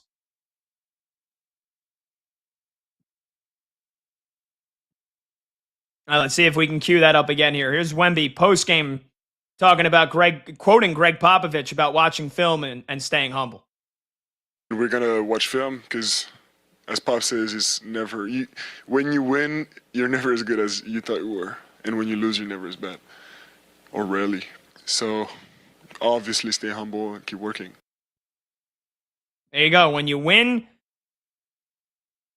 What was the quote? I already forgot it. But you're never as good as when you win, and you're never as bad as when you lose. And again, these are... Wemby's 22. Dylan Harper's, 19? Stephon Castle is 21. Julian Champagnie, he's 24. Now, like the oldest guys on this team that get significant minutes is De'Aaron Fox, who's 28 years old, and Devin Vassell, who's 25. De'Aaron Fox is the oldest member of this starting five. He's 28. Again, they do have some vets that come with playoff experience off the bench. Harrison Barnes from his time at Golden State. Luke Cornett, who even then's only playing 13, 14 minutes a game from his time the last couple of years with Boston. That's about it. That's about it, man. So how does a group of a bunch of bunch of young 20-year-olds that have never been in this situation, how do they react to losing a game that they were supposed to win by double digits in game one? They take it to the T-Wolves, and they show them they're ready for the fight and that they're trying to prove that, hey, we're the better team. Because I think Minnesota's the better team. I think Minnesota's the better team. And you say, well, Pat, how the hell do you think that after watching last night? Again, it doesn't matter to me if Minnesota lost by 3 or by 43. After the first quarter, they basically showed they weren't in it. They didn't have the fight. They didn't have the fight, especially when you have plays like this. Here's one of the Wemby putback slams that happened in the first half that, plays like this, you just know that it's going to end up being a rout.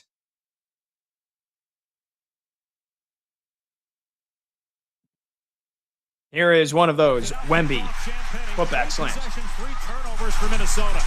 Champagnie for 3. No good again. Wembanyama comes soaring in for the slam. That was courtesy of ESPN. Dave Pasch, Doris Burke on the call last night. They had a lot to talk about, a lot of filler in that second half.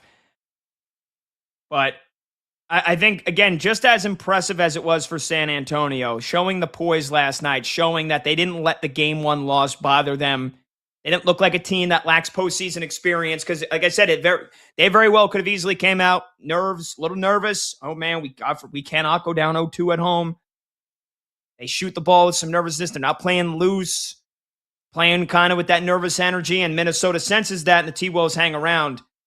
No, they came out immediately, fast break dunks, getting points off turnovers, hitting their threes, taking smart shots, too. And just playing relentless defense. I mean, it was A-plus performance. A-plus. San Antonio smelt the blood in the water, and that game was over probably at the end of the first quarter.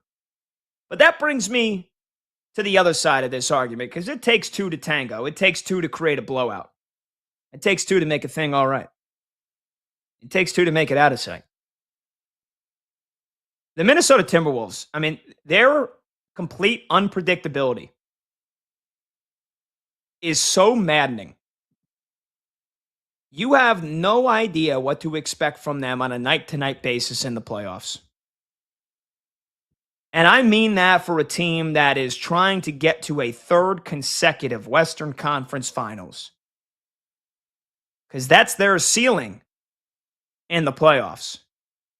One of the last 4 teams. And I don't think their ceiling is getting to the NBA Finals because I don't think they're beating Oklahoma City. But you're telling me Anthony Edwards and the T-Wolves are in a third straight Western Conference Finals, that they knock off the 3-seed Denver Nuggets and then the 2-seed San Antonio Spurs, and they do that without Donte DiVincenzo, and they do that with a not 100% Ayo Dosunmu, and they do that with a not 100% Anthony Edwards? That's a hell of an accomplishment.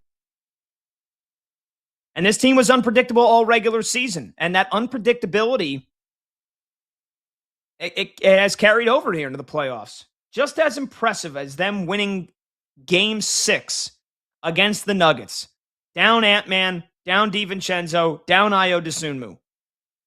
Just as impressive as them stealing Game 1 on the road with a hobbled Anthony Edwards playing just 25 minutes, coming back from an injury. Just as impressive as that, and just as unpredictable as that, is the type of performance you see from last night.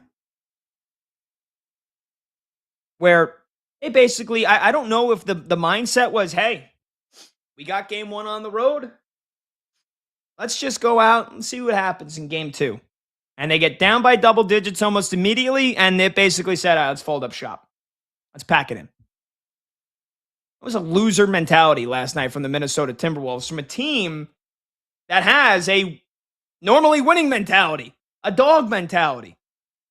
But they're just a completely unpredictable team. You can't trust them. Whether you're picking them or you're picking against them. You can't trust them. I picked them in Game 1, and I picked them in Game 2. It's for a team that has so much playoff experience and has so many veterans. Julius Randle, who's been in the postseason for years now, going back to when he was on my New York Knicks. Jaden McDaniels, who has risen to the occasion 3 straight years in the postseason with this team. Rudy Gobert, who's been in multiple postseasons. Mike Conley, who's one of the best vets in the game. And Anthony Edwards, who knows what it takes. I mean, all of them across the board. They were god-awful. Treating a playoff game essentially like it didn't matter. They got one game in San Antonio, so that's okay. I mean, are you kidding me?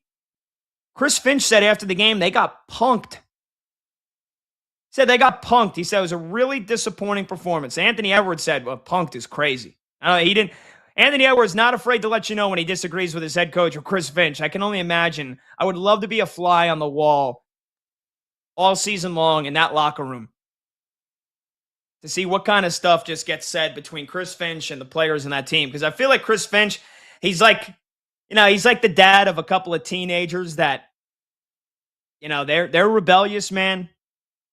They'll tell you off to your face. But he's gotten the best out of this group, that's for damn sure. But I feel like Chris Finch probably at times wants to strangle them. Probably wants to strangle himself. Because they're just so up and down. It's a roller coaster ride. And I think that's part of the reason why they have fallen in the Western Conference Finals the last 2 years. They're good enough to giant slay. All right, they knocked off the Nuggets twice now in the last 3 years in the postseason. They knocked off they swept Kevin Durant and the Phoenix Suns, who they were better than a couple of years ago, last year. They crushed the Lakers last year. They crushed the Warriors when Steph Curry was hurt, which they should have. They took care of business. But the last 2 times they've gone to the conference finals, 5 games and out against Luka, 5 games and out against the Thunder. And I think when you get to the conference finals and it requires that laser focus for every second, every quarter, every game, Minnesota doesn't have it.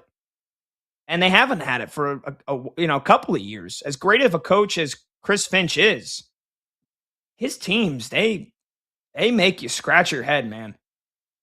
They make you scratch your head. So Anthony Edwards, he said, when they got told that Chris Finch said that they got punked, he said punked is crazy. But I mean, just look at the film and see what we can gain from it. We know where we struggled at. come out and just try to match their physicality.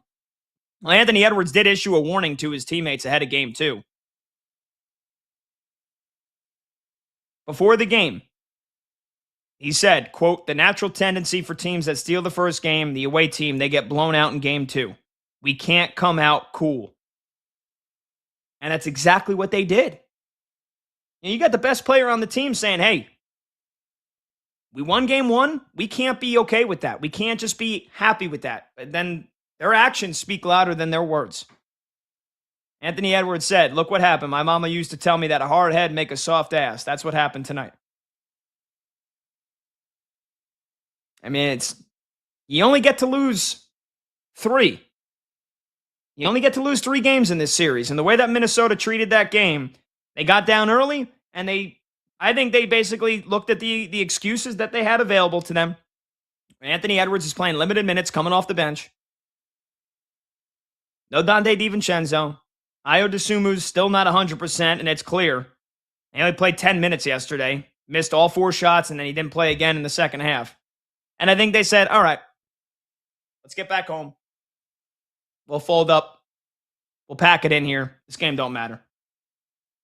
I mean, and the mistakes they made, they turned it over 22 times. 22 times.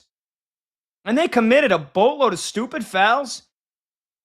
And they went 16 for 31 from the free throw line. That's an abomination. How many empty points they left on the table that maybe could have kept this game within 12, 13, instead of being down 20, 22, 24, and then immediately ballooning to 30 when the third quarter started? It's only one game. They could still win the series. I still think Minnesota does still win the series. But games like last night, man, they just make you scratch your freaking head about this team. And I got to give a ton of credit to the Spurs. Like I said, they didn't look like a team lacking postseason experience. They smelt that blood in the water, and they pounced. And so, hopefully we don't have too many more blowouts in this series, because I thought game 1 was one of the best games of the playoffs. And I'm hoping we get more of that. But San Antonio, at least for one night, they made me eat my words. I think they're going to lose this series to Minnesota. But boy, that game was over in a hurry last night. 310-840-4910 is the phone number to join the show. That's 310-840-4910. We'll get you a scoreboard update on Pistons, Cavs, and on the Flyers and the Hurricanes when we return. Plus, just as I thought the Knicks would lose game 2 last night, they won, but it looks like it doesn't come without a pound of flesh. I'll tell you what I mean. I'll give you the news when we come back. Plus, we got some breaking NFL news, a free agency signing on May 7th. That's right, and it's a pretty important one. You're going to want to hear about it. A lot to do when we come back. I'm Pat Boyle. This is BetMGM Tonight on Westwood One Sports.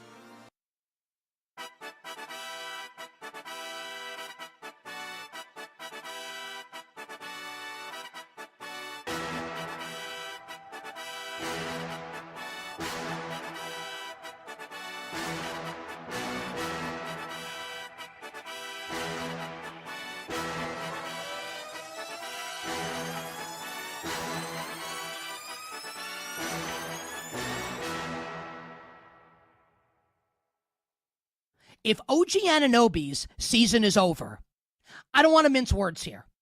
The Knicks season is over. It's over. If OG Anunoby is unable to come back. Now, over is relative.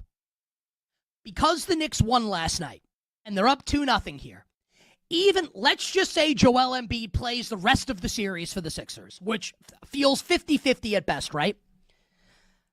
Let's say Joel Embiid plays every game rest of the series for the Sixers, and OG Anunoby plays no more games the rest of the series.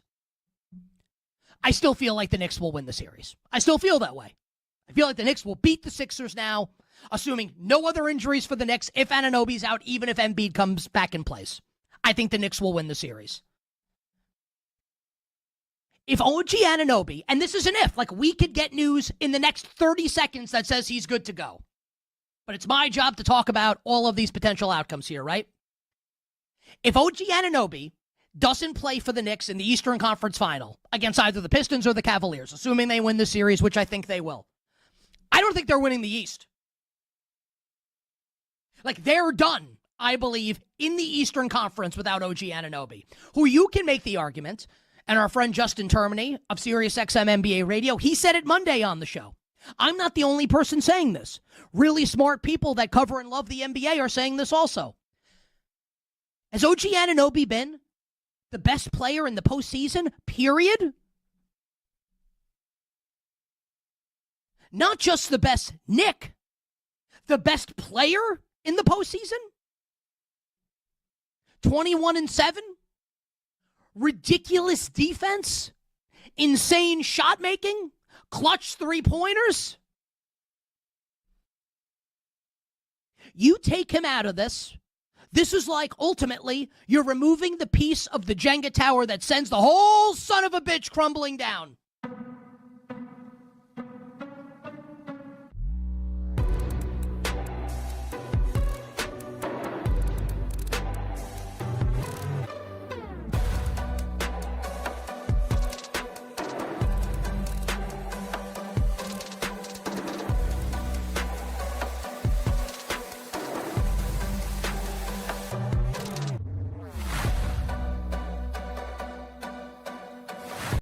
Draymond Green, clearly with all of his success, is someone who is extremely driven, right? Who cares about winning, right? Whether you like him or not, that's true. So now he is someone in Draymond Green who is facing his basketball mortality. And I am sure that Draymond Green, deep down, he knows he's never winning another championship. Like, if you gave him truth serum, he's not going to be like, yeah, we're going to win the title. He knows. He knows. But he's got to sit there, and I don't even mean this as a criticism of Charles. That's a difficult thing to have to hear. Someone telling you you're done. You'll never win again. That sucks, whether it's true or not, and it is true. It sucks to hear. Does that excuse Draymond taking an unnecessary shot and an incorrect shot at Charles? No. Ideally, you would want Draymond to laugh it off and say, maybe, maybe not, but look, it's been a great run, and we hope to keep it going. Whatever. That would have been, if you're scripting it after the fact, the better way to go about it. No question about it, right? He's a human being. And I'm not suggesting all humans handle all situations the same way, just that I understand why he got defensive in that moment. Not excusing, like he's wrong to say what he said. And it's not even that Charles was wrong to say what he said. But can you put yourself in his shoes in that moment and understand why he felt defensive? Is all I'm saying. This isn't like Draymond Green woke up in the morning, I think, and said, you know what? I'm taking Charles down. I doubt that that's the case. I think he's backed into a corner. He's a fierce competitor. He's being told that he'll never win again, even if he knows it's true, and he lashed out. It doesn't mean he's right. All I'm saying is, I get it.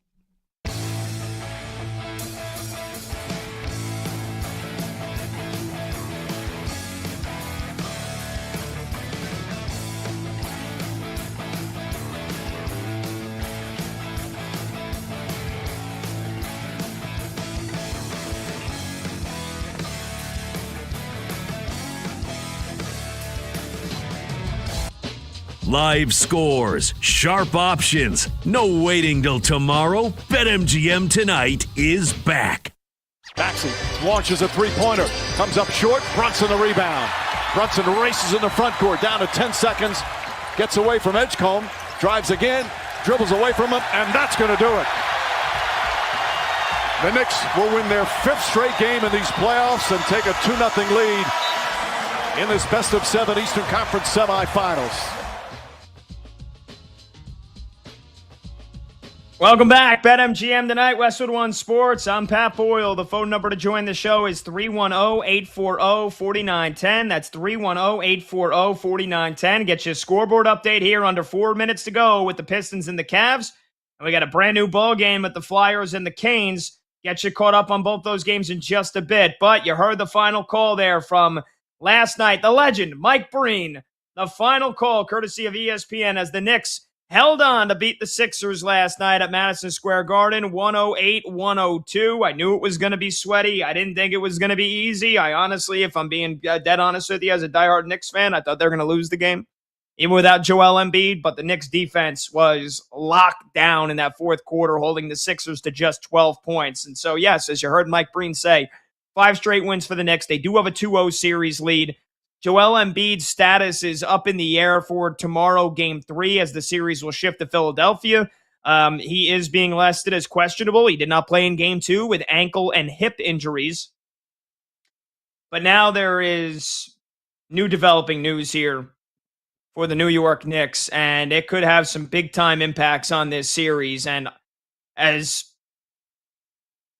much as I should be optimistic on paper, I'm sorry. I'm just waiting for the other shoe to drop. I am pessimistic because OG Anunoby apparently has a minor hamstring strain.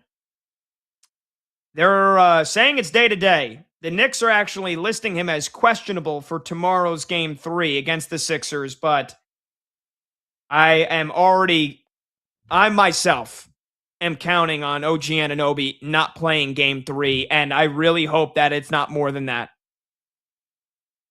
If OG Anunoby misses multiple games in this series, that could be the lifeline that gets the Philadelphia 76ers right back in this thing. OG Anunoby's importance to the New York Knicks cannot be understated. He is, I could make an argument. Alongside Jalen Brunson and Karl Anthony Towns, OG Anunoby is just as valuable. He is their most valuable player. Not only because of what he can do offensively, he's their second leading scorer in the playoffs, averaging over 21 points per game, but it's because of his lockdown defense. And not just his lockdown defense. OG Anunoby had 4 steals last game. He had 4 steals in the close of the game against Atlanta. He's had a steal in every single game but one so far in this postseason. And his ability to both defend every position. He can defend Tyrese Maxey. He has defended Joel Embiid multiple times, especially 2 years ago when the Knicks played the Sixers in the playoffs. OG Anunoby is one of the best 10 defenders in the NBA, without a shadow of a doubt. Also because of how he can defend off the ball. And his rebounding. He had double-digit rebounds in back-to-back games in the series against Atlanta. He does it all. And when he's healthy, he's a force. He is an incredible, he is the heartbeat. He is one of the heartbeats, him and Josh Hart. He is the machine behind the New York Knicks motor. And so if he doesn't play in Game 3, that's a big loss. And I'm very concerned that OG Anunoby, again, that has missed games in the playoffs in the last couple of years. Game 7 against the Indiana Pacers. 2 years ago, he was hurt. He barely was limping out on the floor, and then he got pulled, and the Pacers blew the Knicks out in that Game 7. He was injured again in the postseason last year. The Knicks cannot afford to have OG Anunoby miss multiple games in this series.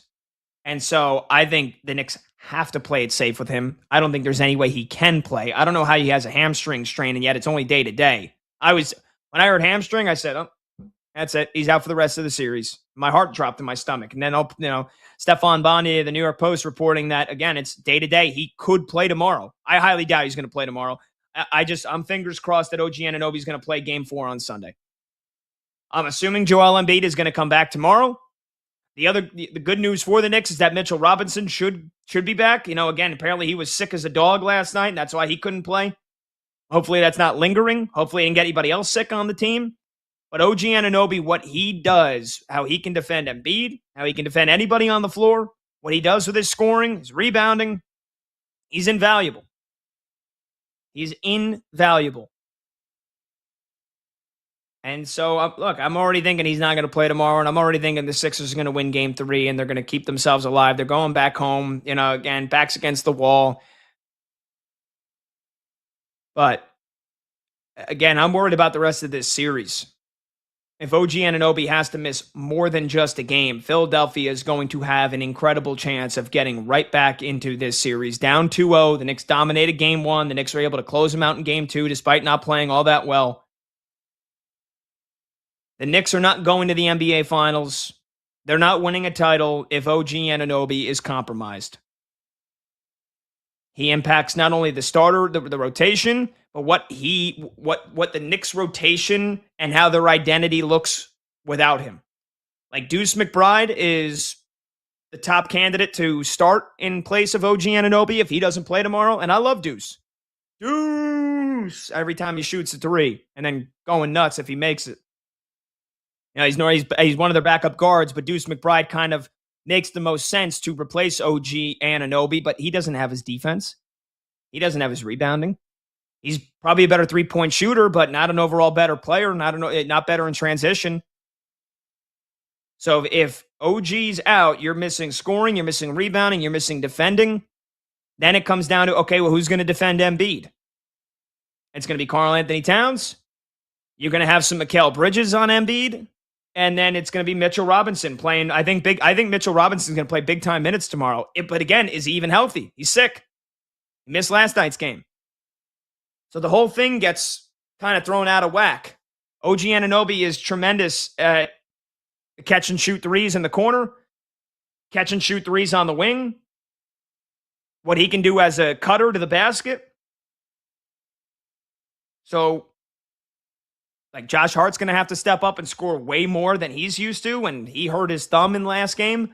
It's like everything gets impacted for the New York Knicks. Again, I can't stress this enough.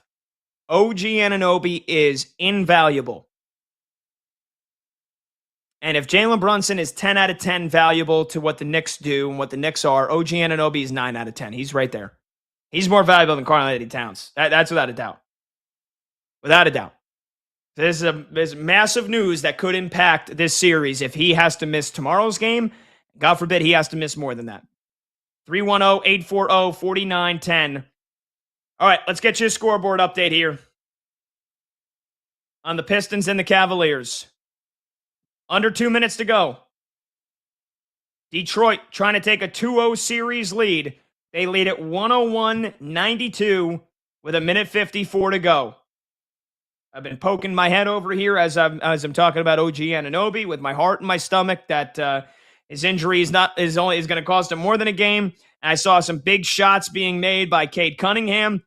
He's got 23 points and 10 assists, and I saw some big shots being made by Tobias Harris. He's got 21 points. It's the 7th straight playoff game with at least 20 points for Tobias Harris. So it's the two guys that have been leading this team all postseason doing it again. Oh, yeah, not to mention Duncan Robinson. 2nd straight game with at least 5 triples. So they're getting the three-point shooting from Duncan Robinson, and they've gotten, good scoring off the bench tonight, which Detroit was not getting in that series against Orlando.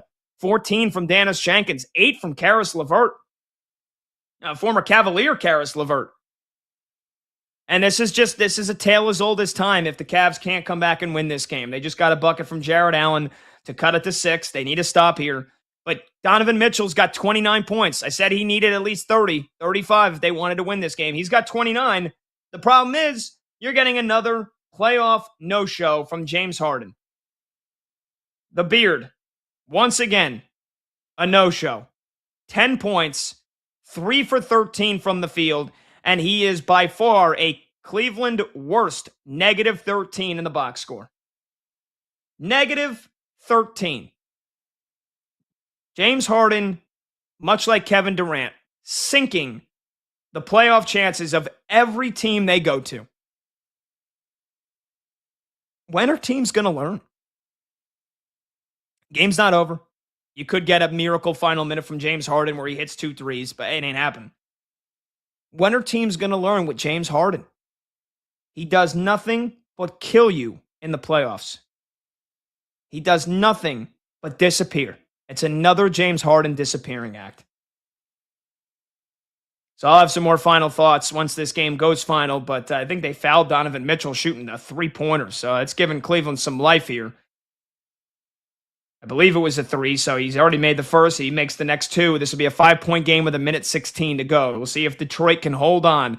And then on the ice, under 5 minutes to go in the second period, the Philadelphia Flyers trying to get their backs off the wall. They've tied it up against Carolina. Trevor Zegras, their best player, scores his second goal of the postseason.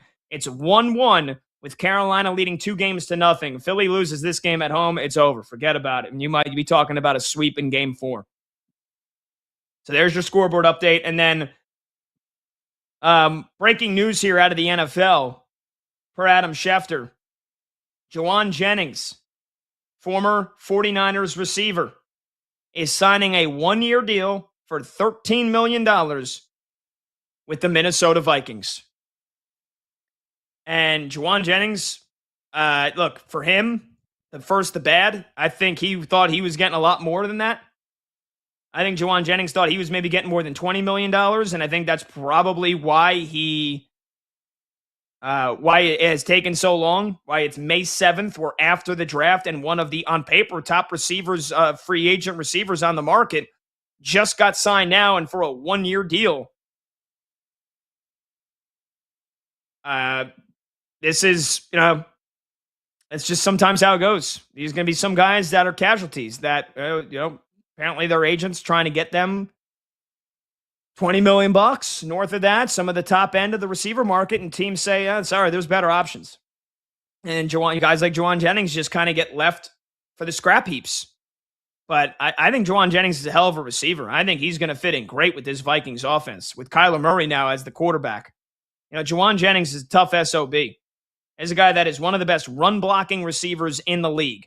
And he's battled some injuries over the last couple of years. Famously last year, he kind of sounded off this game when, there was some frustration with him and Kyle Shanahan. He basically said, I'm playing through broken ribs and a messed up ankle. But, this guy, he's never put up big numbers because he's always kind of been the third or fourth option the last couple of years with San Francisco. Last year in 15 games, 643 yards, but he had 9 touchdowns. The year before that, 975 yards and 6 touchdowns. That was his best season. And it's only a one-year, $13 million deal. This is pretty cheap. It's pretty cheap. So Juwan Jennings is going to be the third option in an offense that now has Justin Jefferson and Jordan Addison. Still has TJ Hawkinson at tight end. Aaron Jones and Jordan Mason, the running backs. And now you add Juwan Jennings, who's a hell of a run blocker. And if he's the third option, he's going to get open. He's going to make some plays happen. Tell you what, Kyler Murray, man, he walked into a tremendous situation. A tremendous situation. The fact that J.J. McCarthy has been so terrible, and the Cardinals cut Kyler Murray loose, he now gets to throw footballs to Jay Jettas, Jordan Addison, Juwan Jennings, TJ Hawkinson. I mean, are you kidding me? I don't think Kyler Murray's any good anymore, but just because of the weapons he has around him, he might be set for a bounce back year. He might be the comeback player of the year. I know I thought Mahomes was a shoo-in, and I still do. I still do think Mahomes is going to win comeback player of the year, but Kyler Murray, I mean, could you be any more lucky than the situation he has found himself in? Juwan Jennings at 1 year, $13 million is a steal. It's a steal. Maybe I'm higher on Juwan Jennings than 99% of people, but I think he's great. And shout out to our video producer, Michael Montgomery. If you're watching live on YouTube or live on Twitter, you can see his stats from last year. 90 targets, 55 catches, 643 yards, 9 touchdowns. You got that guy on a 1-year deal for $13 million. That's a great freaking deal for the Vikings, man. Great freaking deal. Their offense was dying for good quarterback play last year, and they couldn't get it. They got it for a couple weeks from Carson Wentz, and then he basically was playing with one shoulder socket. And then they reluctantly went back to J.J. McCarthy, and Minnesota finished the season well. And again, their season was basically over in October. At one point, they were 4-8. They won 5 games in a row. You could say they were meaningless. You could say they were against other teams whose seasons were over. Washington, Giants. Meaningless Week 18 game against the Packers who played nobody. Who cares?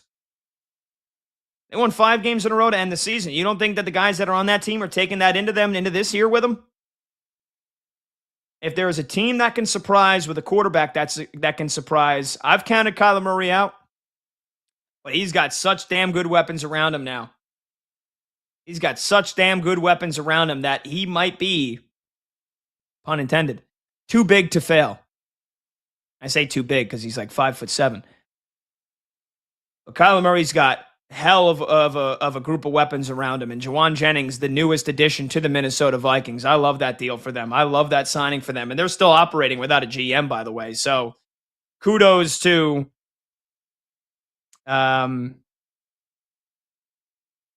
their interim GM, Brzezinski, right now. And I think the last I read on him, on Rob Brzezinski, was that they were looking to elevate him, or that he was potentially going to be their permanent GM. I haven't read anything on that since, but I think, for the draft and for this offseason so far, Rob Brzezinski's been given a lot of trust. And so if he's the one that basically made that deal happen with Juwan Jennings, kudos to him, because I love that deal.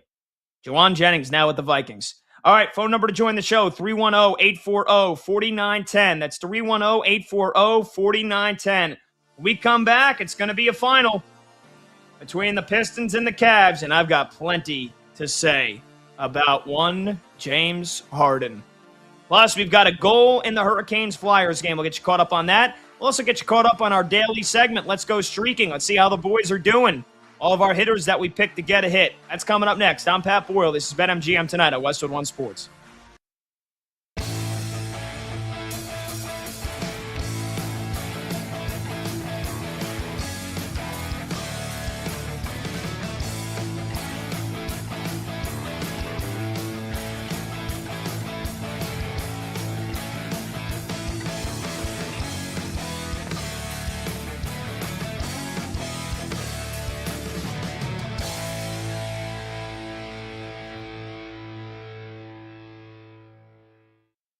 Is it more probable that the Steelers don't get a Sam Darnold level situation, or more probable that they do? You know the answer to that. And that's why I feel like they're screwed. And they're screwed for the foreseeable future. Because if it is really the organization's goal to win as many games as possible every year, they'll never be good enough to win, because they're not going to get the stud quarterback. Because look, like, the Steelers' Super Bowls with Bill Cowher and Mike Tomlin, like, was Ben Roethlisberger the 20th overall pick in the draft? Ben went 7th overall.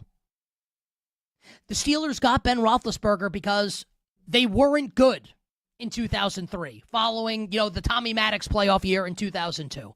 That's why they were able to win. It wasn't because, look, they had a good defense. They had Hall of Fame level players on defense. And you can even argue in 2005, when they won the first one with Ben in Super Bowl 40, Ben went 9 for 21 in that game. But look, like, they got to the Super Bowl because Ben was the quarterback. Ben played well. His rookie year, they hosted the AFC Championship game. Ben's a first ballot Hall of Famer. Do you think the Steelers are going to be in position ever, if this is going to be the organization's mindset, to get the next Ben Roethlisberger? I'm just saying. I have long held that the best case scenario for the 2026 Steelers would be for Aaron Rodgers to retire. Not because he doesn't give them the best chance to win when you compare him to Drew Aller and Will Howard and Mason Rudolph. He does give them the best chance out of those guys. He does. But without the upside potential of Aaron Rodgers and this team, they can't win the Super Bowl, probably can't even get there, probably can't even play on Championship Sunday. What's the point?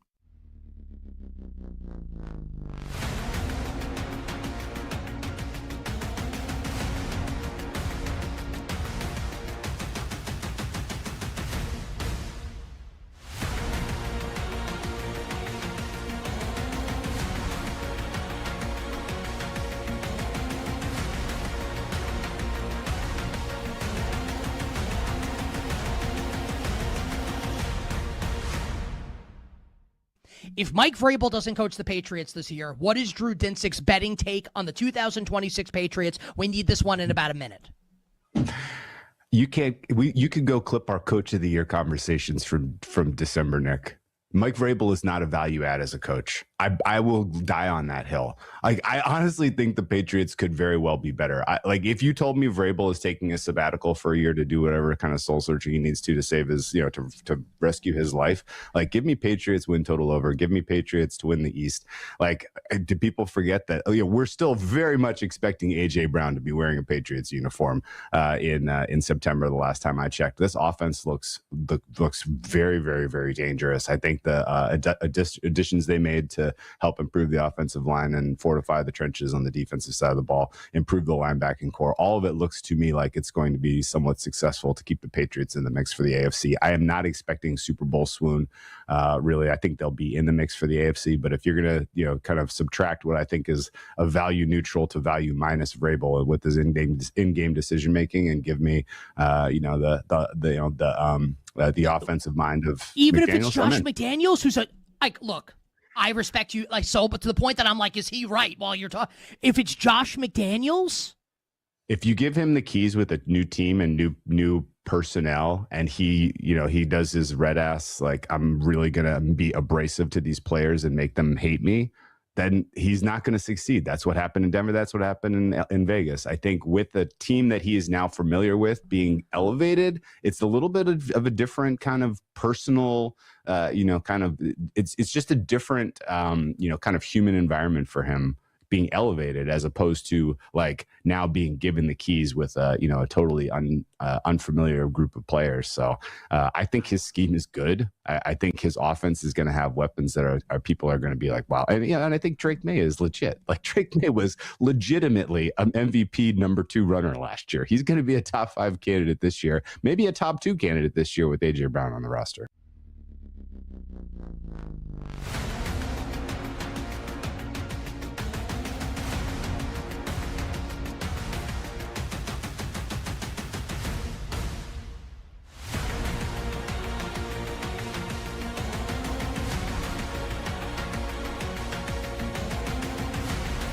Turns up. BetMGM tonight continues now.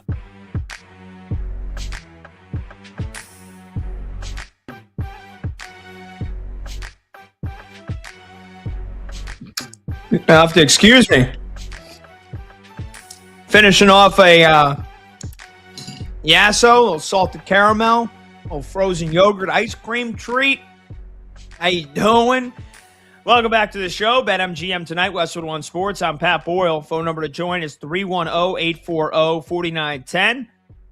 That's 310-840-4910.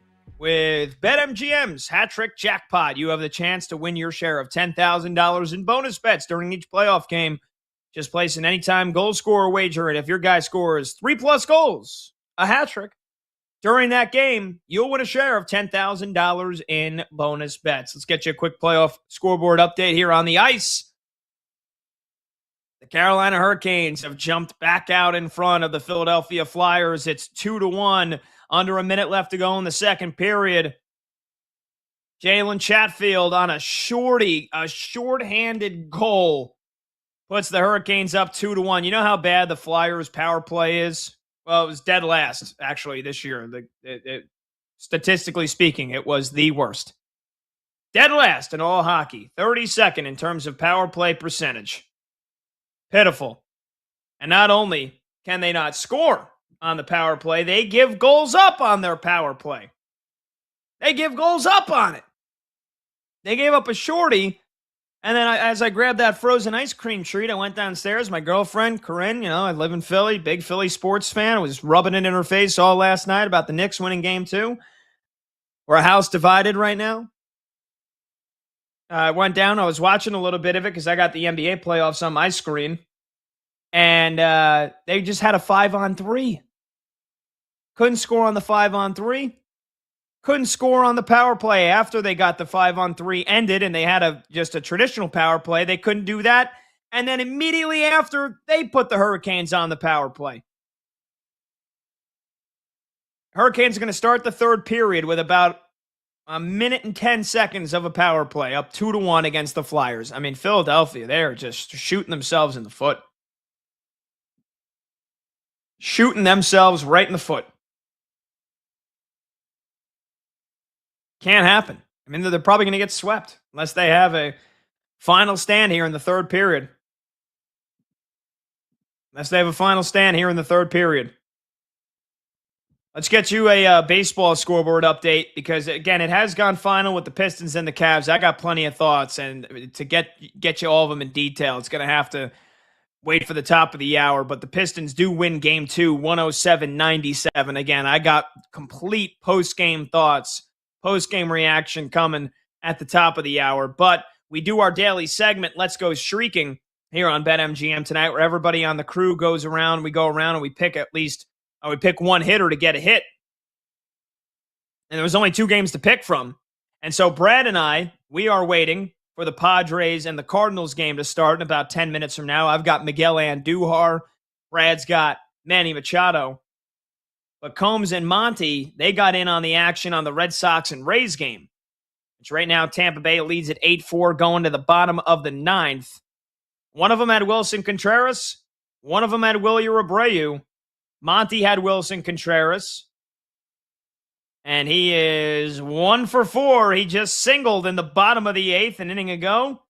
And Combs has Wilyer Abreu. And he singled back in the 3rd inning. So 2 for 2. Monty hits on Wilson Contreras. Combs hits on Wilyer Abreu. So we're looking good. We're halfway home to a 4 for 4 sweep for the boys. Combs now starts a new streak. He's 15 out of 20 since we started this segment, and he's on a 1-game streak.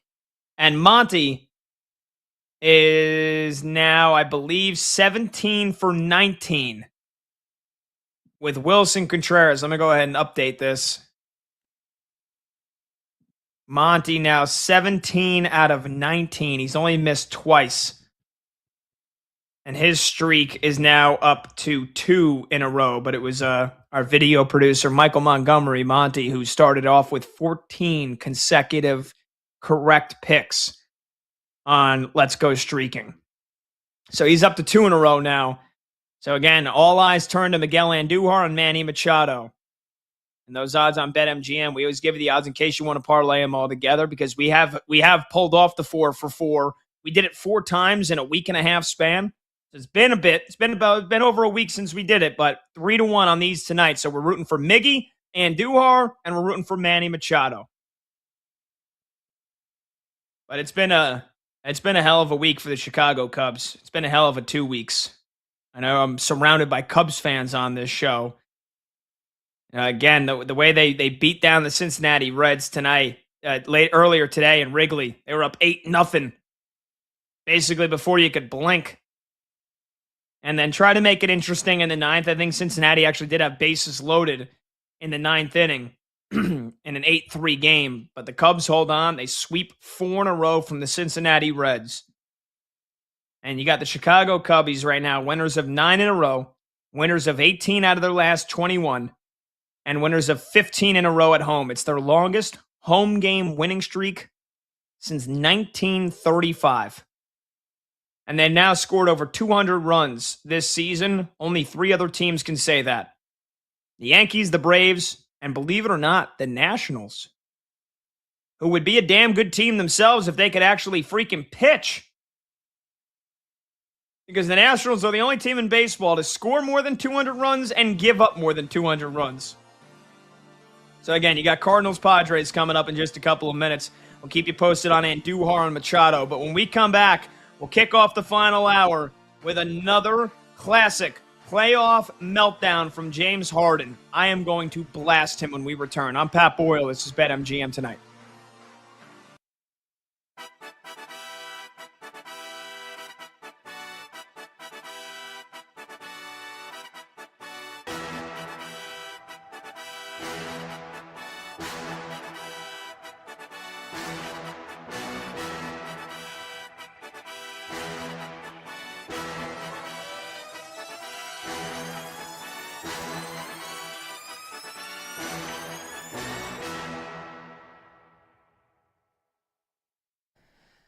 This sentence makes me sick.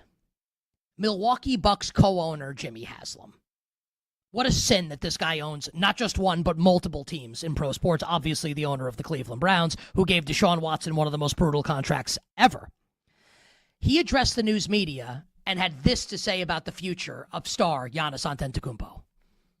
I just think before the draft is a natural time, right? Because you're going to, if Giannis does play somewhere else, then we ought to get a lot of assets, and that's John's job to do it. If he's here, then you build the team differently. So, I think that's also necessary. I just want to stress, though, that our relationship with him, despite what is reported by certain ESPN writers, is very positive.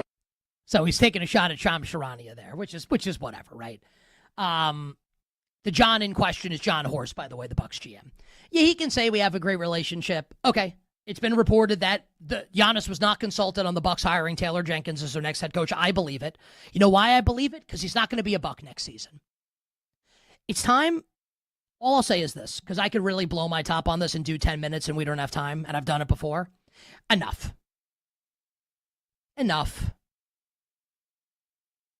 It's time. It's been time. Trade this guy. Giannis needs to go somewhere else. The Bucs need to move on. No more talking. Action. Trade him. Please. For all of our sakes.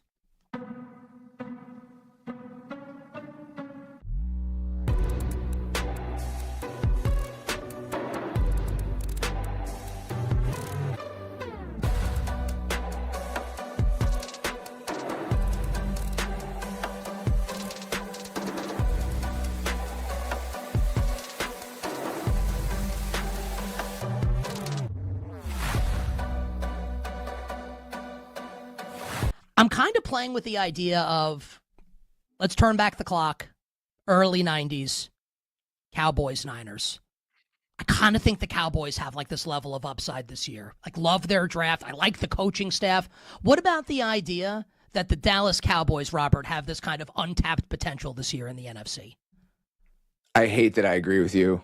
I just, it makes me really scared to be in this place with the Cowboys where I'm on board with a lot of the things they've done, the way that they're operating. I'm really excited about them. I don't know how it's going to go. I think that there are plenty of reasons for skepticism. The defense is fragile. Like, I think that there is a world where they're much better defensively, like significantly better than they were last year, but there's a lot of guesswork involved in that. I'm a huge fan of Christian Parker, the defensive coordinator that they hired. He's been, for the last 3 or 4 years, somebody that I've been pretty open about. If I were hiring a defensive coordinator, he'd be on my short list. I think he was one of the more exciting candidates in the league. Some of the moves that they made personnel-wise, like, I can see it coming together. Like, I can see them being the 15th best defense in the league. But again, I think a lot of stuff would have to fall into place for that to happen. So I'm with you. I think there's unrealized upside. I think there's like the potential for that team is vast. So I think Vegas will win this series. It is worth noting that we are 2 games in. So the Ducks beat the Knights last night 3-1. And Anaheim is not used to winning defensive battles. How do we know that? Ducks head coach Joel Quenneville said so after the game. These are not normally the types of games we win, but we're going to have to win these types of games if we're going to make it to the next round. The Ducks have been the better team through the first 2 games. John Tortorella, the coach of the Knights, who took over late in the season from Bruce Cassidy, said after the Knights won Game 1, remember we talked about the horrible non-icing call after Game 1, that the Ducks were the better team. So we're 2 games in, it's 1-1. The Ducks have been the better team in both games. I have to acknowledge, even though I like the Knights to win the series, I still like them to win the series. I think it's going 7. Both series last night. Now, Colorado might sweep Minnesota and Carolina might sweep Philly. But I think we will get 2 7-game series in the second rounds of the Eastern Conference playoffs. Buffalo and Montreal, Anaheim and Vegas.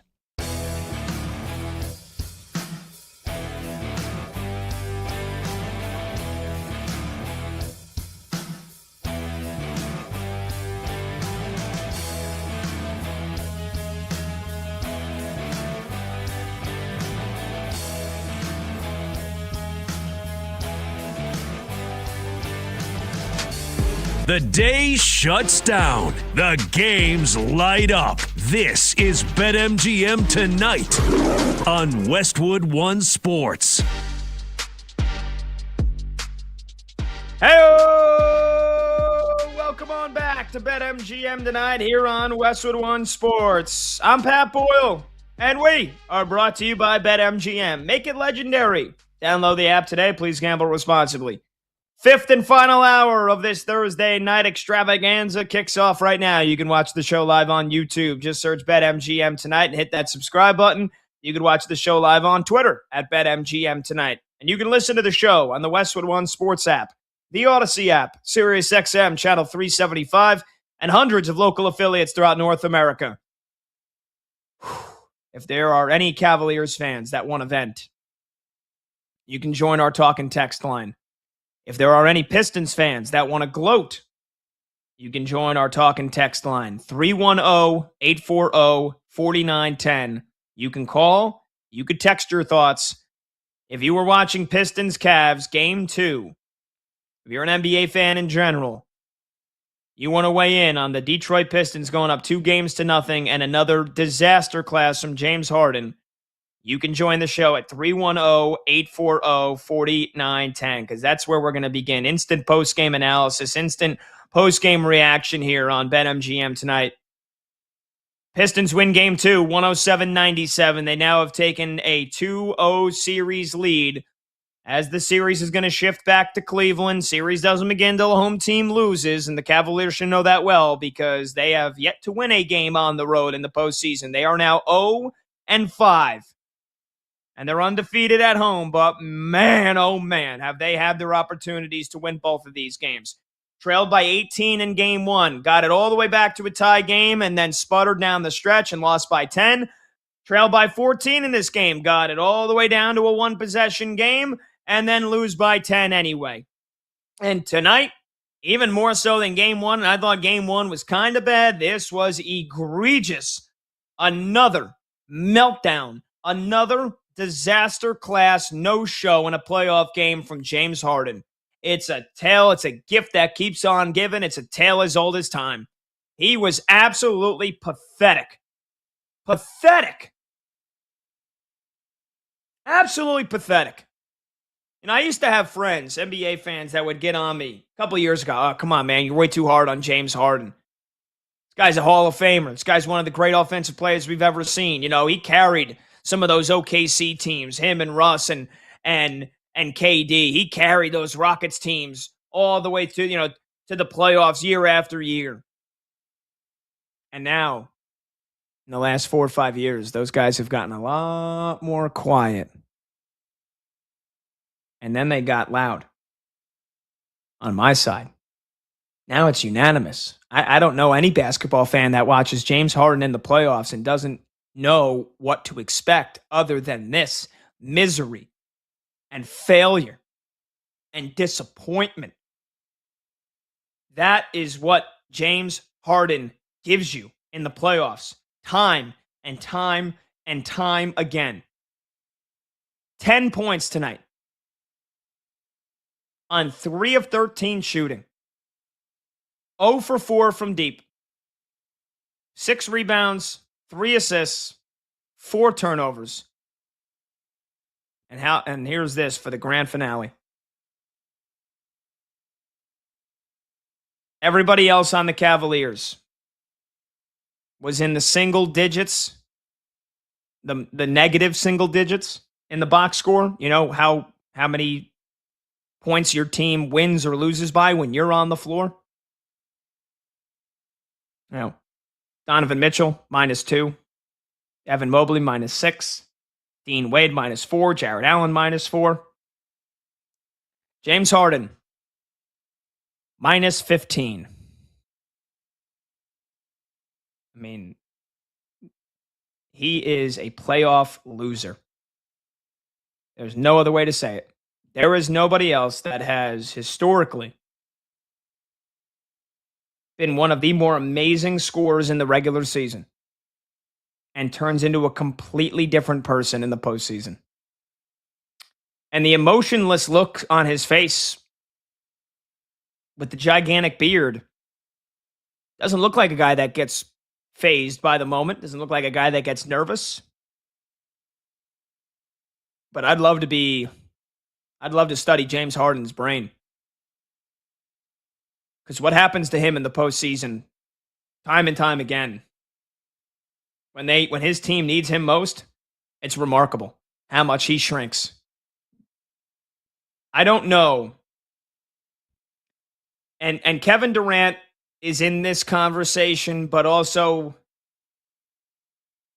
he made the coward decision to join the Golden State Warriors after he could not close them out up 3-1 with the OKC Thunder.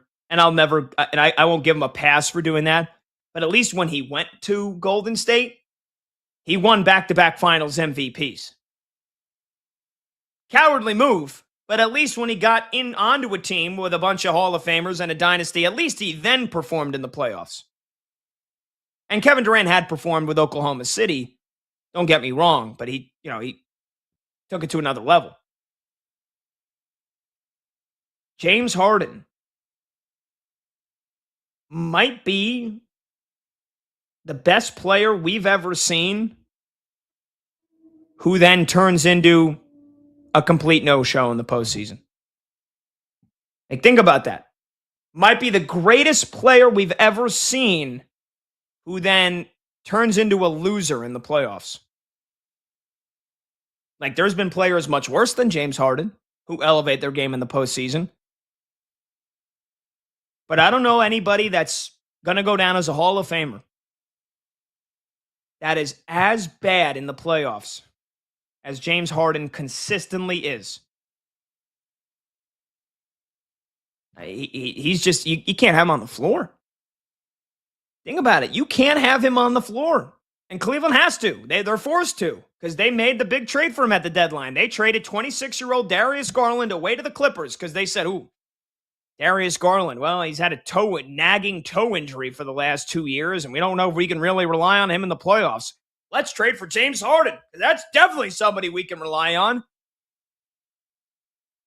That instantly, unless this series turns around, unless James Harden miraculously unwrites all of history about him in the playoffs.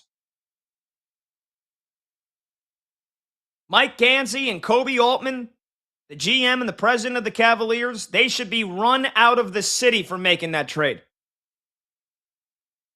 They should be run out of town for making that trade, the way that this series looks like it's going down.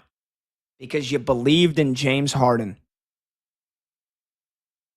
You believed in James Harden.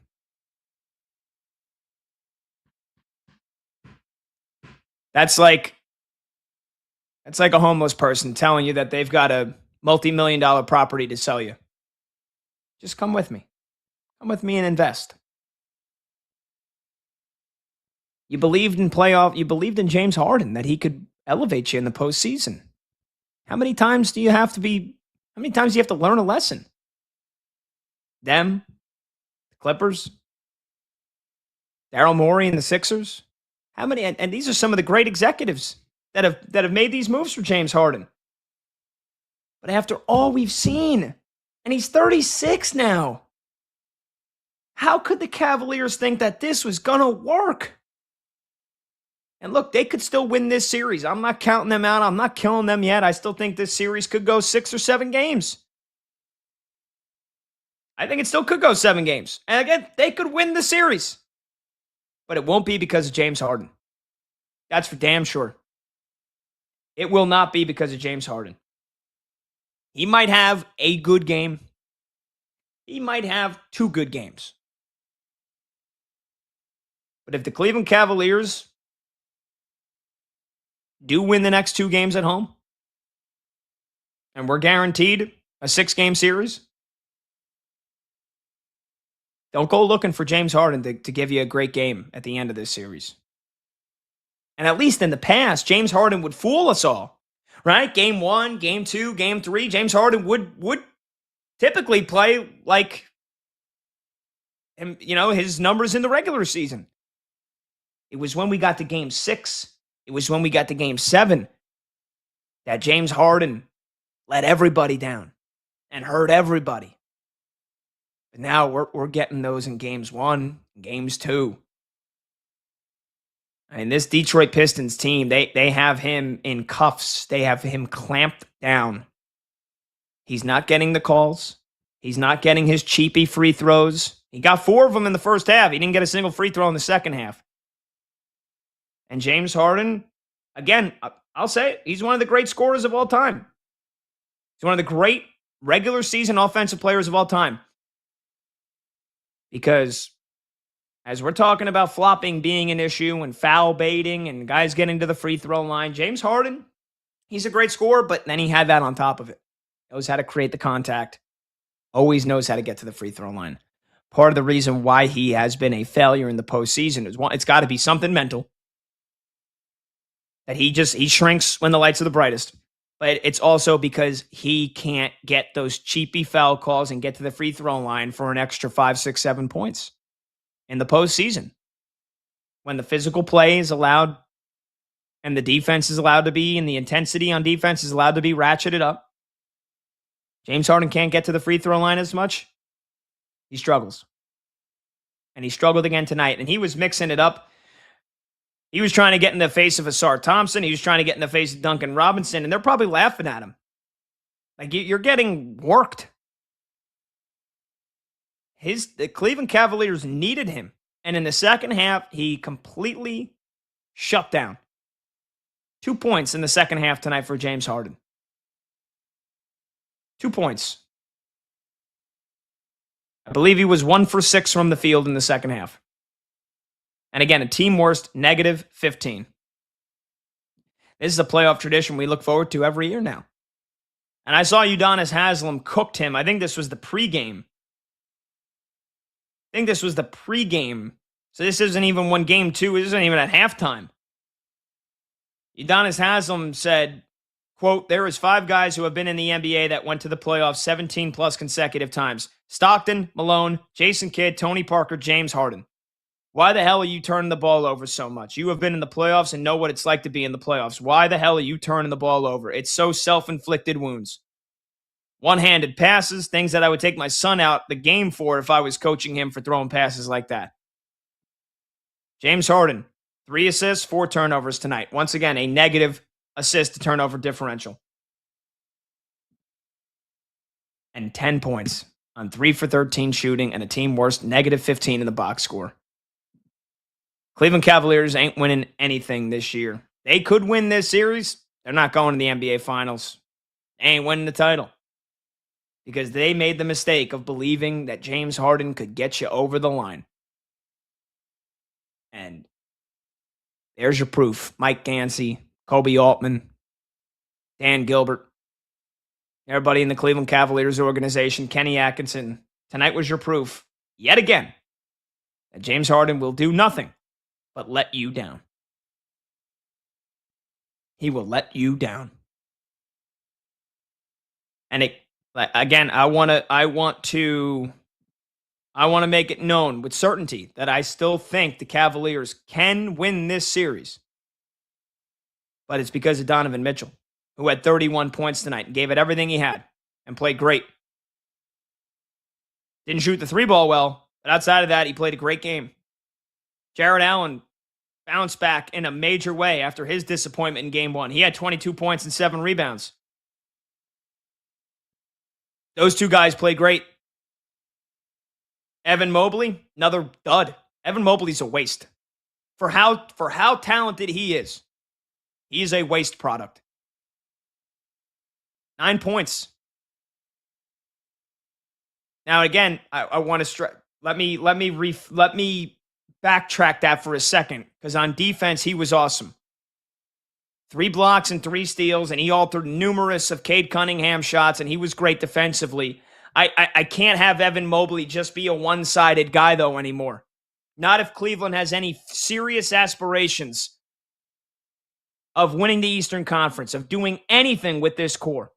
Evan Mobley can't just be, hey, this guy's one of the best defenders. This guy's Defensive Player of the Year.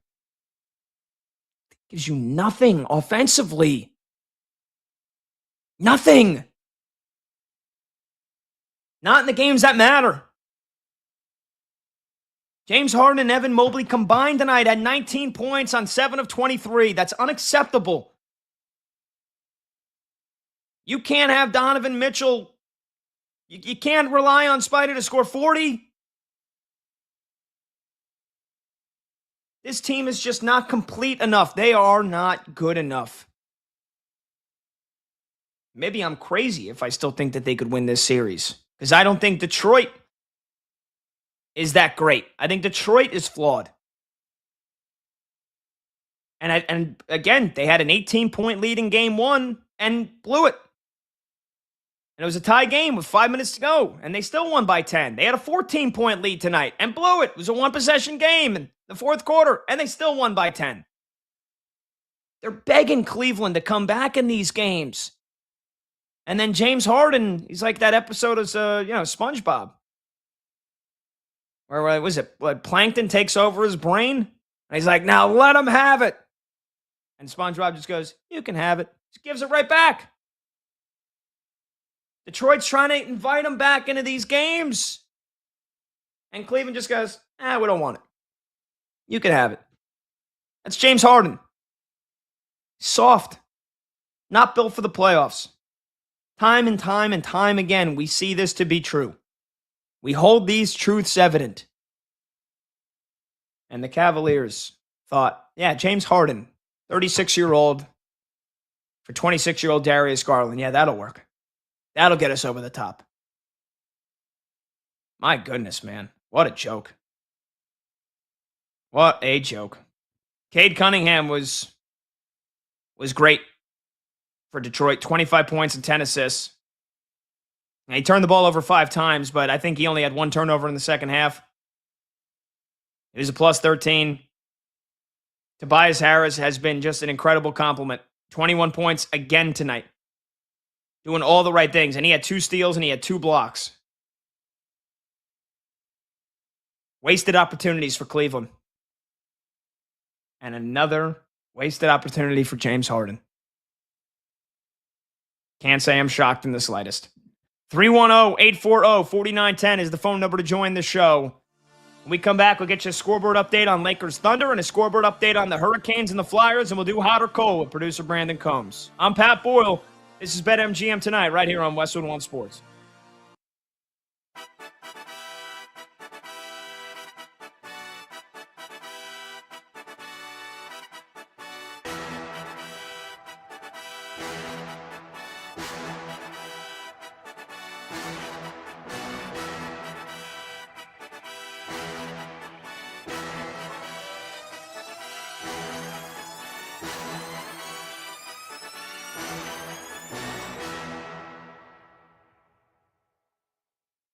If OG Anunoby's season is over, I don't want to mince words here. The Knicks season is over. It's over. If OG Anunoby is unable to come back. Now, over is relative. Because the Knicks won last night, and they're up 2-0 here, even, let's just say Joel Embiid plays the rest of the series for the Sixers, which feels 50-50 at best, right? Let's say Joel Embiid plays every game rest of the series for the Sixers, and OG Anunoby plays no more games the rest of the series. I still feel like the Knicks will win the series. I still feel that way. I feel like the Knicks will beat the Sixers now, assuming no other injuries for the Knicks if Anunoby's out, even if Embiid comes back in place. I think the Knicks will win the series. If OG Anunoby, and this is an if, like we could get news in the next 30 seconds that says he's good to go. But it's my job to talk about all of these potential outcomes here, right? If OG Anunoby doesn't play for the Knicks in the Eastern Conference Final against either the Pistons or the Cavaliers, assuming they win the series, which I think they will, I don't think they're winning the East. Like, they're done, I believe, in the Eastern Conference without OG Anunoby, who you can make the argument, and our friend Justin Termini of SiriusXM NBA Radio, he said it Monday on the show. I'm not the only person saying this. Really smart people that cover and love the NBA are saying this also. Has OG Anunoby been the best player in the postseason, period? Not just the best Knick, the best player in the postseason? 21-7? Ridiculous defense? Insane shot making? Clutch 3-pointers? You take him out of this, This is like, ultimately, you're removing the piece of the Jenga tower that sends the whole son of a bitch crumbling down.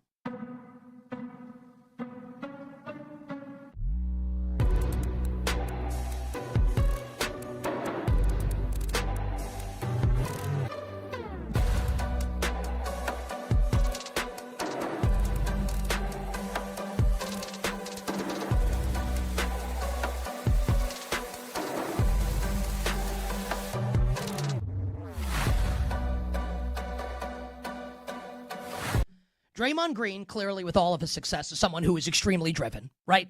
Who cares about winning, right? Whether you like him or not, that's true.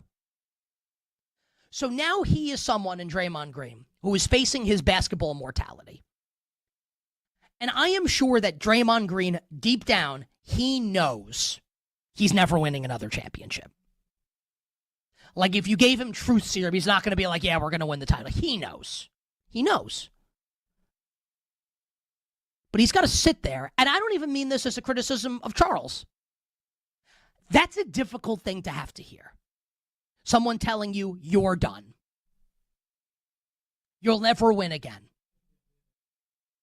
That sucks, whether it's true or not, and it is true, it sucks to hear. Does that excuse Draymond taking an unnecessary shot and an incorrect shot at Charles? No. Ideally, you would want Draymond to laugh it off and say, maybe, maybe not, but look, it's been a great run, and we hope to keep it going. Whatever. That would have been, if you're scripting it after the fact, the better way to go about it. No question about it, right? He's a human being. And I'm not suggesting all humans handle all situations the same way, just that I understand why he got defensive in that moment. Not excusing, like he's wrong to say what he said. And it's not even that Charles was wrong to say what he said. But can you put yourself in his shoes in that moment and understand why he felt defensive? Is all I'm saying. This isn't like Draymond Green woke up in the morning, I think, and said, you know what? I'm taking Charles down. I doubt that that's the case.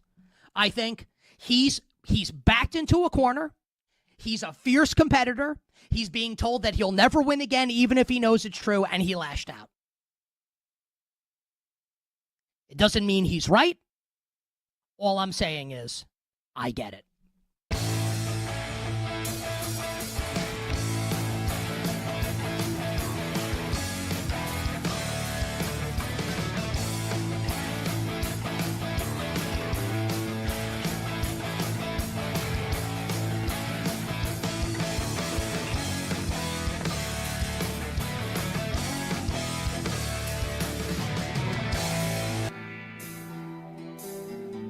When the game goes live, the conversation turns up. BetMGM Tonight continues now.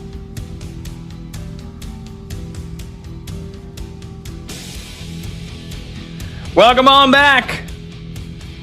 BetMGM Tonight. Westwood One Sports. I'm Pat Boyle.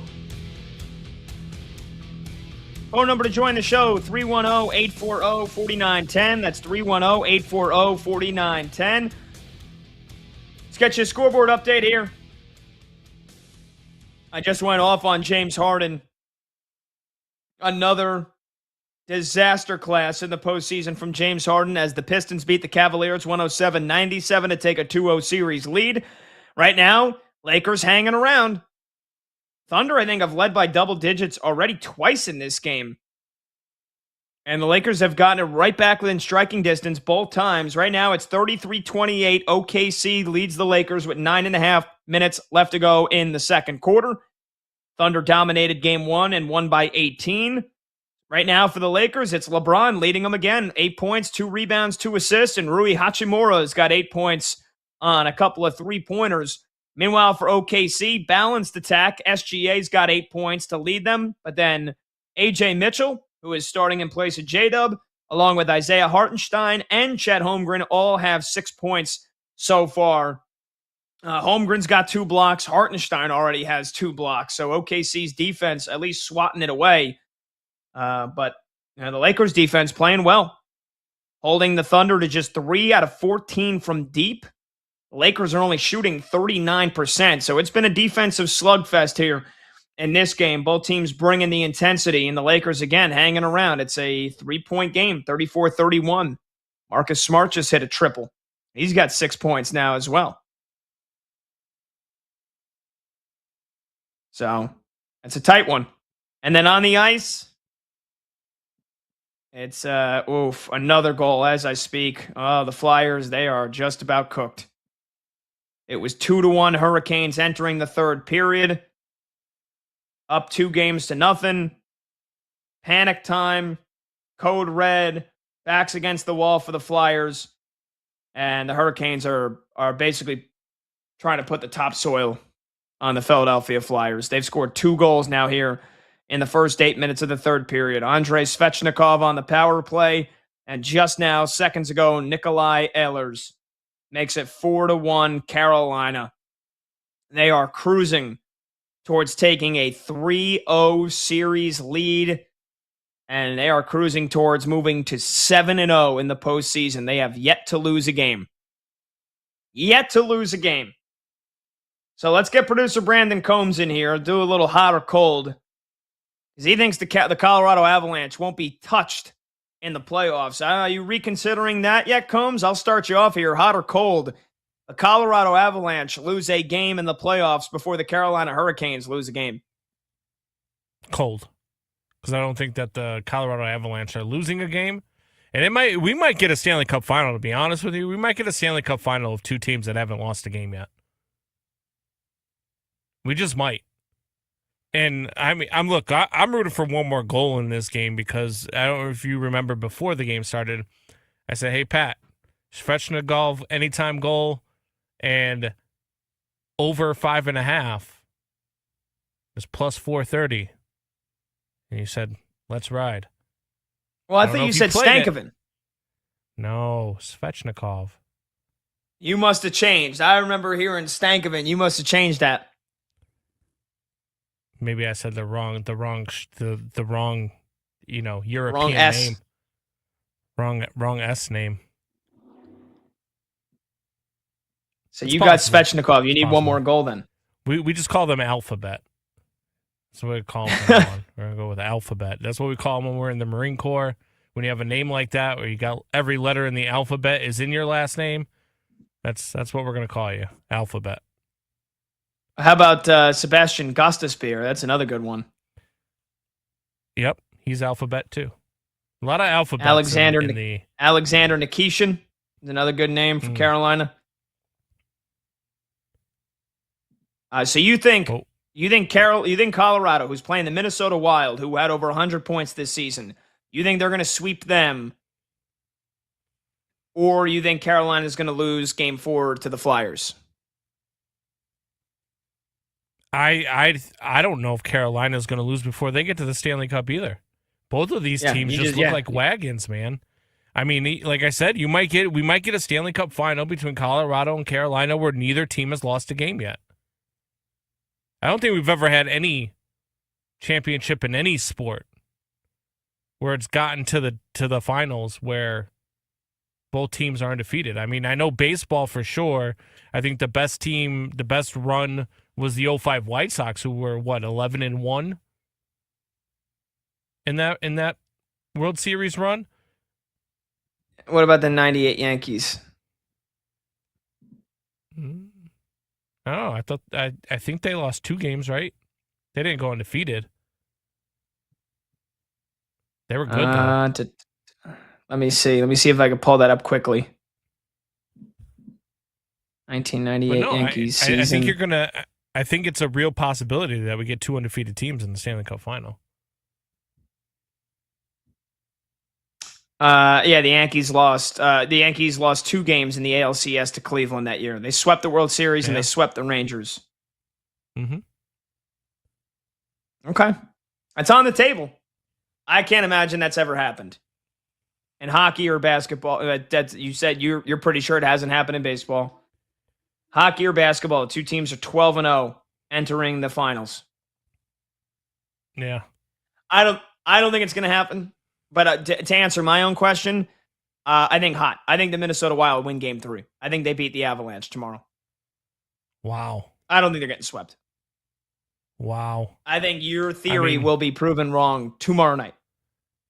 I mean, every time that Minnesota looks like they're going to do something, Colorado has an answer, including in that game 1, where it was like, I think it was 100-99 was the final score.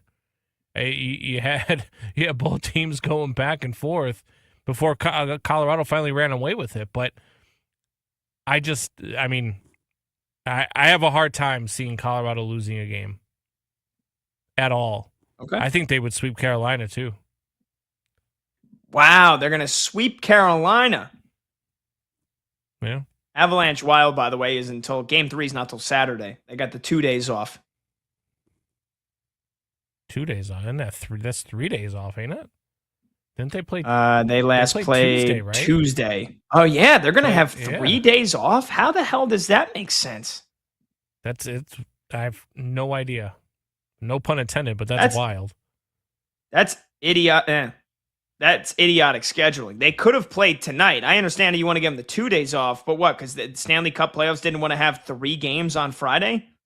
Then you should have given Ducks and Golden Knights. Like, the Ducks and Golden Knights played on Wednesday, and they're going to play on Friday. Meanwhile, Avalanche Wild played on Tuesday. They don't play again until Saturday. Why the hell wouldn't you just have Golden Knights Ducks play on Saturday? Is it because of one of these other teams has another team in the postseason? I think the Nuggets are out. It's got to be NHL, no. And the Timberwolves and Wild play in different arenas, don't they? Yeah, but I think what happened was you have that weird period, especially in hockey, where teams are still playing their first round matchups while the second round matchups have started. Like, I believe there was a game 6 in a series that ended up going 7 on a night where a night after a game 1 started. It was I think Saturday you had a game 1, and then Sunday you had a game 7. Yeah, between the Canadiens and the game Lightning, 1. though. Between the Canadiens and the Lightning, Wild Avalanche started on Sunday.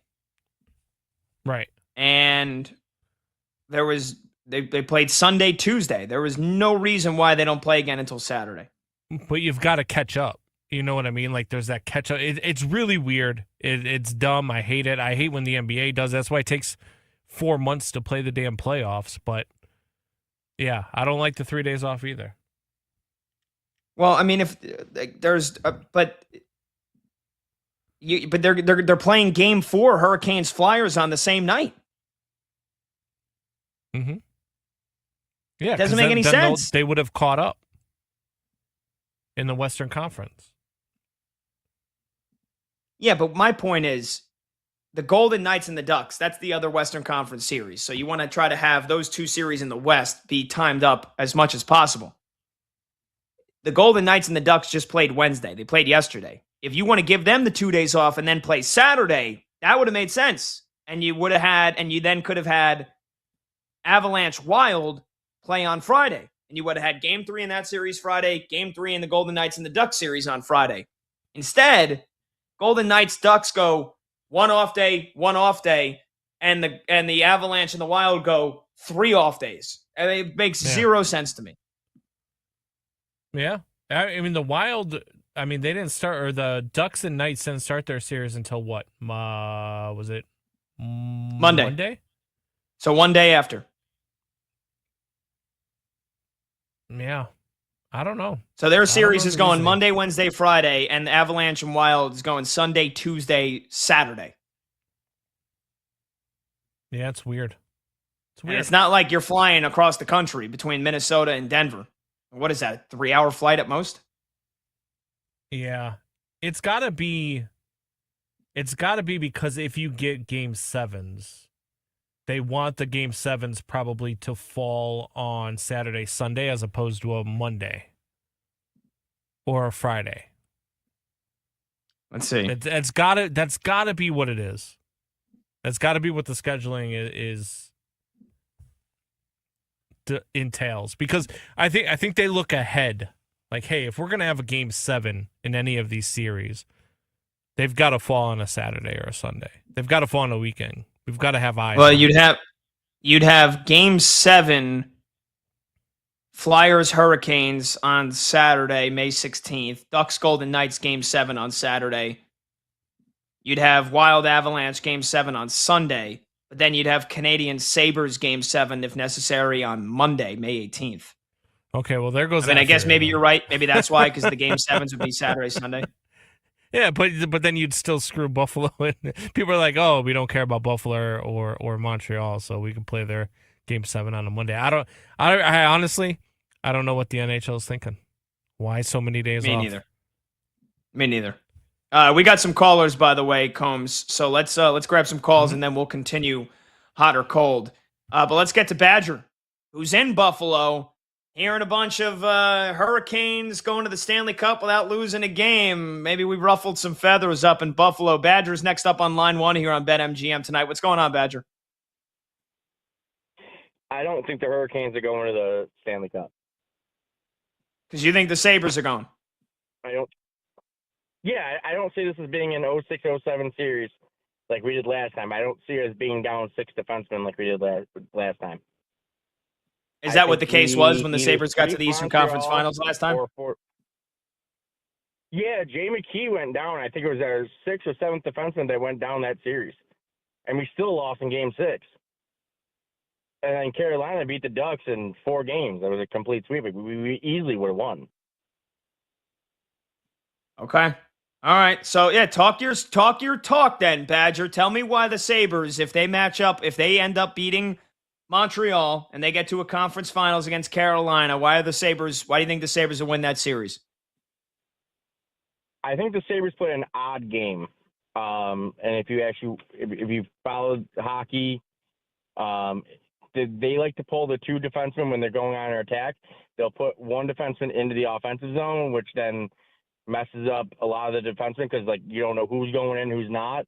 And you have Dahlin or Powers going in as like a winger, and you have a winger sitting back, and it throws the defense off, which then will throw your offense off if we keep it in the zone, which we saw in Montreal, where we saw with Montreal last night, and we saw with Boston the series before. And Boston wants to play a physical kind of game when it comes to hitting.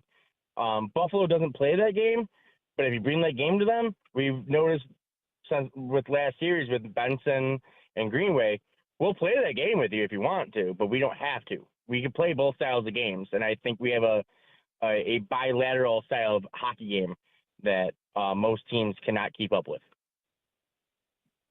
Okay, that's great X's and O's breakdown, Badger. We appreciate the call. And look, and this Sabres team, and again, they've already proven me wrong because I thought their inexperience would show against Boston. I thought the Bruins were going to win that series, and Buffalo finished that thing off with a hell of an aplomb. And then they win Game 1 in a rout. I mean, it was 4-1 before Montreal scored that final goal yesterday with just a couple of minutes left. So this Sabres offense has been their strength the entire season. One of the best offenses in all of hockey. And it's carried here in the postseason. Now, they've scored 4 goals or more in 4 out of their 7 postseason games so far. I just think Carolina is that damn good. I think they're that damn good. Let's get to a call. I think he texted in, but I think he's calling in as well now to give us the answer on the reasoning that the Avalanche and the Wild have 3 days off between their last game and the next game. John is up next up in Colorado here on BetMGM tonight. Go ahead, John.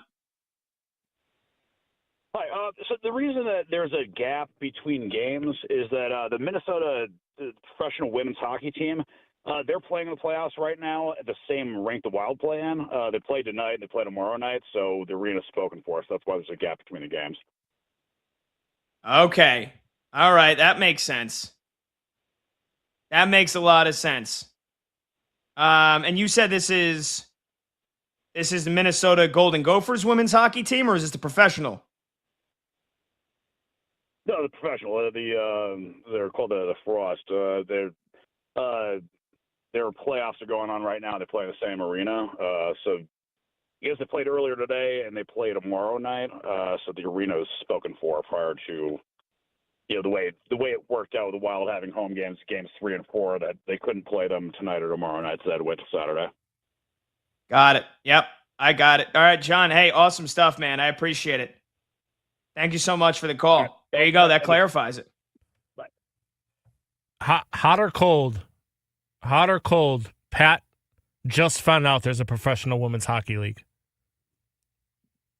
I'm going to go with hot. I'm going to go with no answer. I'm going to go with plead the fifth. I do. Yeah, I am seeing now the Minnesota Wild, they play their home games at the Grand Casino Arena, which is formerly known as the Xcel Energy Center, and that is where the Minnesota Frost plays. So, yeah, they had a home game tonight against, I'm guessing that's Montreal, and they play them again tomorrow. Well, there you go. There you have it. Okay. Hey, look. Now that I know that, it's fine by me. If they had that playoff schedule set, I don't think they should be bumped for the Stanley Cup playoffs. I just think that, yeah, I mean, look, it's just unfortunate then. It's just unfortunate. But now it makes sense. Because without knowing that, it made zero sense as to why they were 3 days off in that series. But there you go. Minnesota Frost, the women's professional hockey team, has the arena for their 2 home playoff games. Hey, thank you, John from Colorado, giving me the clarity there. All right, phone number to join the show, 310-840-4910. 310-840-4910. We'll get you one final scoreboard update. When we come back, we'll finish off with some more hot or cold. I'm Pat Boyle. This is BetMGM Tonight on Westwood One Sports.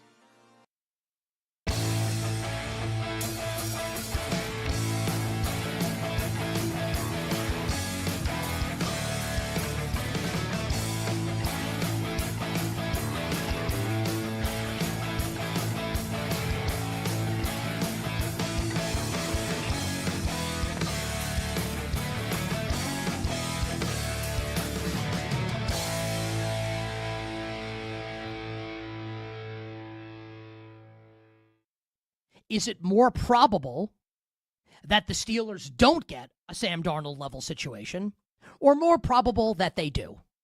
You know the answer to that. And that's why I feel like they're screwed. And they're screwed for the foreseeable future. Because if it is really the organization's goal to win as many games as possible every year, they'll never be good enough to win because they're not going to get the stud quarterback. Because look, like, the Steelers' Super Bowls with Bill Cowher and Mike Tomlin, like, was Ben Roethlisberger the 20th overall pick in the draft? Ben went 7th overall. The Steelers got Ben Roethlisberger because they weren't good in 2003, following, the Tommy Maddox playoff year in 2002. That's why they were able to win. It wasn't because, look, they had a good defense. They had Hall of Fame level players on defense. And you can even argue in 2005, when they won the first one with Ben in Super Bowl 40, Ben went 9 for 21 in that game. But look, like, they got to the Super Bowl because Ben was the quarterback. Ben played well. His rookie year, they hosted the AFC Championship game. Ben's a first ballot Hall of Famer.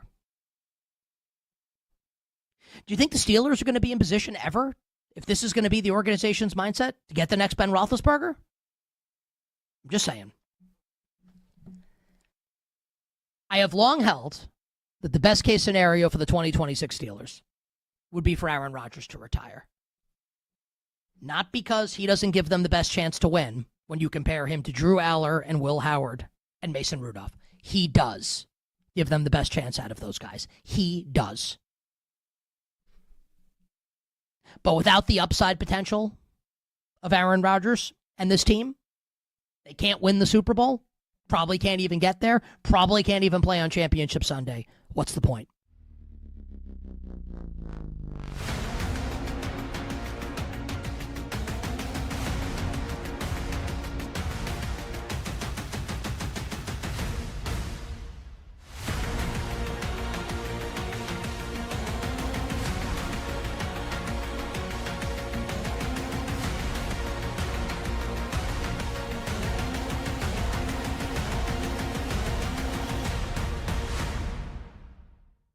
If Mike Vrabel doesn't coach the Patriots this year, what is Drew Dinsick's betting take on the 2026 Patriots? We need this one in about a minute.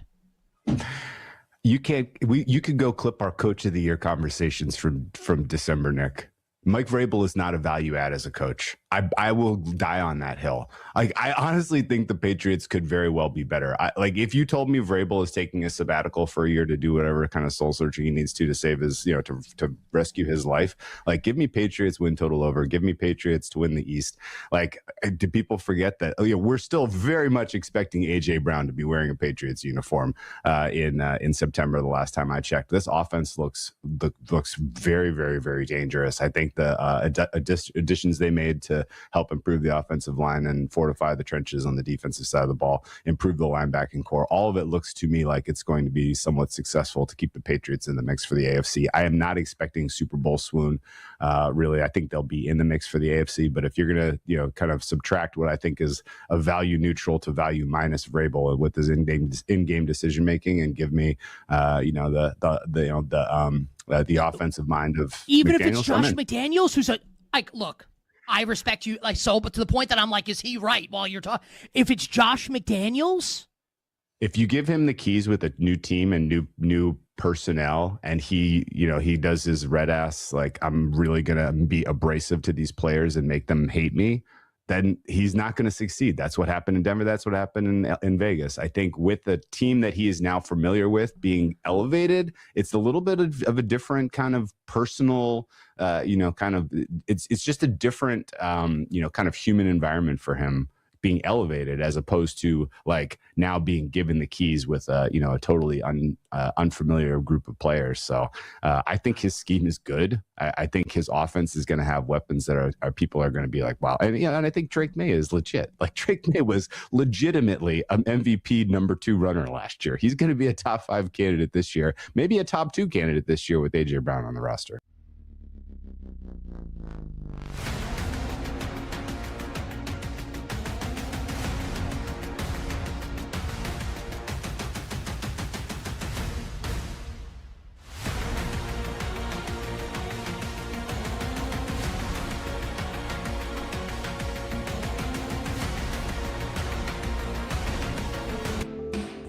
Late games, loud opinions, and money time moments. BetMGM Tonight rolls on.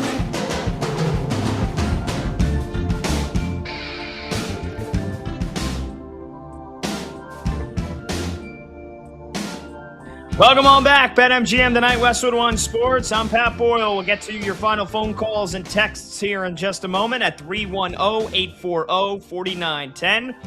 Make sure you keep it locked here after our show ends. You got my buddy Denton Day coming up at the top of the hour. Westwood One Sports Night. He'll take you all the way till 3 a.m. Eastern. All of your playoff reactions, especially after this Lakers and Thunder game, which, hold the phone, halftime in OKC, game 2. Lakers on top, 58-57. Lakers playing much better tonight. They're shooting the ball well, and they're still playing a pretty decent defense despite OKC scoring 57 at half. They're only 5 of 20 from deep, and Lakers are playing really good, clean, physical defense. LeBron James, 10 points, 5 assists, and a steal at the half. Rui Hachimura, 11 points. He's already hit 3 triples. Marcus Smart, 8 points, 4 assists, and I'd said the number one key was Austin Reeves has to step up and deliver if the Lakers want to have a chance. Austin Reeves, 13 points at the half on 5 of 9 shooting.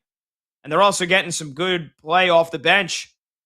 Luke Kennard's got 8 points. Jackson Hayes has 6 points. Meanwhile, for OKC, A.J. Mitchell leading the way with 13 points. SGA, only 11. 11 points. Isaiah Hartenstein's got 10 points and 5 rebounds. And Chet Holmgren, I said he's going to dominate. He can get whatever he wants. Chet Holmgren hasn't missed a shot. Problem is, he's only taken 2.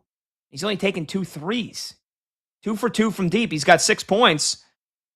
How is he not taking more than 2 shots? I don't understand that at all. That's a serious problem for the Thunder. And it's not like he's in foul trouble. I mean, he picked up 2 fouls. That's nothing crazy. You're allowed 6. He's got 2 steals and 2 blocks. How is Chet Holmgren not a bigger focal point of this Thunder offense? He should be dominating like he did in game 1. So, hey, look, kudos to the Lakers. J.J. Redick coached them up. They made some adjustments. Can they keep it going now in the second half, though? That's the big question. Because, look, I mean, Oklahoma City, they can break this thing open at any point. You can break this thing open at any point. And then one more quick scoreboard update here. Producer Brandon Combs telling me in the show chat, Flyers getting their asses kicked. Now they just keep fighting. Yeah, it was 4-1 last we checked. This game is, there is a lot of fights going on here because I checked about 15 minutes ago, 10 minutes ago, and there was 2 minutes left in the third period. There's still 30 seconds left in the third period. It's 4-1 Hurricanes. So they're getting their fights out of their system here. And when the dust settles in another minute or so, it's going to be a 3-0 series lead for the Carolina Hurricanes. They are 7-0 in the postseason. They have yet to lose, and they're one game away from another sweep. Boy, oh boy, this team is going to be tough to beat. All right, let's get to your last phone calls here. 310-840-4910. Chance is in Alabama. Wants to talk Stanley Cup playoffs. Chance is on line one. Go ahead, Chance. Yes, sir. You're a Carolina fan. Am I correct on that?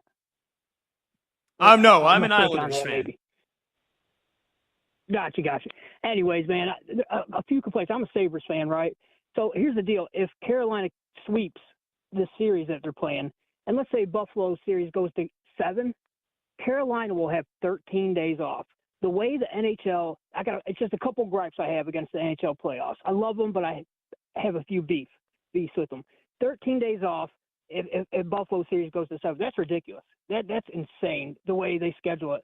Another thing, the physicality is great, the speed is great in NHL playoffs, but the rest, man, I get you let a little more go in the playoffs. They even do that in the NFL, right? But man, they let everything go. I mean, you can literally mug someone in the NHL playoffs. I mean, guys like Connor McDavid should be, in the regular season they're scoring nonstop, but you watch them in the playoffs, they're getting their teeth knocked in, and nothing's getting called. You want to watch the greats be great, like in the NBA, right? You want to see the better players shine. But, because you can pretty much do anything dirty because the refs tuck their whistles away, you just don't get that in the NHL playoffs. It's just a few beefs I have. I think the Sabres are going to beat Montreal probably in 6, and I think if it's going to be a good series between them and Buffalo. I think it'll go to 7. I'm not going to say, but like I said, I'm a Sabres fan. I'm not going to say Sabres are going to win, but because we're young, we haven't been there in 15 years. Carolina's got more experience, but I think it'll be a really good series. Chance, I appreciate the call. Good stuff. Really do appreciate the call, except no, I am not a Carolina Hurricanes fan. No, I am all New York sports. I'm from the New Jersey, New York City area. I just think they're that damn good. I think he's wrong, by the way. He thinks that if the Sabres go to a Game 7, which would be Monday, May 18th, and if the Hurricanes sweep, they would have 13 days off. I don't think that's correct. I don't know if the NHL, if they've released what the conference final schedule would be. They normally don't until the very last few days of the prior round. But if Sabres Canadiens Game 7 would be Monday the 18th, I would assume Game 1 is probably the 20th. Because that's normally how it is. They don't really care. Like, it's not like it's going into the Stanley Cup Finals. I think they probably only have a day off, and then they would go right to Game 1 of the Eastern Conference Finals. Because they have a set day that they've got to start the Stanley Cup Finals by. And I think that day is... Actually, I don't even know what that day is. But no, I don't think they would have... They wouldn't get to the 22nd. And you have the whole rust versus rest comparison. But, rust maybe. But also, if the Sabres have to play a grueling 7-game series, Carolina, they're fresh. I'm sorry. I don't care what happens in that Sabres-Canadiens series. I think Carolina is going to be a tough team to beat. All right, fun show. Denton Day's coming up next. Thanks to everybody that joined. Thanks to our guest, Bob Nightingale. Thanks to producer Brandon Combs. Thanks to VP Michael Montgomery, a.k.a. Monty. Thanks to Zach Kroll, Chloe Pratt, Max Sheedy. Thanks to my co-host, Brad Evans. I'm Pat Boyle. We'll see you tomorrow, 6 p.m. Eastern, for a big Friday show here on BetMGM Tonight.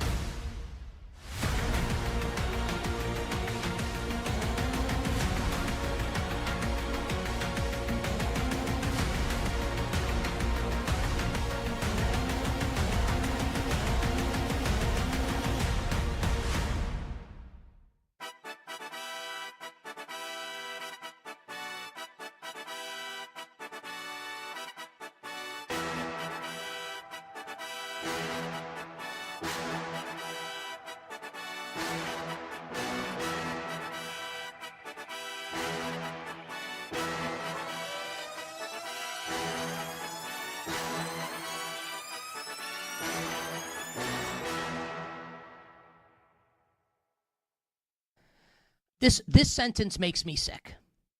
Milwaukee Bucks co-owner Jimmy Haslam. What a sin that this guy owns not just one, but multiple teams in pro sports. Obviously, the owner of the Cleveland Browns, who gave Deshaun Watson one of the most brutal contracts ever. He addressed the news media and had this to say about the future of star Giannis Antetokounmpo. I just think before the draft is a natural time, right? Because you're going to, if Giannis does play somewhere else, then we ought to get a lot of assets, and that's John's job to do it. If he's here, then you build the team differently. So, and I think that's also necessary. I just want to stress, though, that our relationship with him, despite what is reported by certain ESPN writers, is very positive. So he's taking a shot at Shams Charania there, which is whatever, right? The John in question is John Horst, by the way, the Bucks GM. Yeah, he can say we have a great relationship. Okay. It's been reported that Giannis was not consulted on the Bucks hiring Taylor Jenkins as their next head coach. I believe it. You know why I believe it? Because he's not going to be a Buck next season. It's time.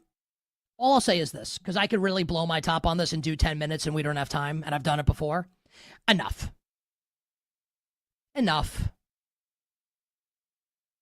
It's time. It's been time. Trade this guy. Giannis needs to go somewhere else. The Bucks need to move on. No more talking. Action. Trade him. Please. For all of our sakes.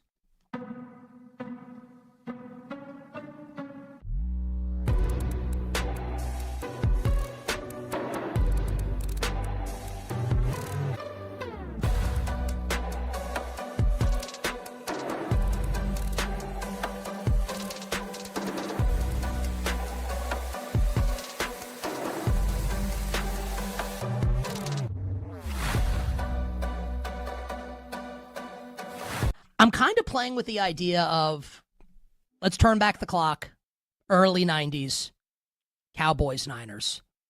I kind of think the Cowboys have like this level of upside this year. Like, love their draft. I like the coaching staff. What about the idea that the Dallas Cowboys, Robert, have this kind of untapped potential this year in the NFC? I hate that I agree with you. I just, it makes me really scared to be in this place with the Cowboys where I'm on board with a lot of the things they've done, the way that they're operating. I'm really excited about them. I don't know how it's going to go. I think that there are plenty of reasons for skepticism. The defense is fragile. Like, I think that there is a world where they're much better defensively, like significantly better than they were last year, but there's a lot of guesswork involved in that. I'm a huge fan of Christian Parker, the defensive coordinator that they hired. He's been, for the last 3 or 4 years, somebody that I've been pretty open about. If I were hiring a defensive coordinator, he'd be on my short list. I think he was one of the more exciting candidates in the league. Some of the moves that they made personnel-wise, like, I can see it coming together. Like, I can see them being the 15th best defense in the league.